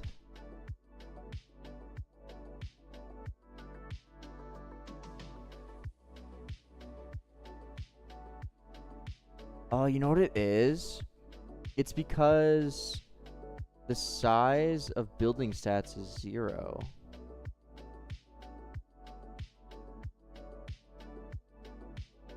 Yeah, that's why. God damn it. Yeah, because it was taking the scale. Okay. I just need to, like, not do that. Just literally anything but 0.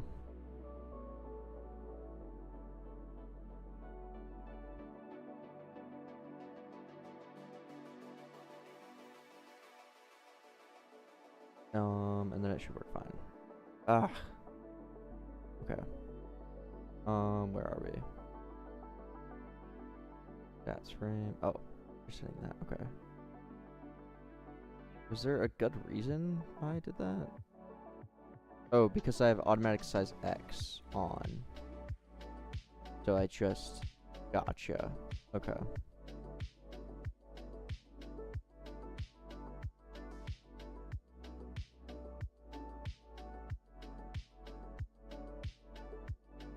Okay. So it's this is Robo, we were talking about this earlier. I think it's just a weird automatic size feature.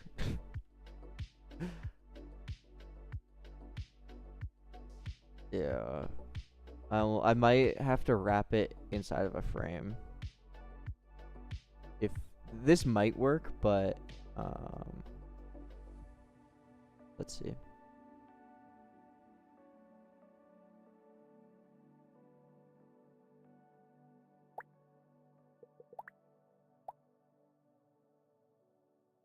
I think it's just automatic sizing issue. I might just have to wrap it inside of a frame. Not that big of a deal. Because building stats size is still 0 actually. Wait, what? Automatic size none. Oh.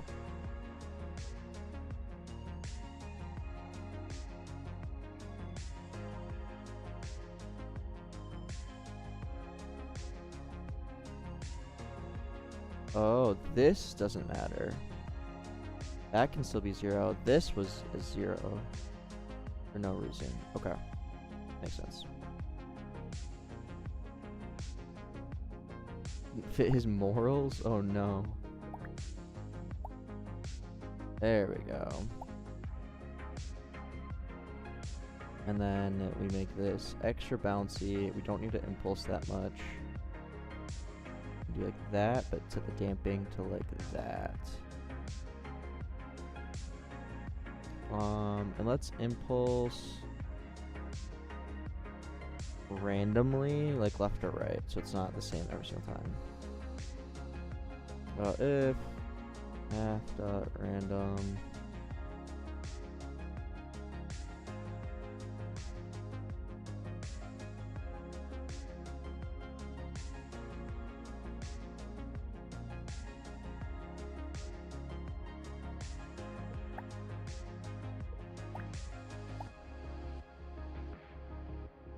definitely need to be a lot quicker than that.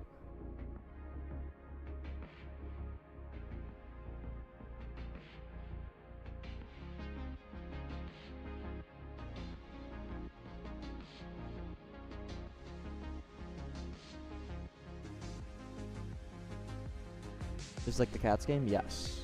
Based off the mobile game Cats. Nice. Oh, we have to wait for this to go down and then we're gonna do it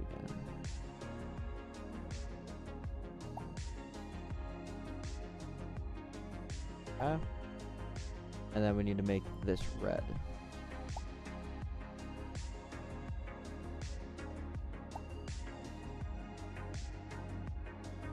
We can even shorten this a little bit.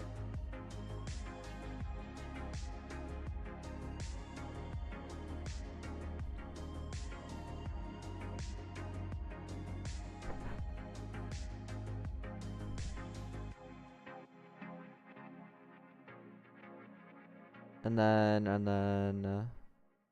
the actual stats frame, we need to make some like text color.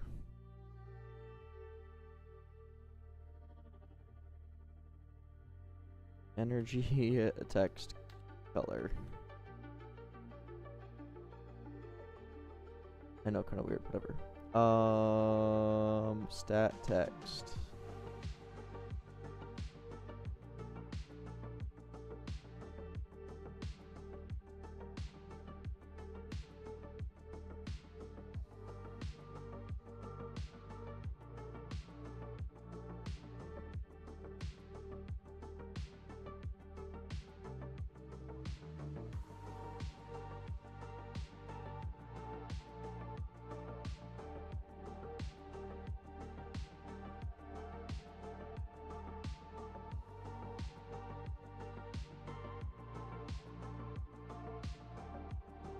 Did I name the variable? Energy text color. Text color.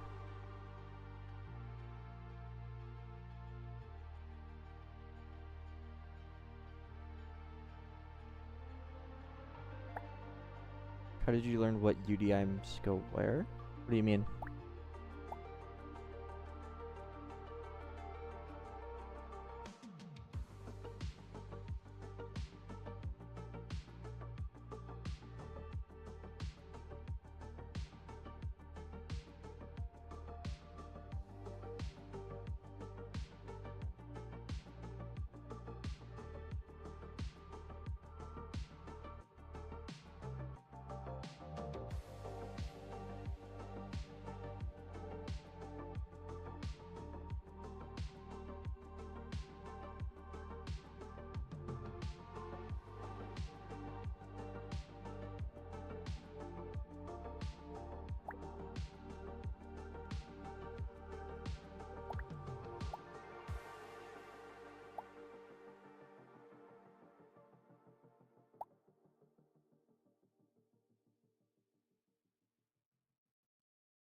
Energy text color.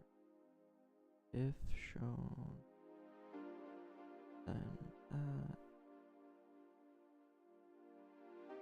Oh, it's memoized, isn't it?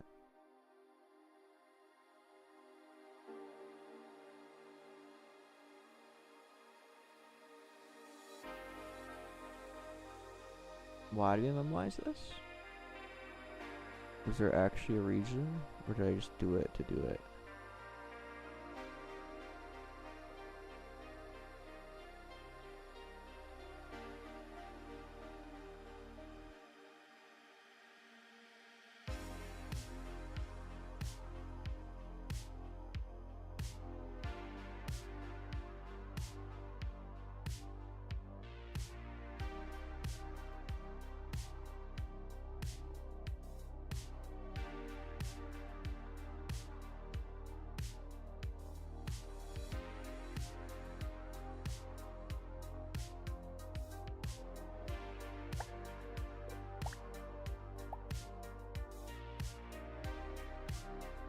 There we go.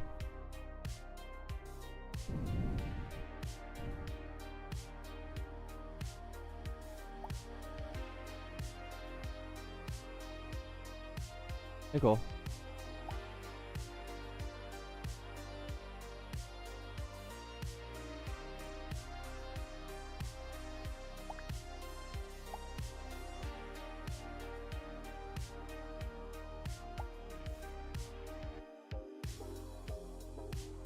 Nice.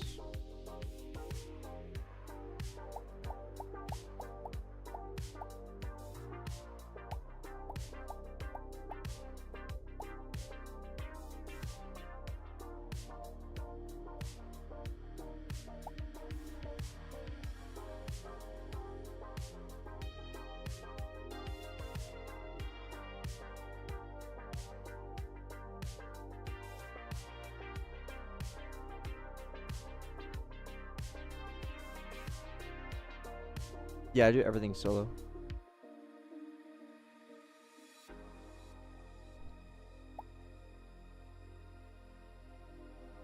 Yeah, I think that looks really nice.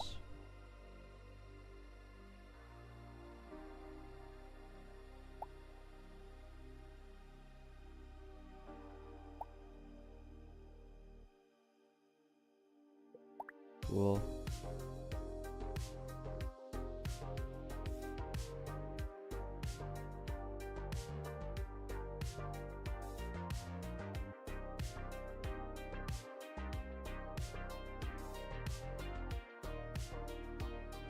Goal is to get it out in about a month.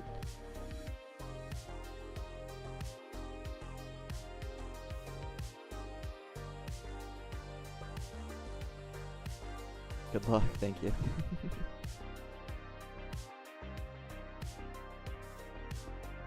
Okay.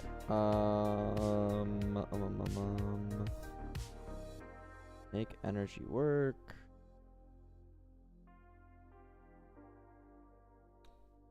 Warn when not enough energy.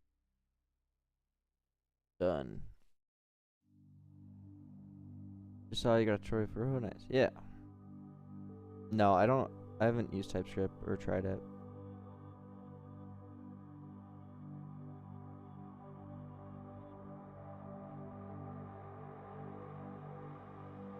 What game genre, even theme, do you think is very exploiting for players? RNG games. I'm saying that as someone who's made an RNG game.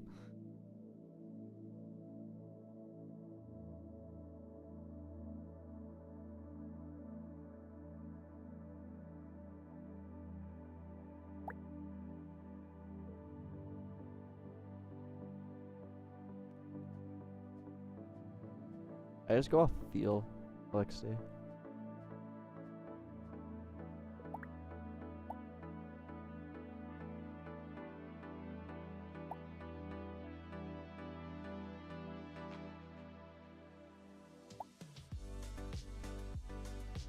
Yes, this is a solo project. All the UI, all the code, all the builds, all the animations, all the everything is all me.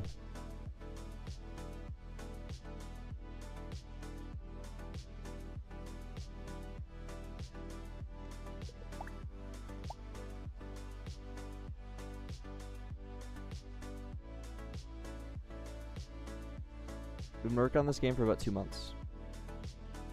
Start Offense RNG also solo. Tower Defense RNG was everything was solo except for the builds. I commissioned those out. Lines of code, yeah. I can show. Lines of code.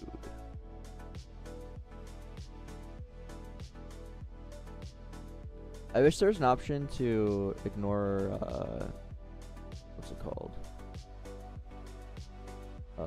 Packages. This is kind of fake. Oh, you can make it ignore? Oh wait, how? Oh, I think I was trying to.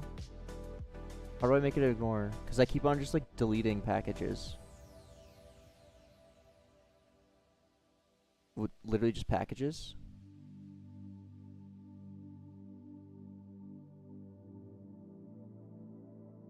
Is that it?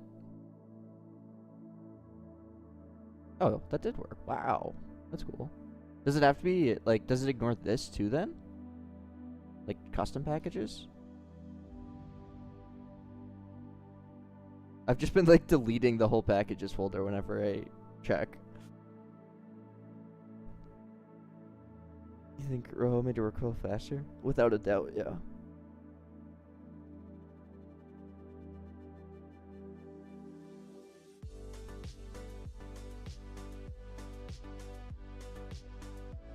Is it like that exact name though, or if it just contains packages? Oh, I guess you can't see what I'm talking about, because I have this custom packages. Like, would it ignore that too, or is it? Okay, doesn't matter. It literally doesn't matter. But just curious if you knew.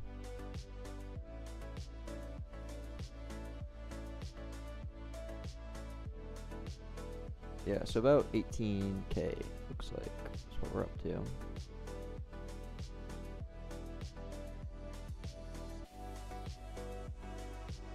You think you'll be making money with this game?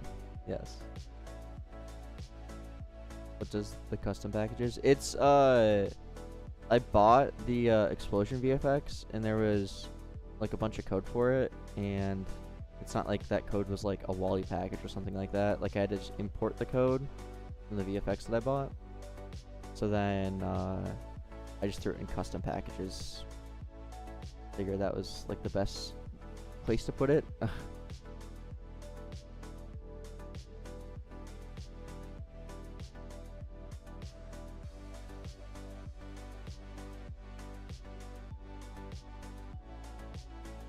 Where can I learn to use Rojo? I made a whole video on it.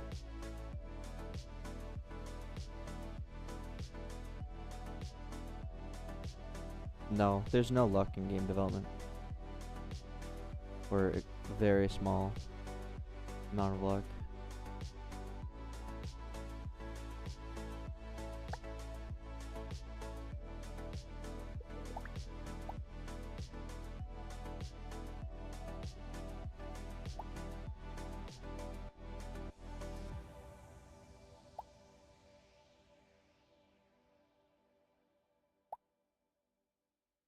Yeah, I think this looks really nice.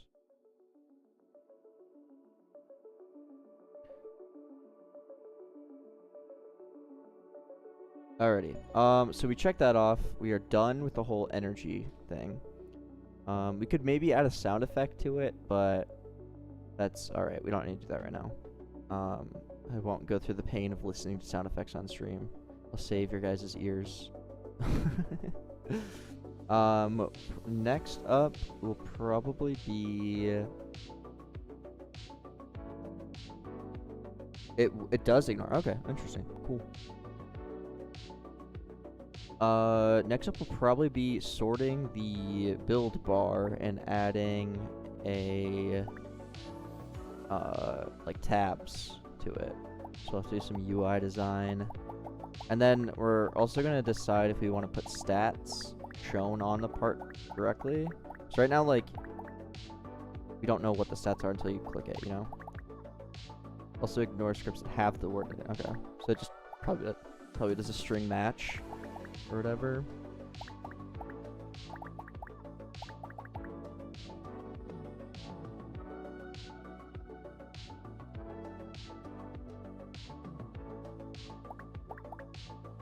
Oh, the get full name. That actually is probably what it is doing. Yeah,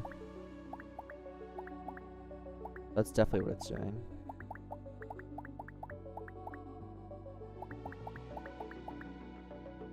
Alrighty. Yeah. So we're gonna first sort these by type and power level, whatever we can call it. Stats, I mean. And then we're gonna add the tabs. But before I do that, I am going to grab something to drink. So I will be right back.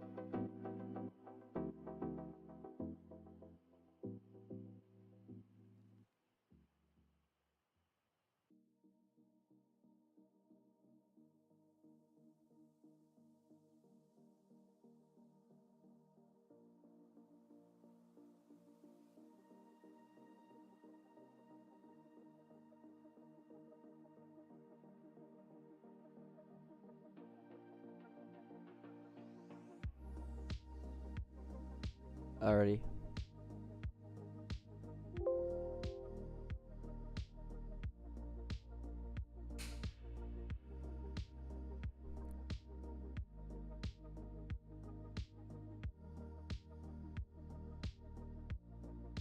What did I miss?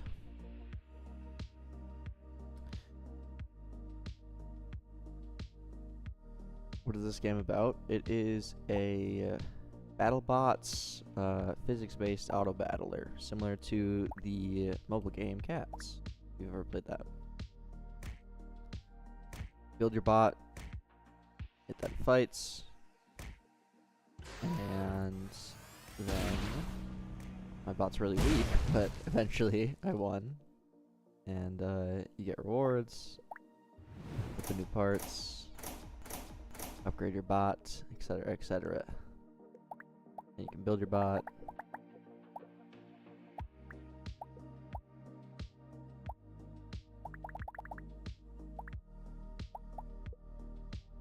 Yo.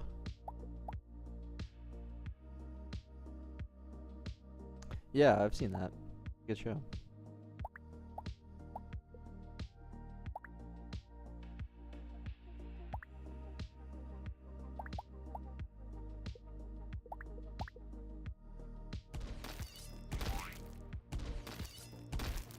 I love the spring.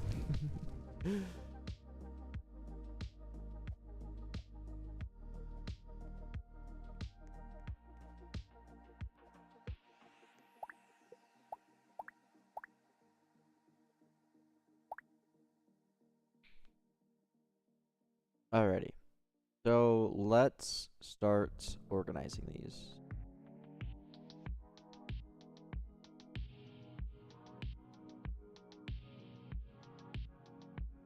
Goal is in about a month is when release will be.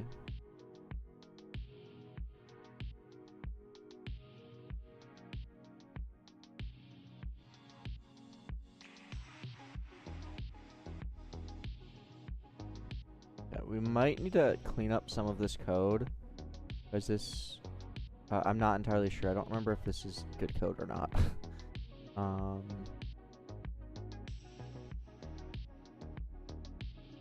It was made a long time ago, so it might suck.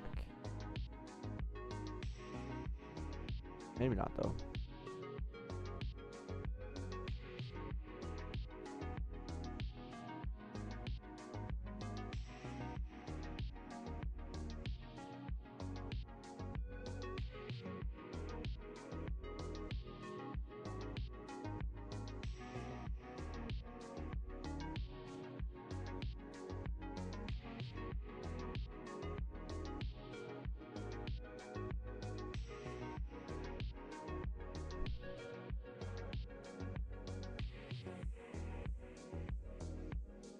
We'll see, Loner. I'm a grinder. We made it this far in 2 months, so.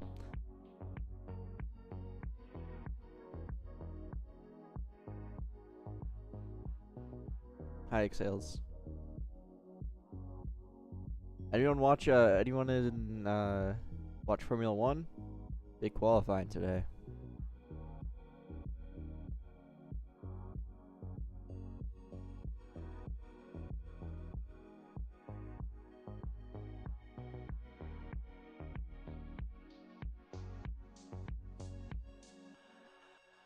Yeah. Oscar Piastri? Nah, dude. I'm a Max fan. Dude's the GOAT. I do like Oscar Piastri. I hate Lando.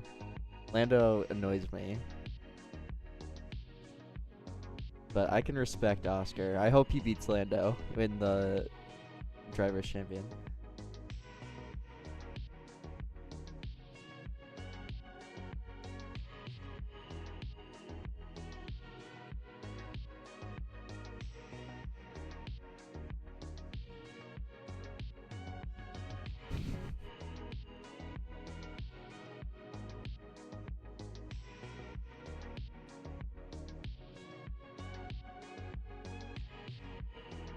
UI looks clean, thank you.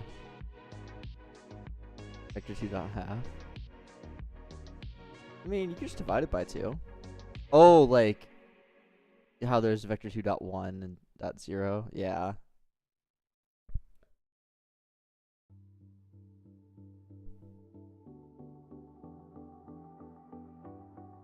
Okay.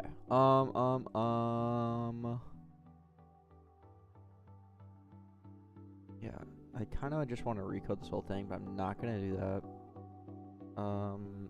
Yep. Basically, we just need to calculate the layout order based off of the size or the part data. So actually, we really shouldn't need to do much coding inside of this.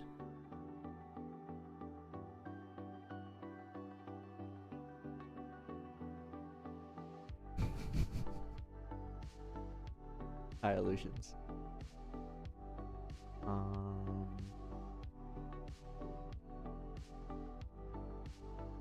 Yeah, so let's calculate the layout order. I wonder if I should do that. Kind of seems like something that would be in part service, to be completely honest.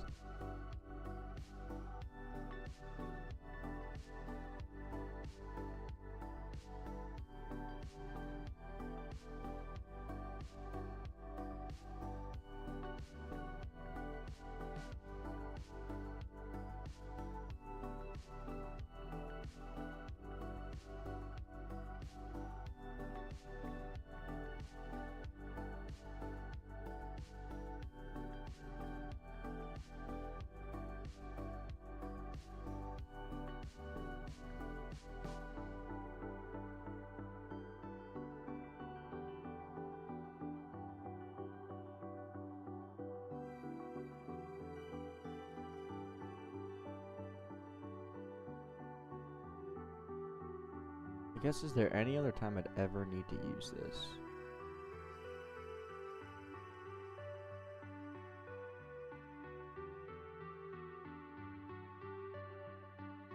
Let's just put it here. No, I'm not gonna put it in part service. New file.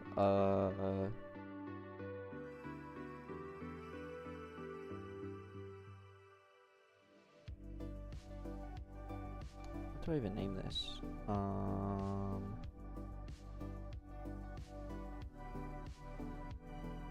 Part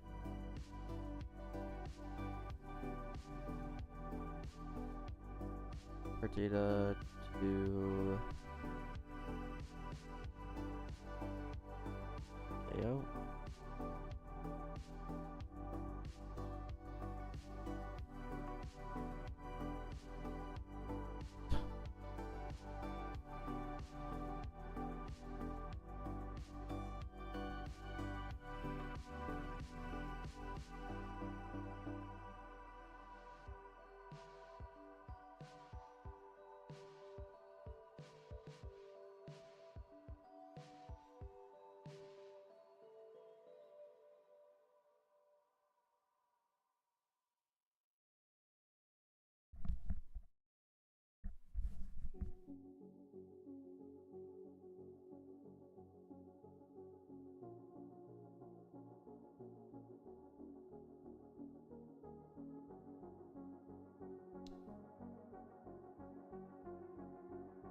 Probably just sort them.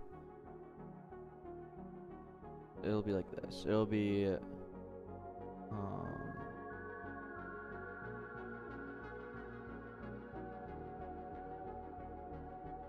one for class. 2 is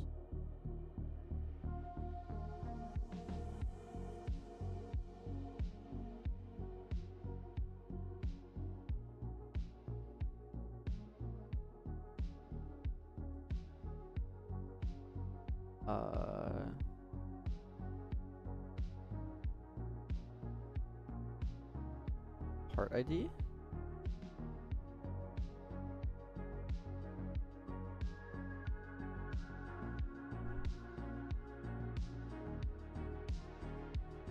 And then tier.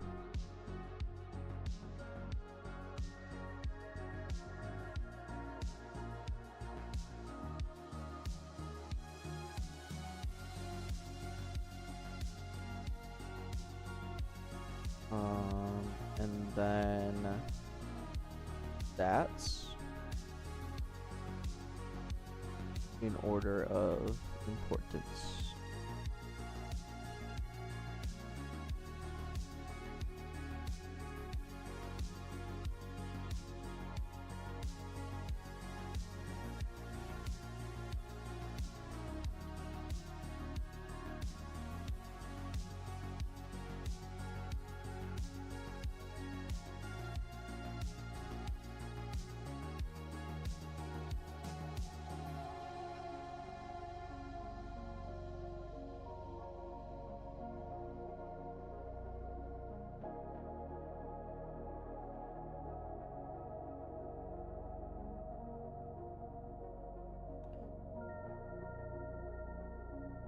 So when we loop through these, I also want to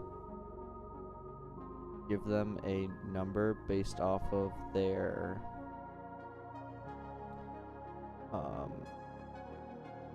essentially alphabetical order.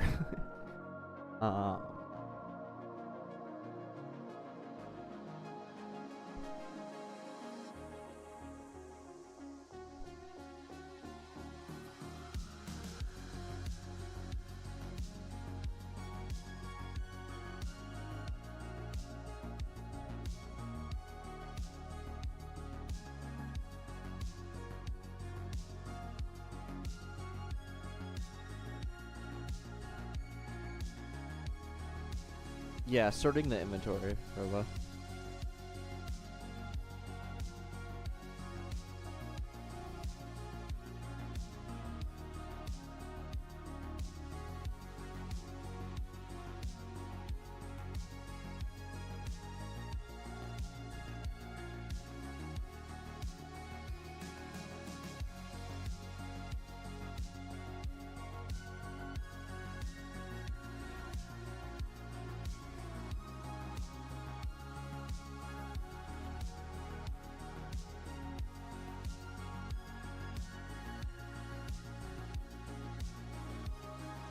Well, I'm gonna sort them by whatever tier equals stars. Yeah, number of stars.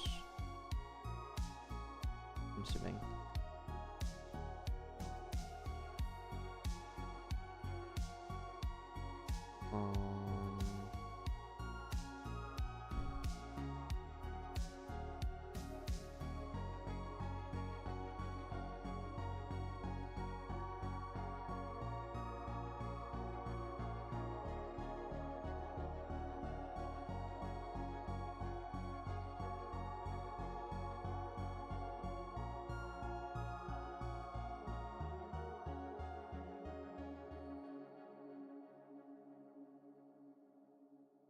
Okay, so then let's sort all array by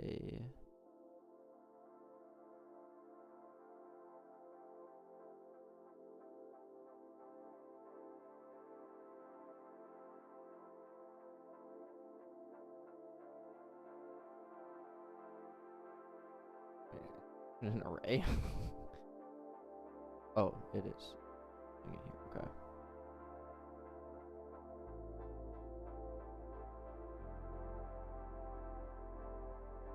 Yeah, let's sort this by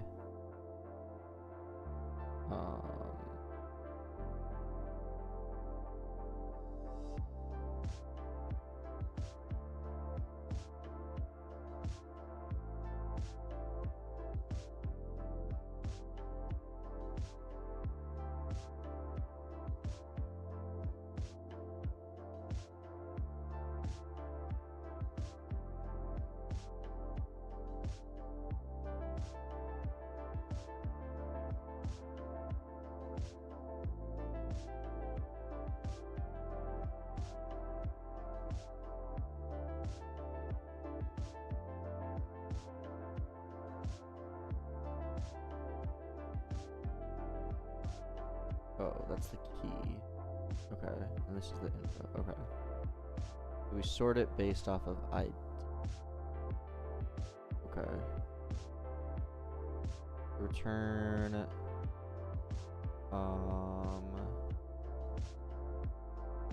Is there an easy way to allow sort by alphabetical order? Oh, that's not what I meant. Oops. Pair strings in alphabetical order. You can use standard comparison operator? Really?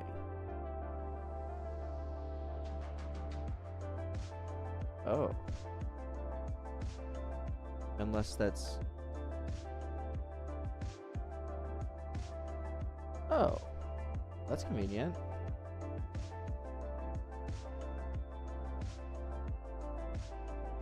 I honestly didn't know that.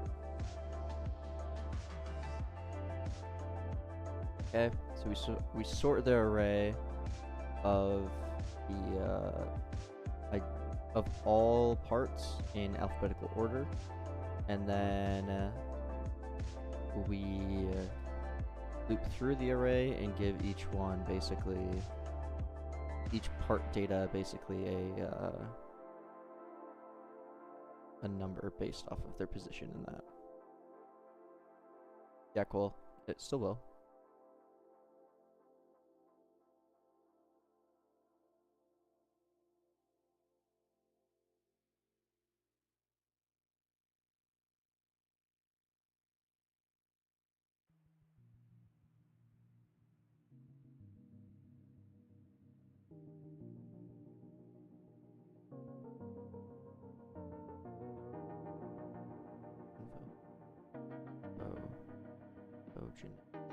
Generic class. We need sort order. Ah.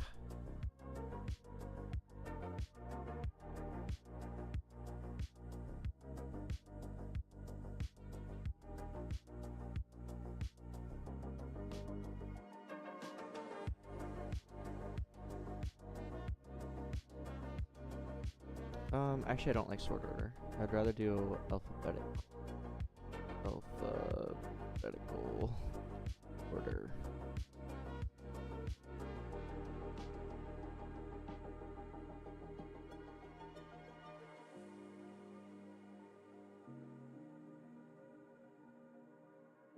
Okay, good. And now when we go here, part ID. Okay. Nice. So by class, we needed to define which class should be first. We can just simply write this out. Basically, local class order is gonna be bodies first, then wheel, I think, weapon, gadget. Okay, and then so we have the so we can do local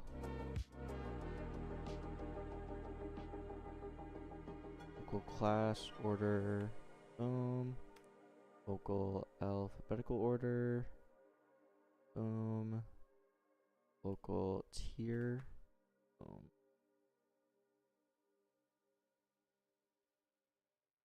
no, that'd be part dots tier.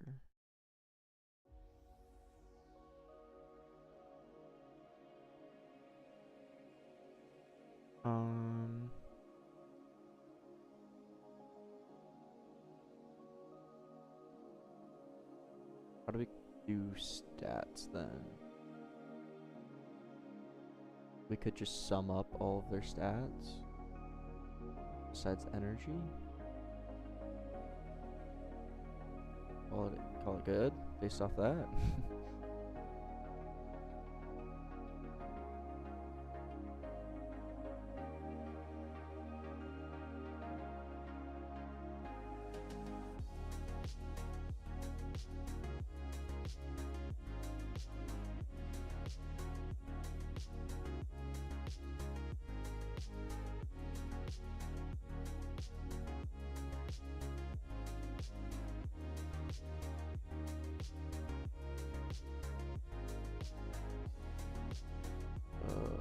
Part stats dot health for 0 plus part stats dot damage for 0. Why do we not? Okay. I guess.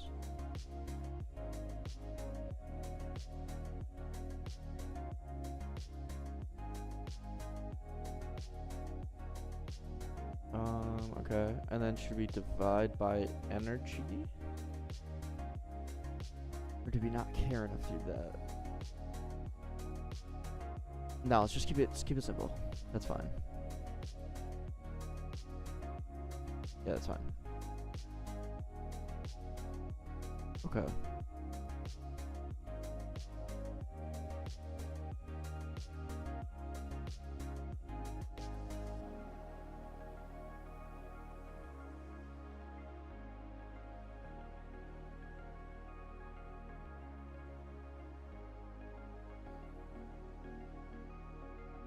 Yeah, that's fine. Okay. So we have all of our orders. And we basically just need to return something like that. Class order times 26.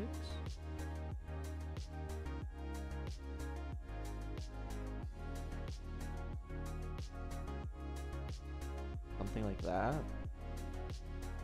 Is E6 is fine.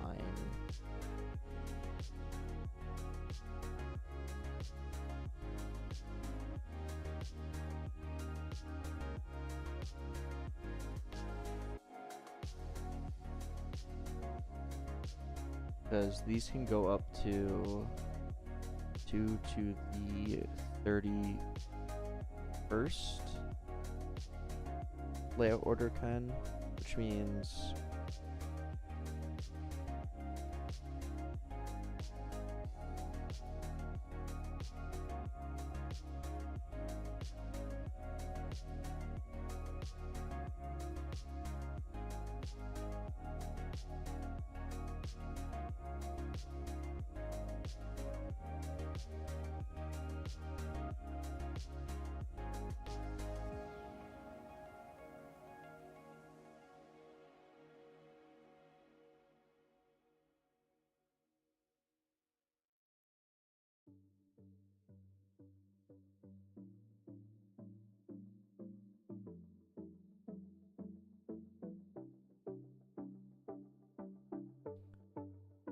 if class order is like, oh, I guess it's only one. Okay.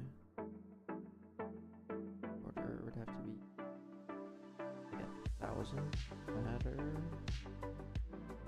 Maybe we actually bump this.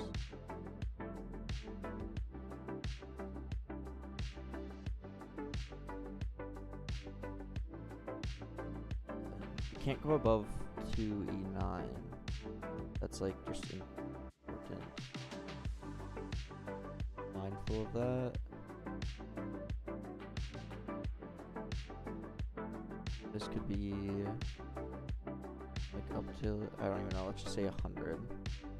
For orders like 1 through 5.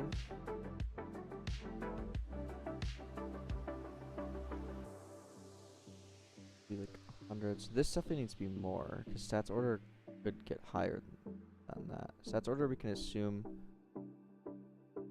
or we could just divide that. Wait, we could do this. 1e -1.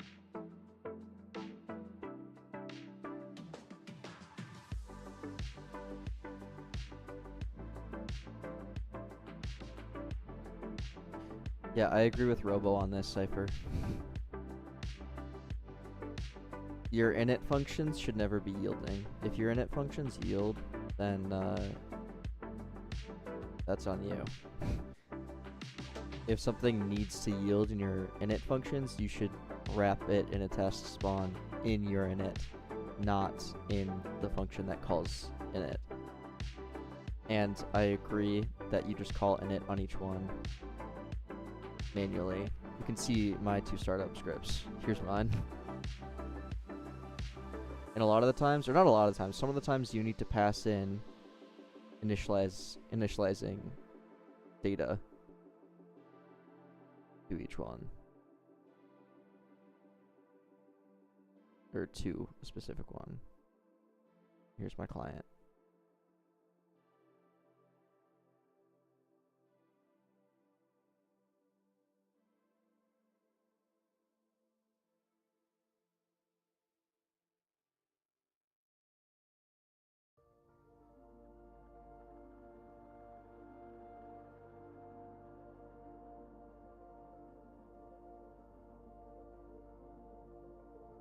I joined Roblox in 2010.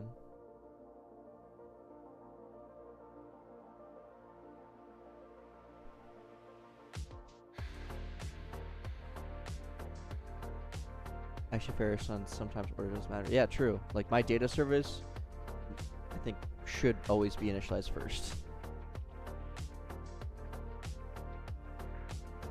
All your systems link up to one, initialize your module. Yeah, I mean, there's just like the startup script on client and server, which initialize the services, and the services then do work. Got it down to the second, Robo.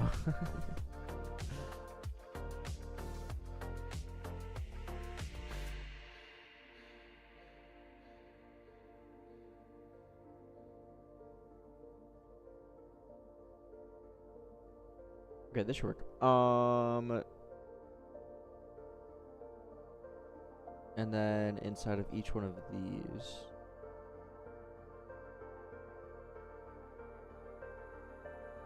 we just say layout order. Dude, the urge to just recode this whole thing, because it's yeah.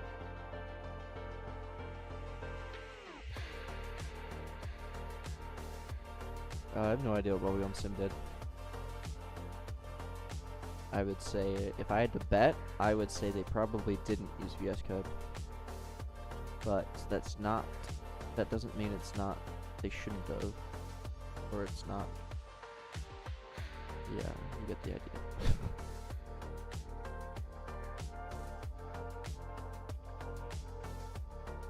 I'm pretty sure, yeah, Big Games, I'm almost certain does use VS Code, get.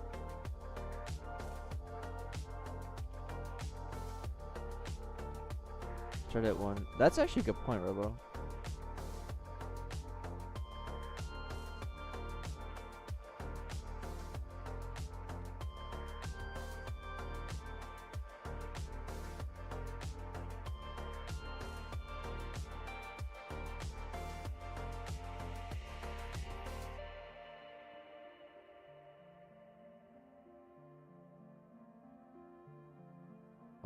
Okay, that should be enough to just sort it. Nice.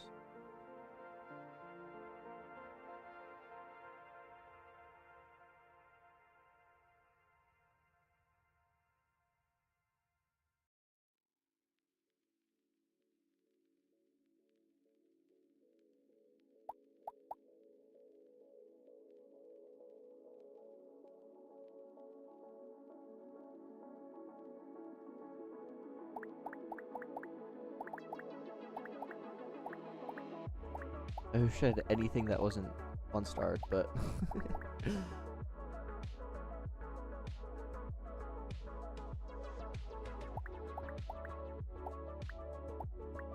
share the sound ID for the popping sound. Yeah, I can share it.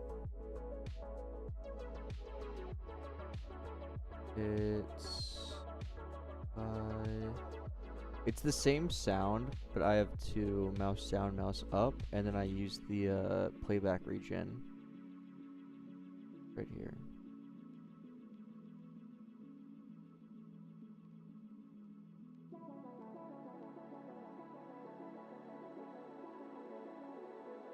Yeah, Twin Atlas is actually, I think, probably the best studio on Roblox when it comes to like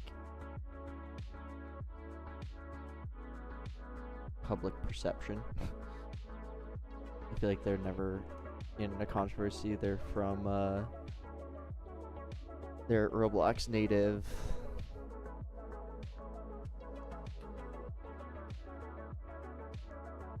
You don't know who Twin Atlas is, bruh? They're the ones that have made the lobbies for all the events. Like the Hatch lobby was made by Twin Atlas. The dude, I'm so bad at the names of the events. Yeah, but it doesn't count. What do you mean?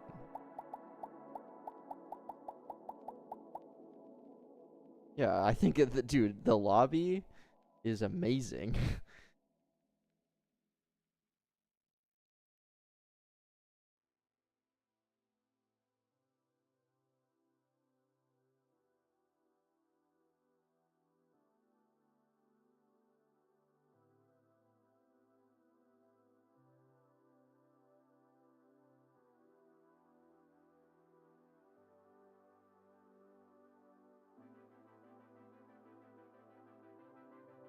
Okay, so that will sort it.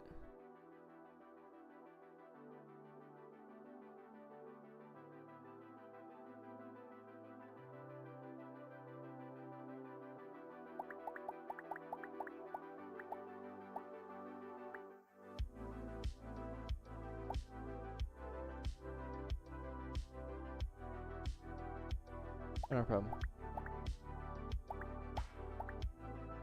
I do wonder if I should pick the sort order.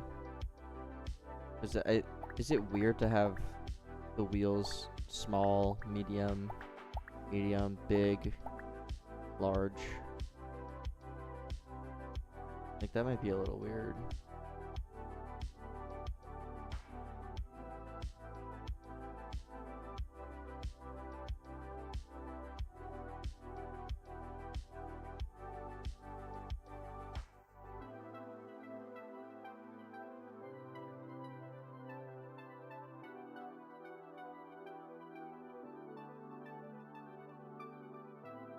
A random playback speed? Why?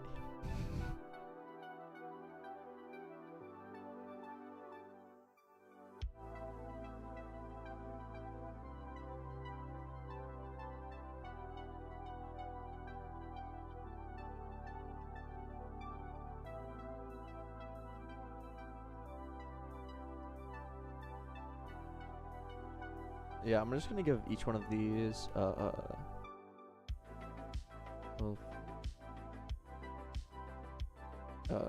forced alphabetical order like this.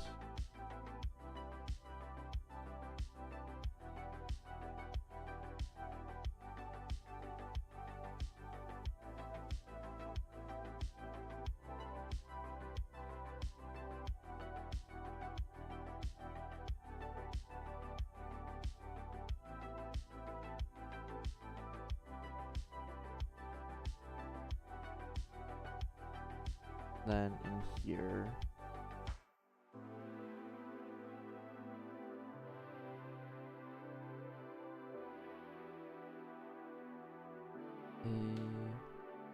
info dot force order.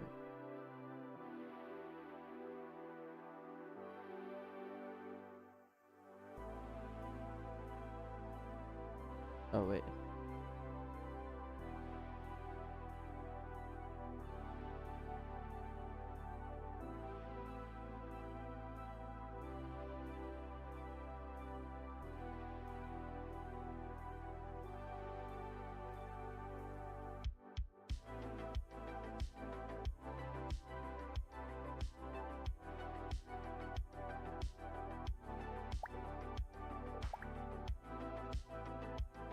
There we go.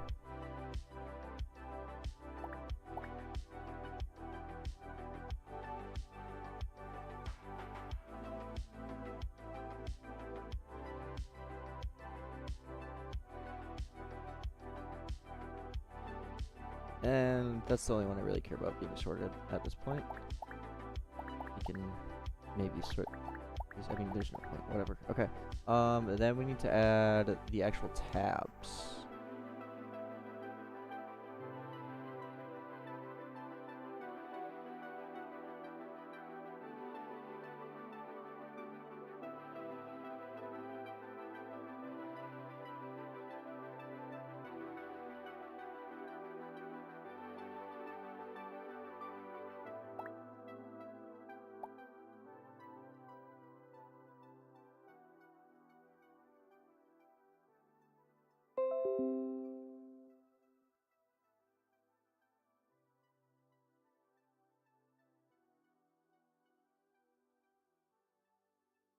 I think it's over 70% are on mobile.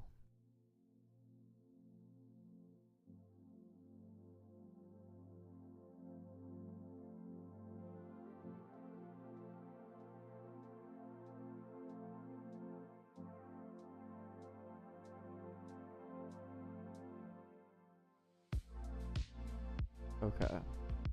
How should we have this look? Any suggestions for the tabs?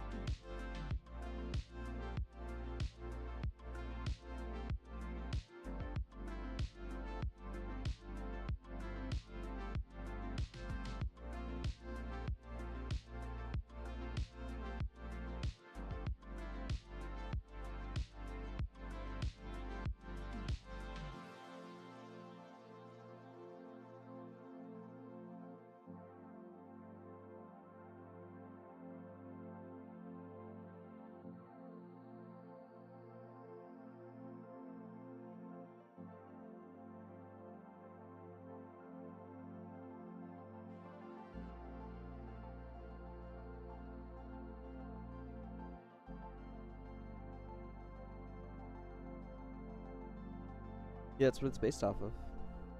Mobile game cats.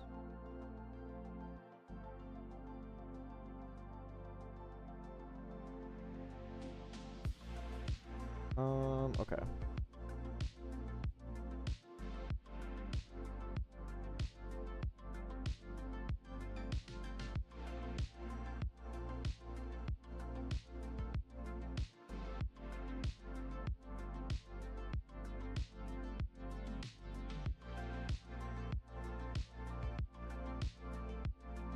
We just take like the silhouette of each one.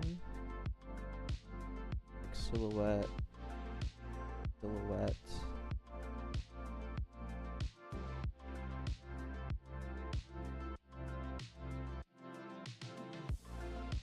Like, actually, I'm gonna try something real quick. If I just take a screenshot of this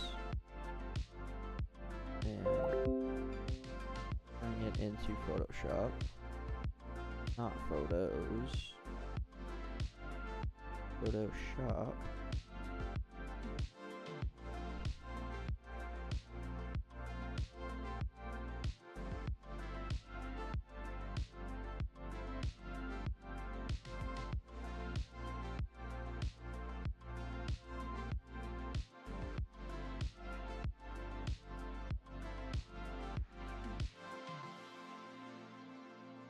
And we go like this.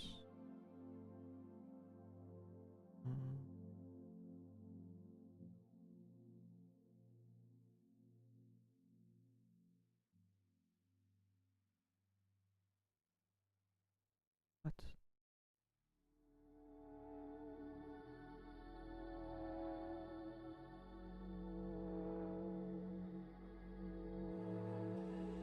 Bruh.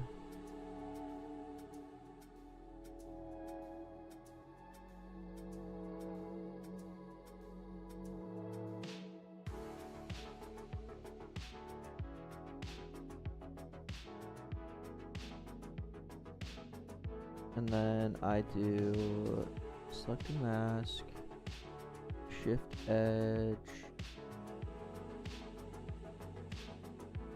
out, right? Feather it 2 pixels, contrast like all the way. Okay.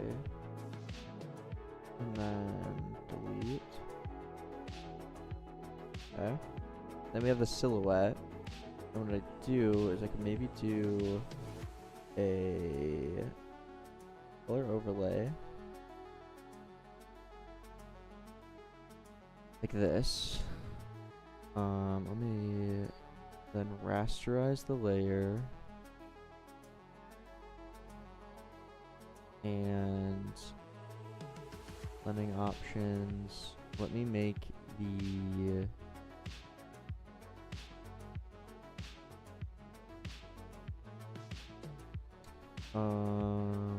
opacity. I need like a black background. Layer, new layer. Boom. And something like that.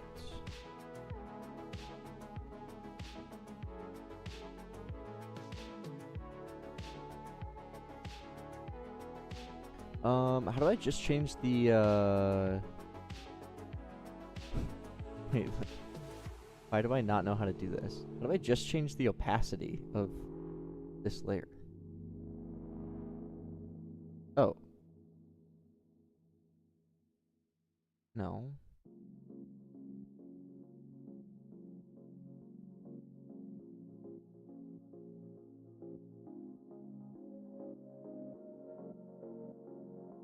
Am I dumb?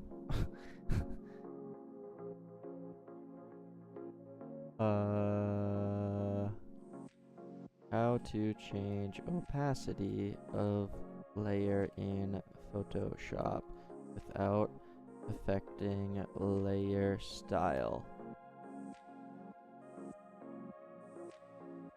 Use fill opacity instead. Select your layer in the layers panel. So changing opacity, adjust the fill slider. Oh. Oh, wait, what? What just happened? Oh, I pasted in the wrong layer. Oops. That's why it wasn't working.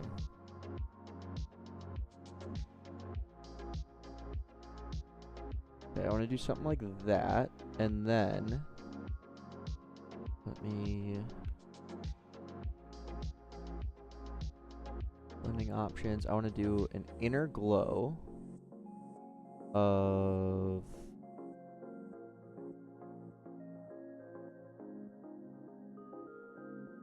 I want it to be like slightly blue, almost like maybe not though. Like that. And then I want stroke to be 1. Looks like we have some stray pixels down here.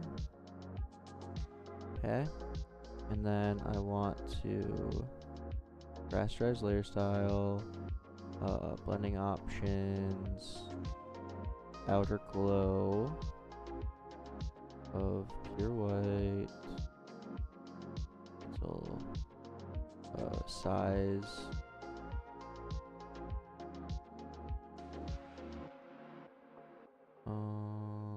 Why is that like that?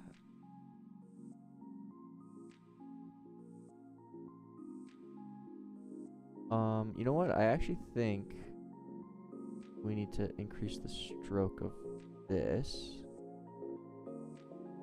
and do center and then increase stroke to like that.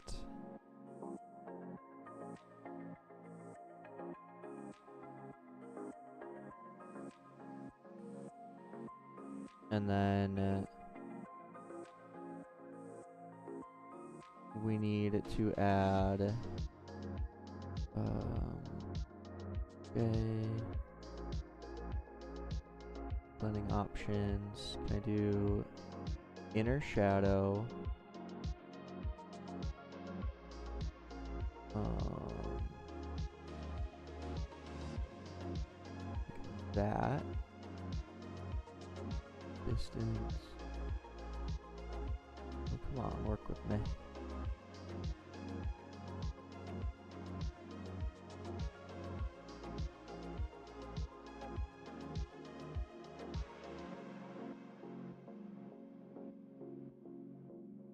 Like that. Okay. Then we add J, blending options, another inner shadow, but this one will be black and will be the other direction, like this, and actually it's just gonna be really dark blue, like that.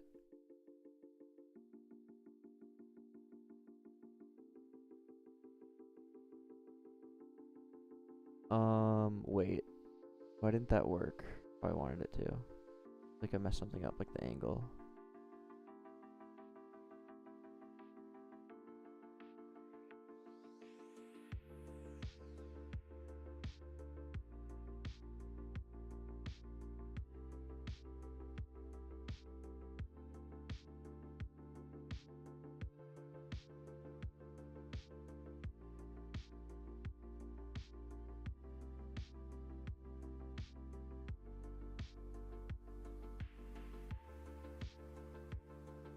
And then we need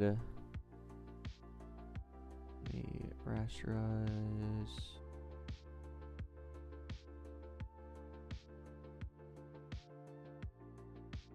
Options, outer glow, size.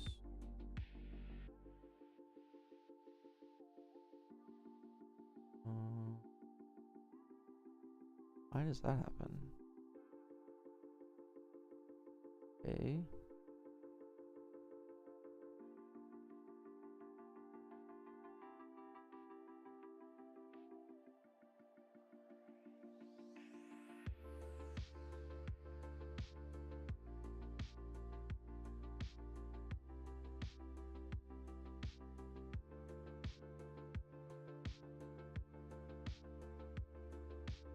Okay, I think I messed something up. I don't know where. I think the issue is that I want.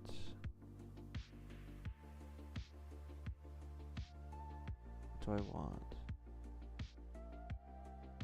I want this to look like it's like a bubble almost.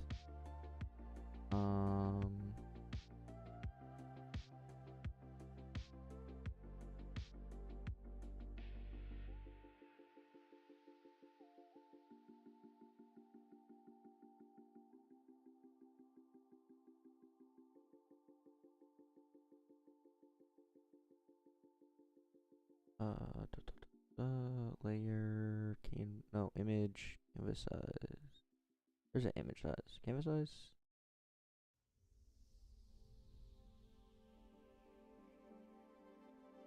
Okay.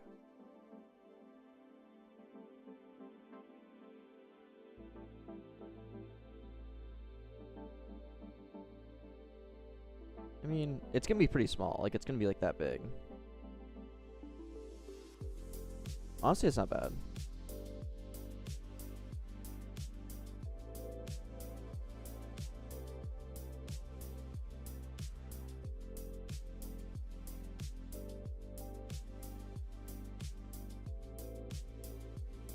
I think what I should have done is maybe separated the stroke and had the inner have a drop shadow down here, like 1 pixel onto the stroke. And that would have made it pop a lot more. But it's okay.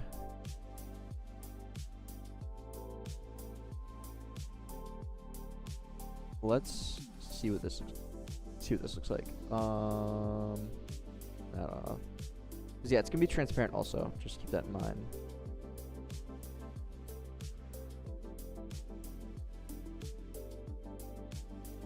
And actually, that does look actually pretty dang good when it's like that. Okay. Let's Control J one more time. Rasterize everything. Increase the size. Like that.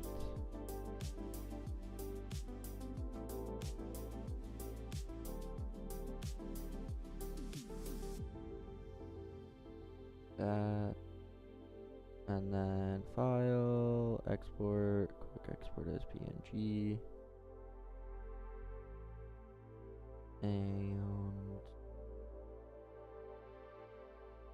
assets, images. icon.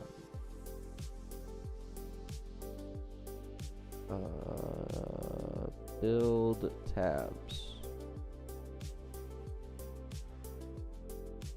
And this will be weapon.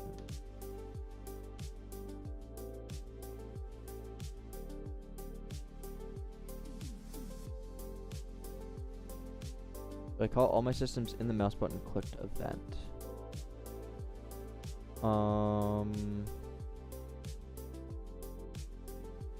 What I would do is well, this is for a game, explosion, hit button, there's sounds and cameras.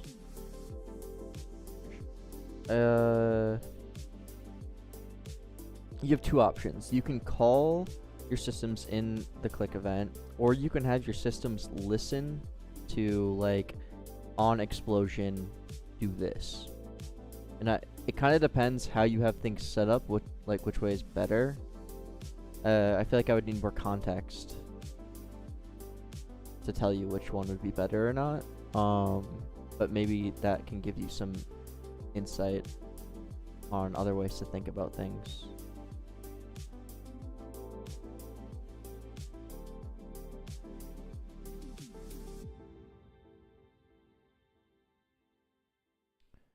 Okay, and then let's import this into the game. We do need to do one thing. We need to run the pixel fixer.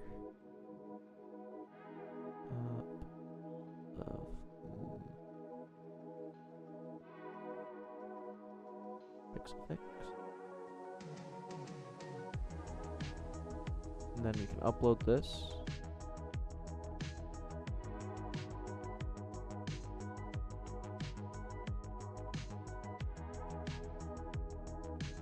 What's Pixel Fixer? So Roblox adds like these weird white outlines to transparent pixels when they're resized, and that Pixel Fix command just removes that issue.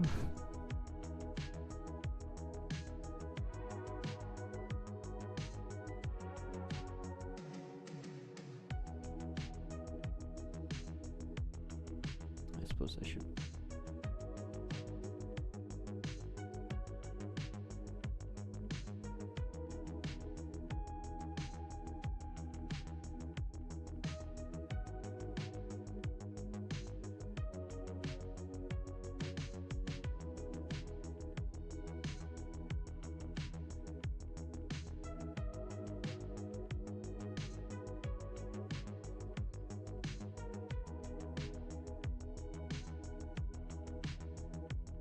Big fan of the series. Thanks, Bats.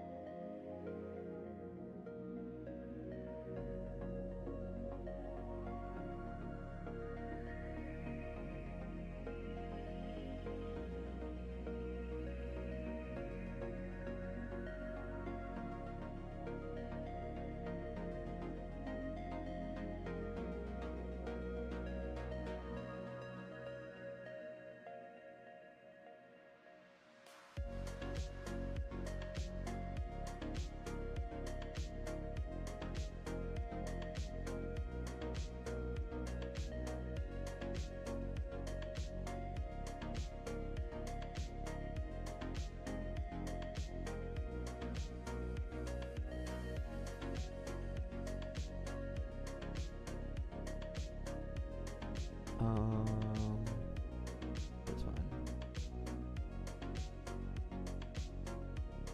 This doesn't matter because we will have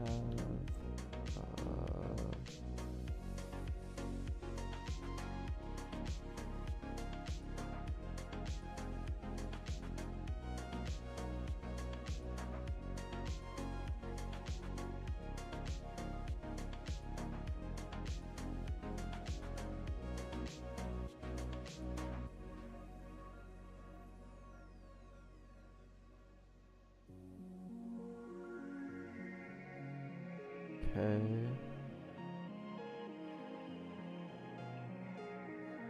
Well.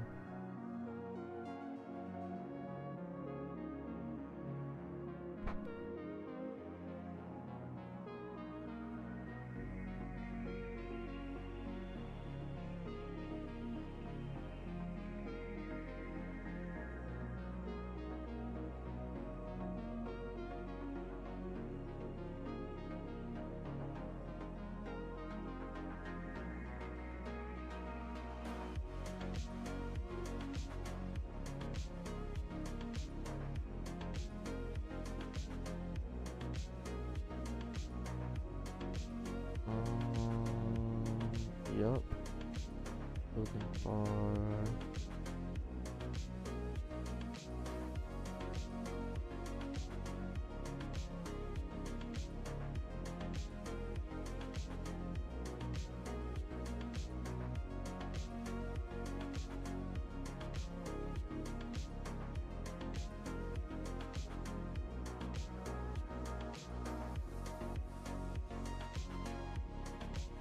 Okay. Just a little bit down.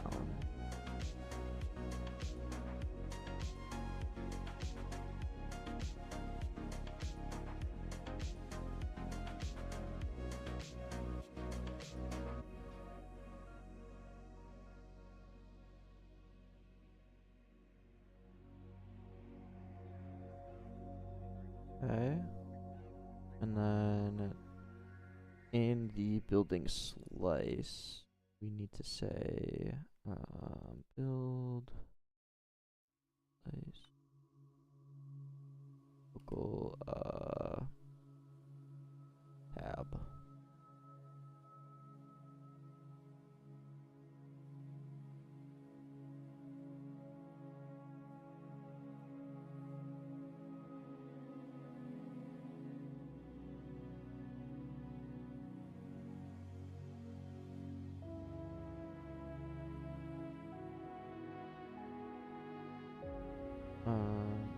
If tab equals new tab, yeah. Yeah, Fiverr it is. Very nice. And then you can say activated, build slice actions at tab.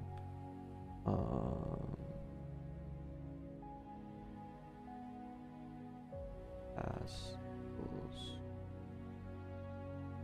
weapon.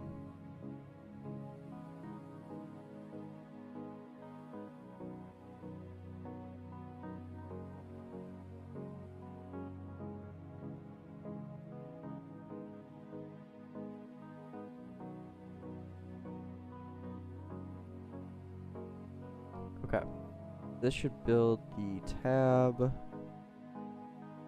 like so, and then I want to do when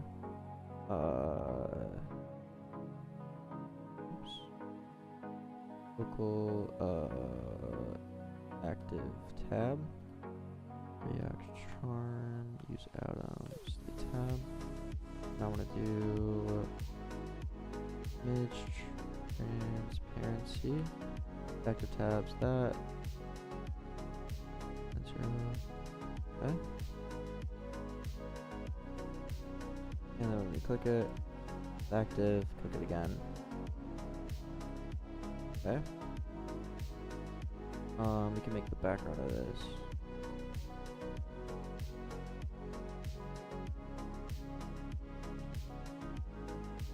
And then I also want to do local building.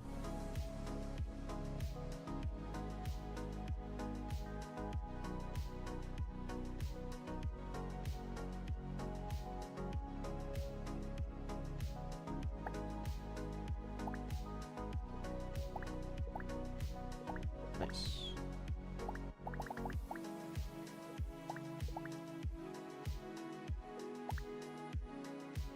Yeah, I think that icon looks nice. And I think it does actually,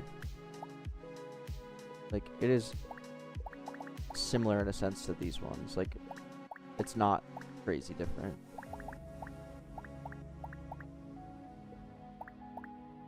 Yeah, that's fine. Okay, cool.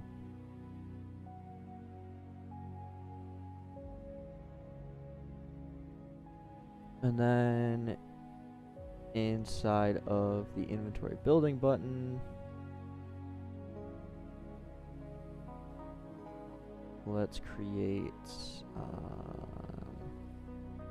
local selected tab.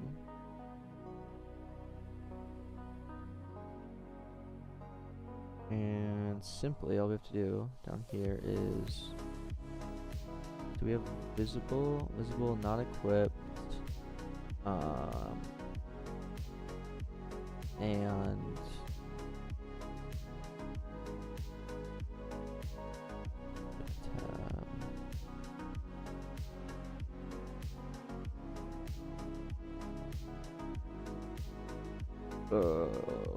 select the tab, what? And not selected tab, or selected tab equals part info dot class. Do I just have class? No. So visible, not equipped, and we don't have a tab selected, or selected tab is the class. Cool.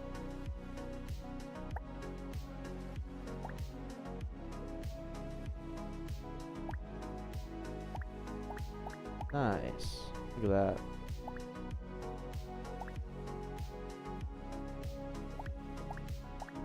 Super easy. How come you only have one monitor? Don't you think having a separate monitor for studio would improve your workflow? I do have 2 monitors. I just, when I stream, I have to have everything that I do like on one monitor. I don't want to like be changing scenes. I could set up like an automatic scene switcher, and I was actually gonna do that once, but then I didn't. Clearly.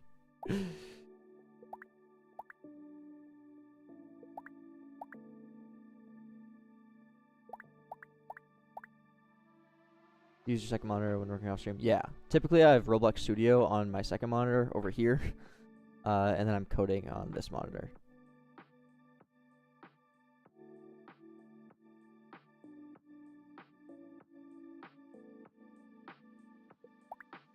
Okay.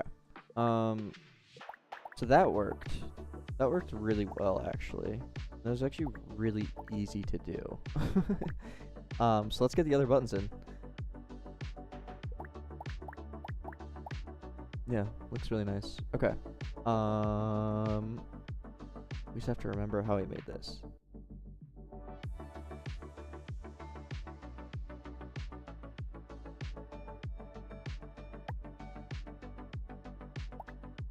So we basically just need the silhouettes of different things. I think I'm gonna do the silhouette for this one. Oh, we need the stars there. It's annoying. Okay. We'll just do...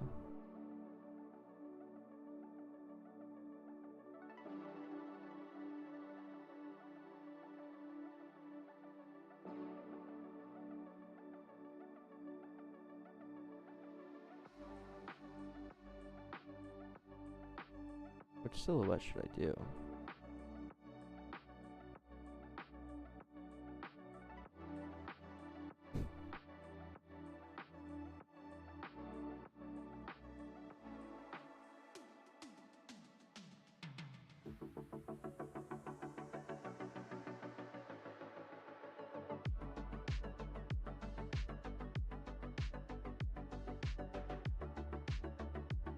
Maybe this one?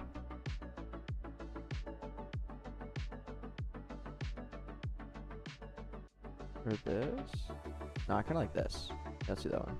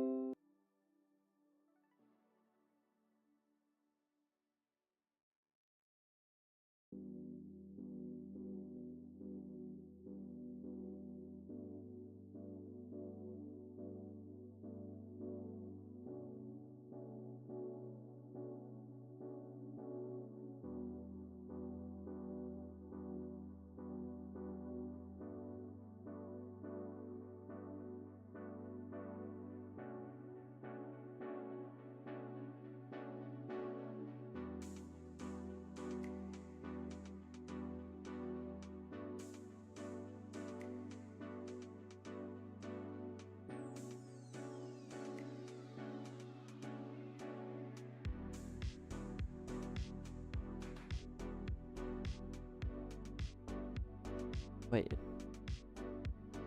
I select this. And then second inverse.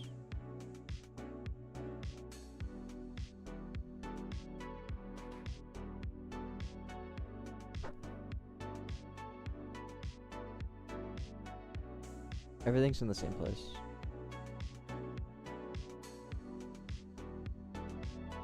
No teleporting or anything like that. No, I think courses are dumb. Okay, let's do this like not an idiot.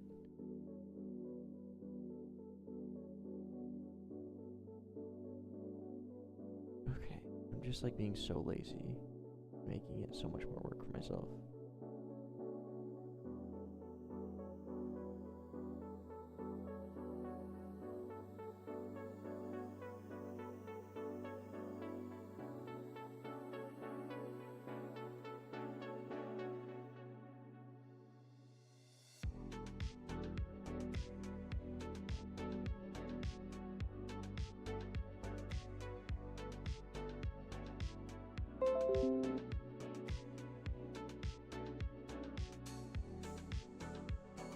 Good call.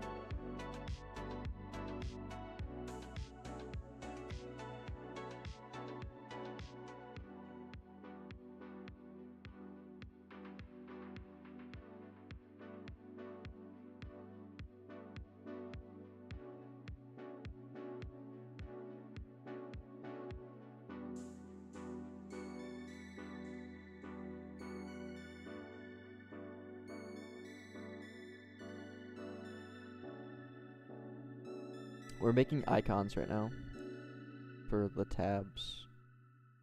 Button option. This is good.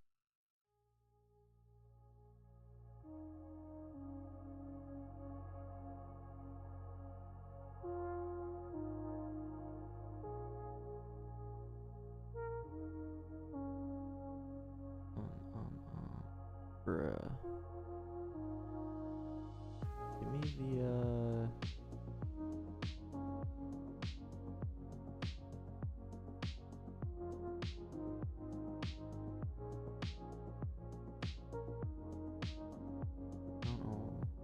Oh, that's why.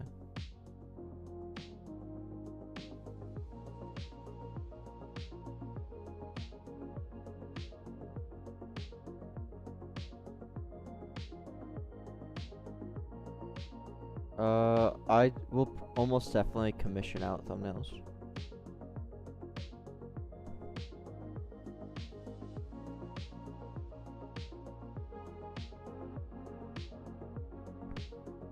Nah, thumbnails are something that, like, it's not worth my time doing solo.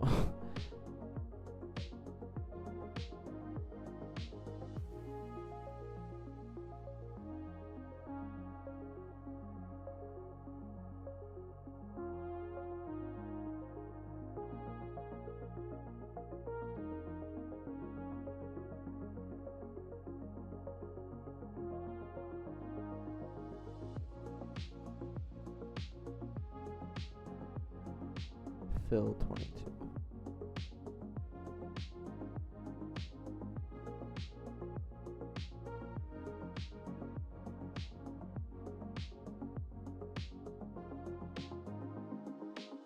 $10? I wish. Dude, thumbnails are so expensive. I'll probably end up spending like $500 on thumbnails.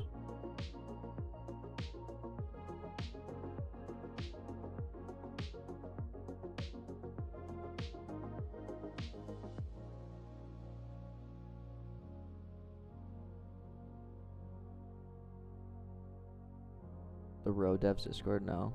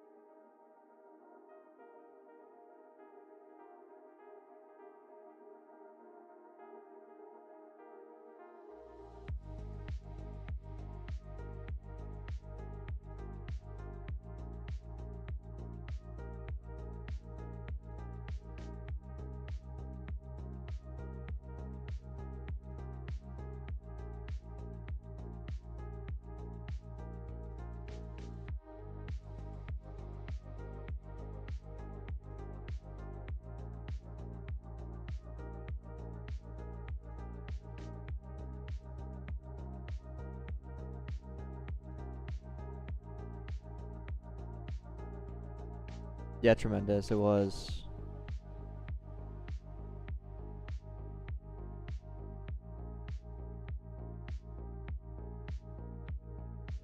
Hey, Johnson.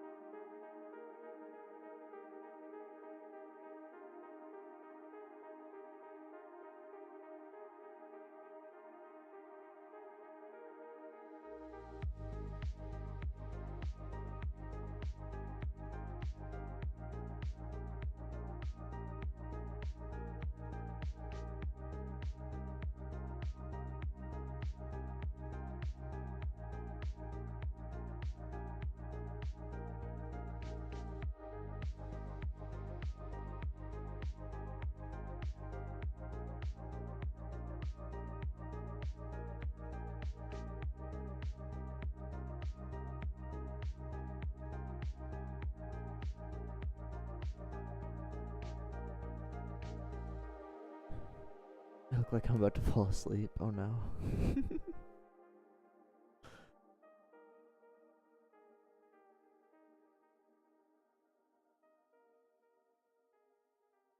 For him to make his bed. Hilarious.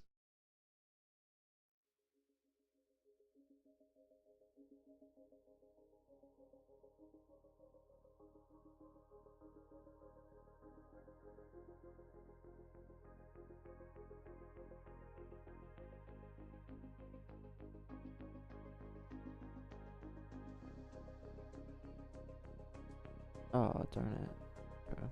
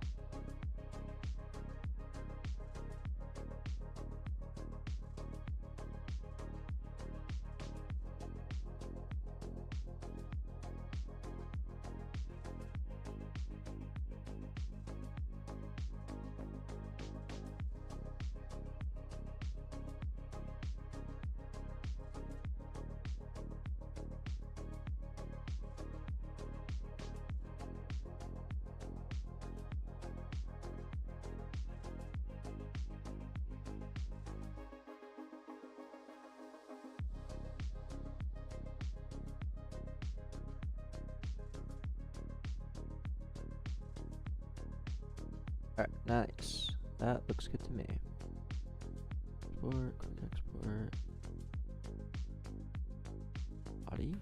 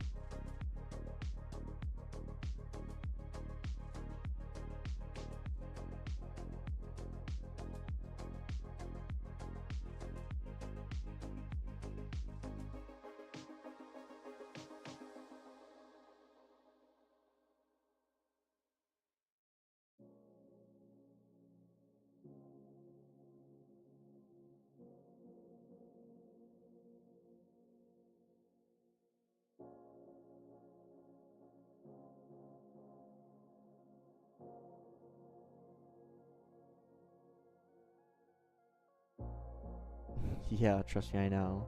It's only thing is, if you make the icons in Figma, it's no issue.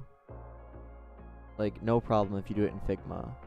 But when you make them in Photoshop, it's something with like the pixel editing is what causes it. I don't know. Why are you leaking your code? I don't think anyone's gonna recreate it. What happened to the other one?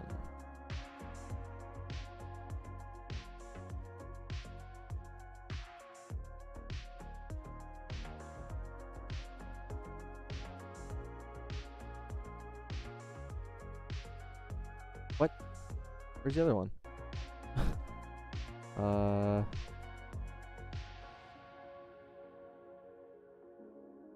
What?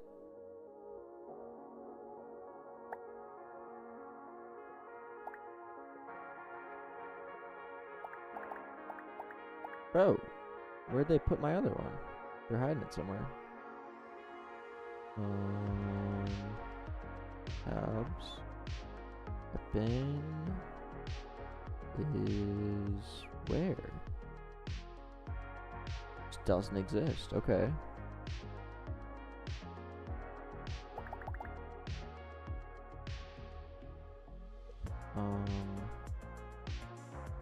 Yeah, Cairo it is.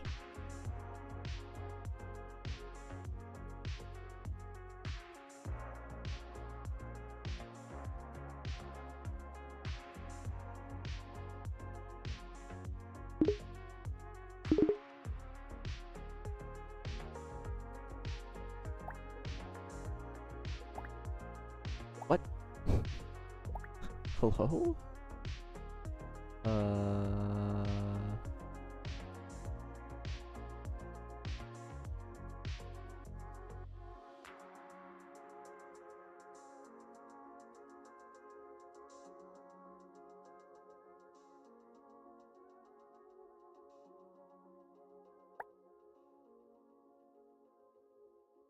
Oh.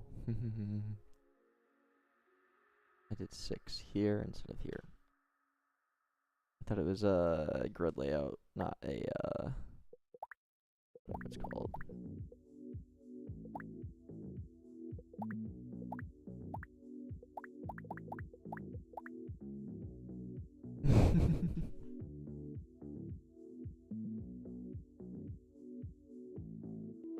It was a quick one, quantum.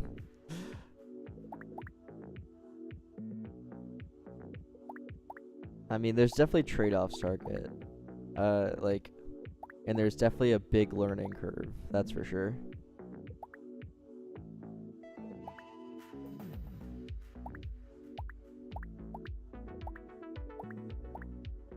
I feel like I need to make the selected one just a little bit bigger.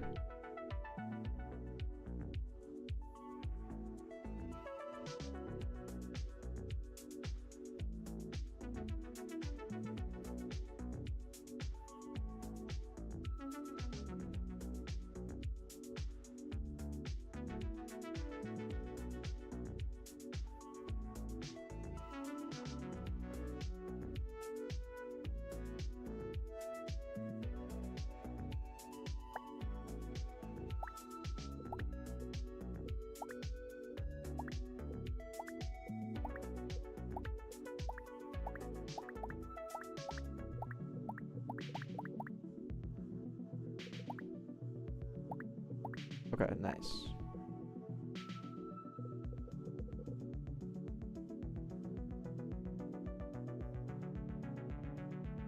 Fiverr, I actually started with Fusion. And this is actually the first project I've used React on. Hey, Pavan. So I would still say I'm learning.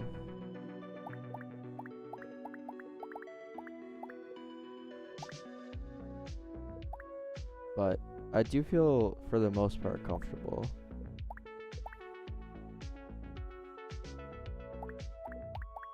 An all button? Why did I make the switch? Basically, React Lua is like a one-to-one port almost of the real React, which is used heavily outside of, you know, Roblox. So it's a good transferable skill, is one. Secondly, the longevity of Fusion versus React. Fusion is kind of just maintained mostly by one guy. And React is, you know, heavily maintained outside of even Roblox and use in the real world, like I said earlier. But also, what I meant to say is Roblox themselves even use React Lua for things like the core GUI and the actually the Roblox app. Yeah, exactly, Target.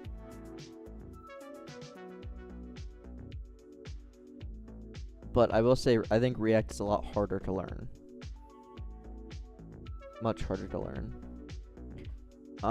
And I hear a lot of people talking about Vide now.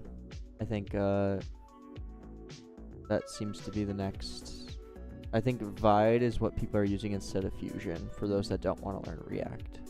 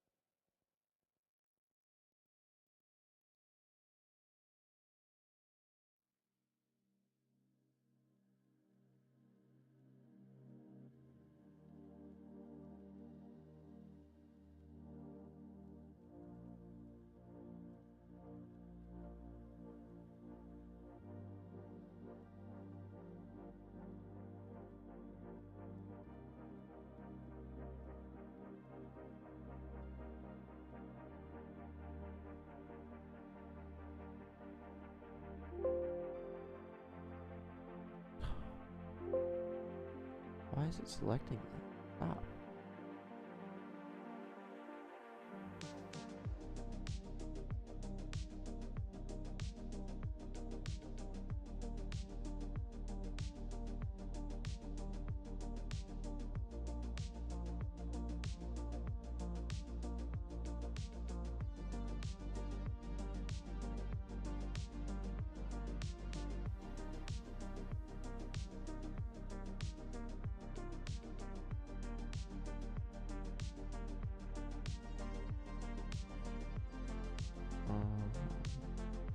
Color overlay and fill to 22.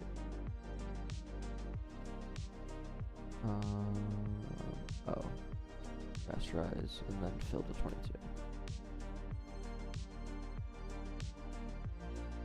And then copy layer style, paste layer style.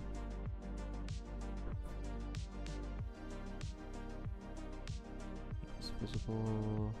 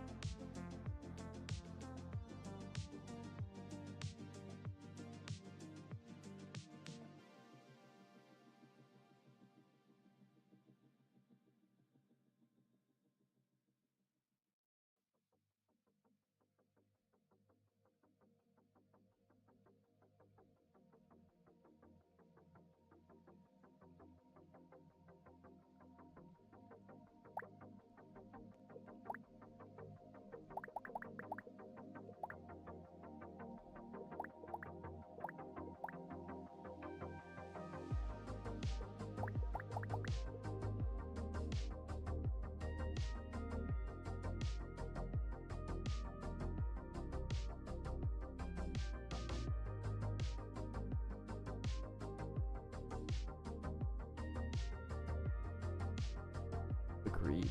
Way too big. Actually, only this.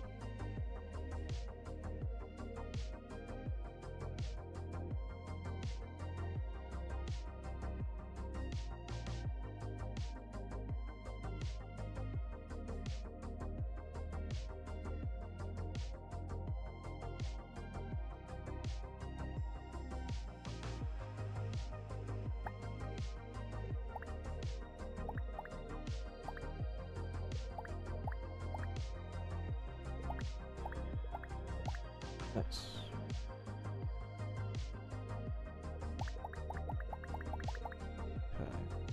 I actually want the whole thing to be a little bit bigger. Like 80 and move it just a little bit.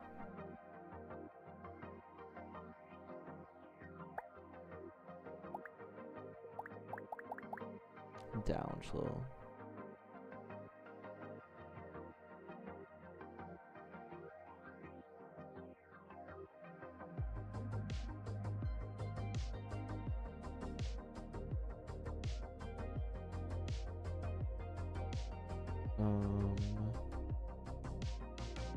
Down like a hair.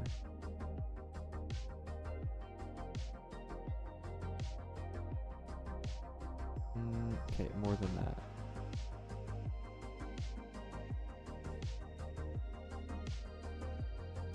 There we go.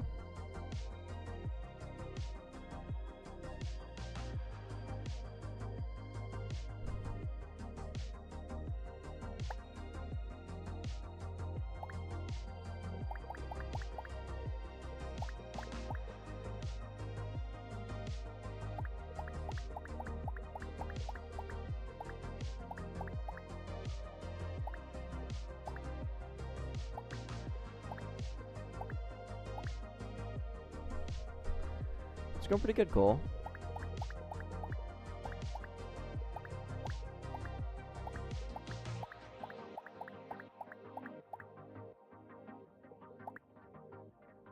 Our tabs are almost fully working. Gotta add the last one.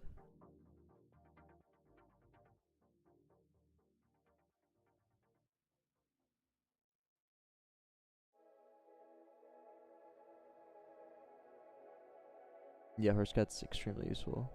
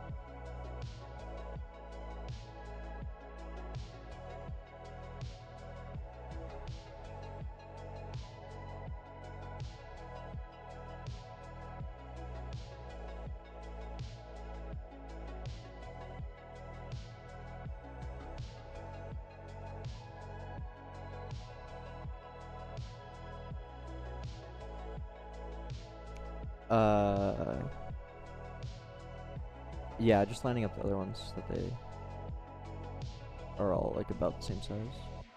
That format? What format?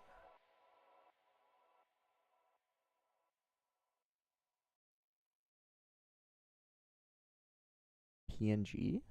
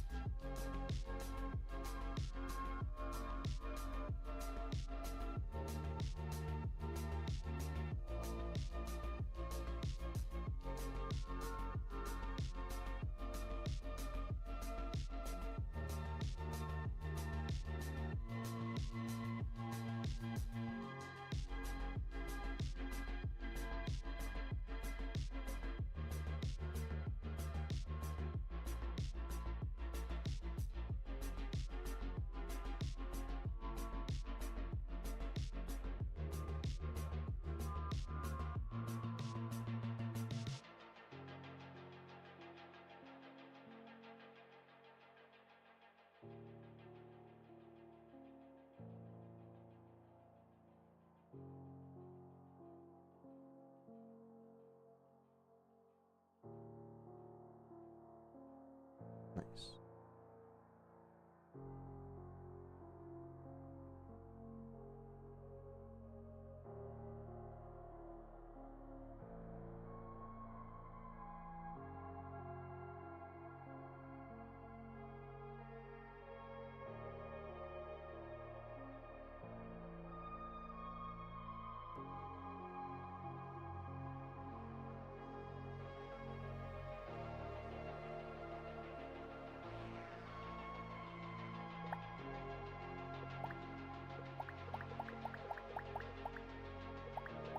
Amazing.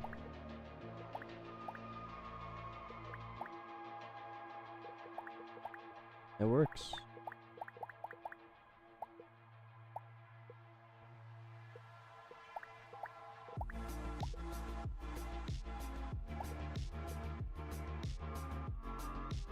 Why do we need an all button? Can you just like uncheck it? Or is that not obvious? I don't think we need an all button.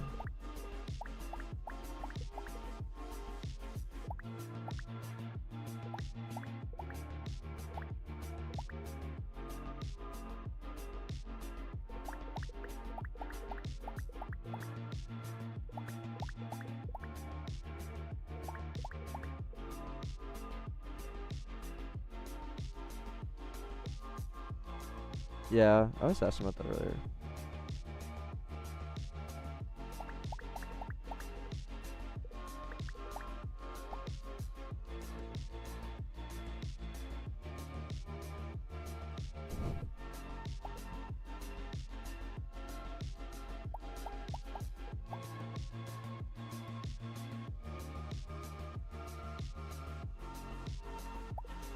Alrighty.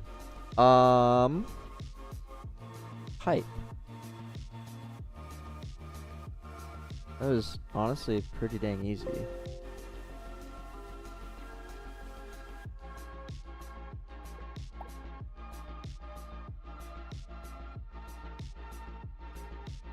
Okay.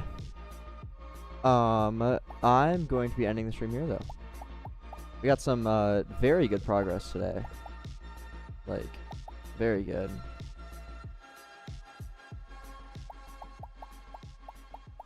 So I'm gonna be ending it here, but I appreciate everyone hanging. It was a good stream. Got a lot done. And lots of good stuff actually. Very productive today. I appreciate everyone hanging with me, and I will see you all later. Goodbye.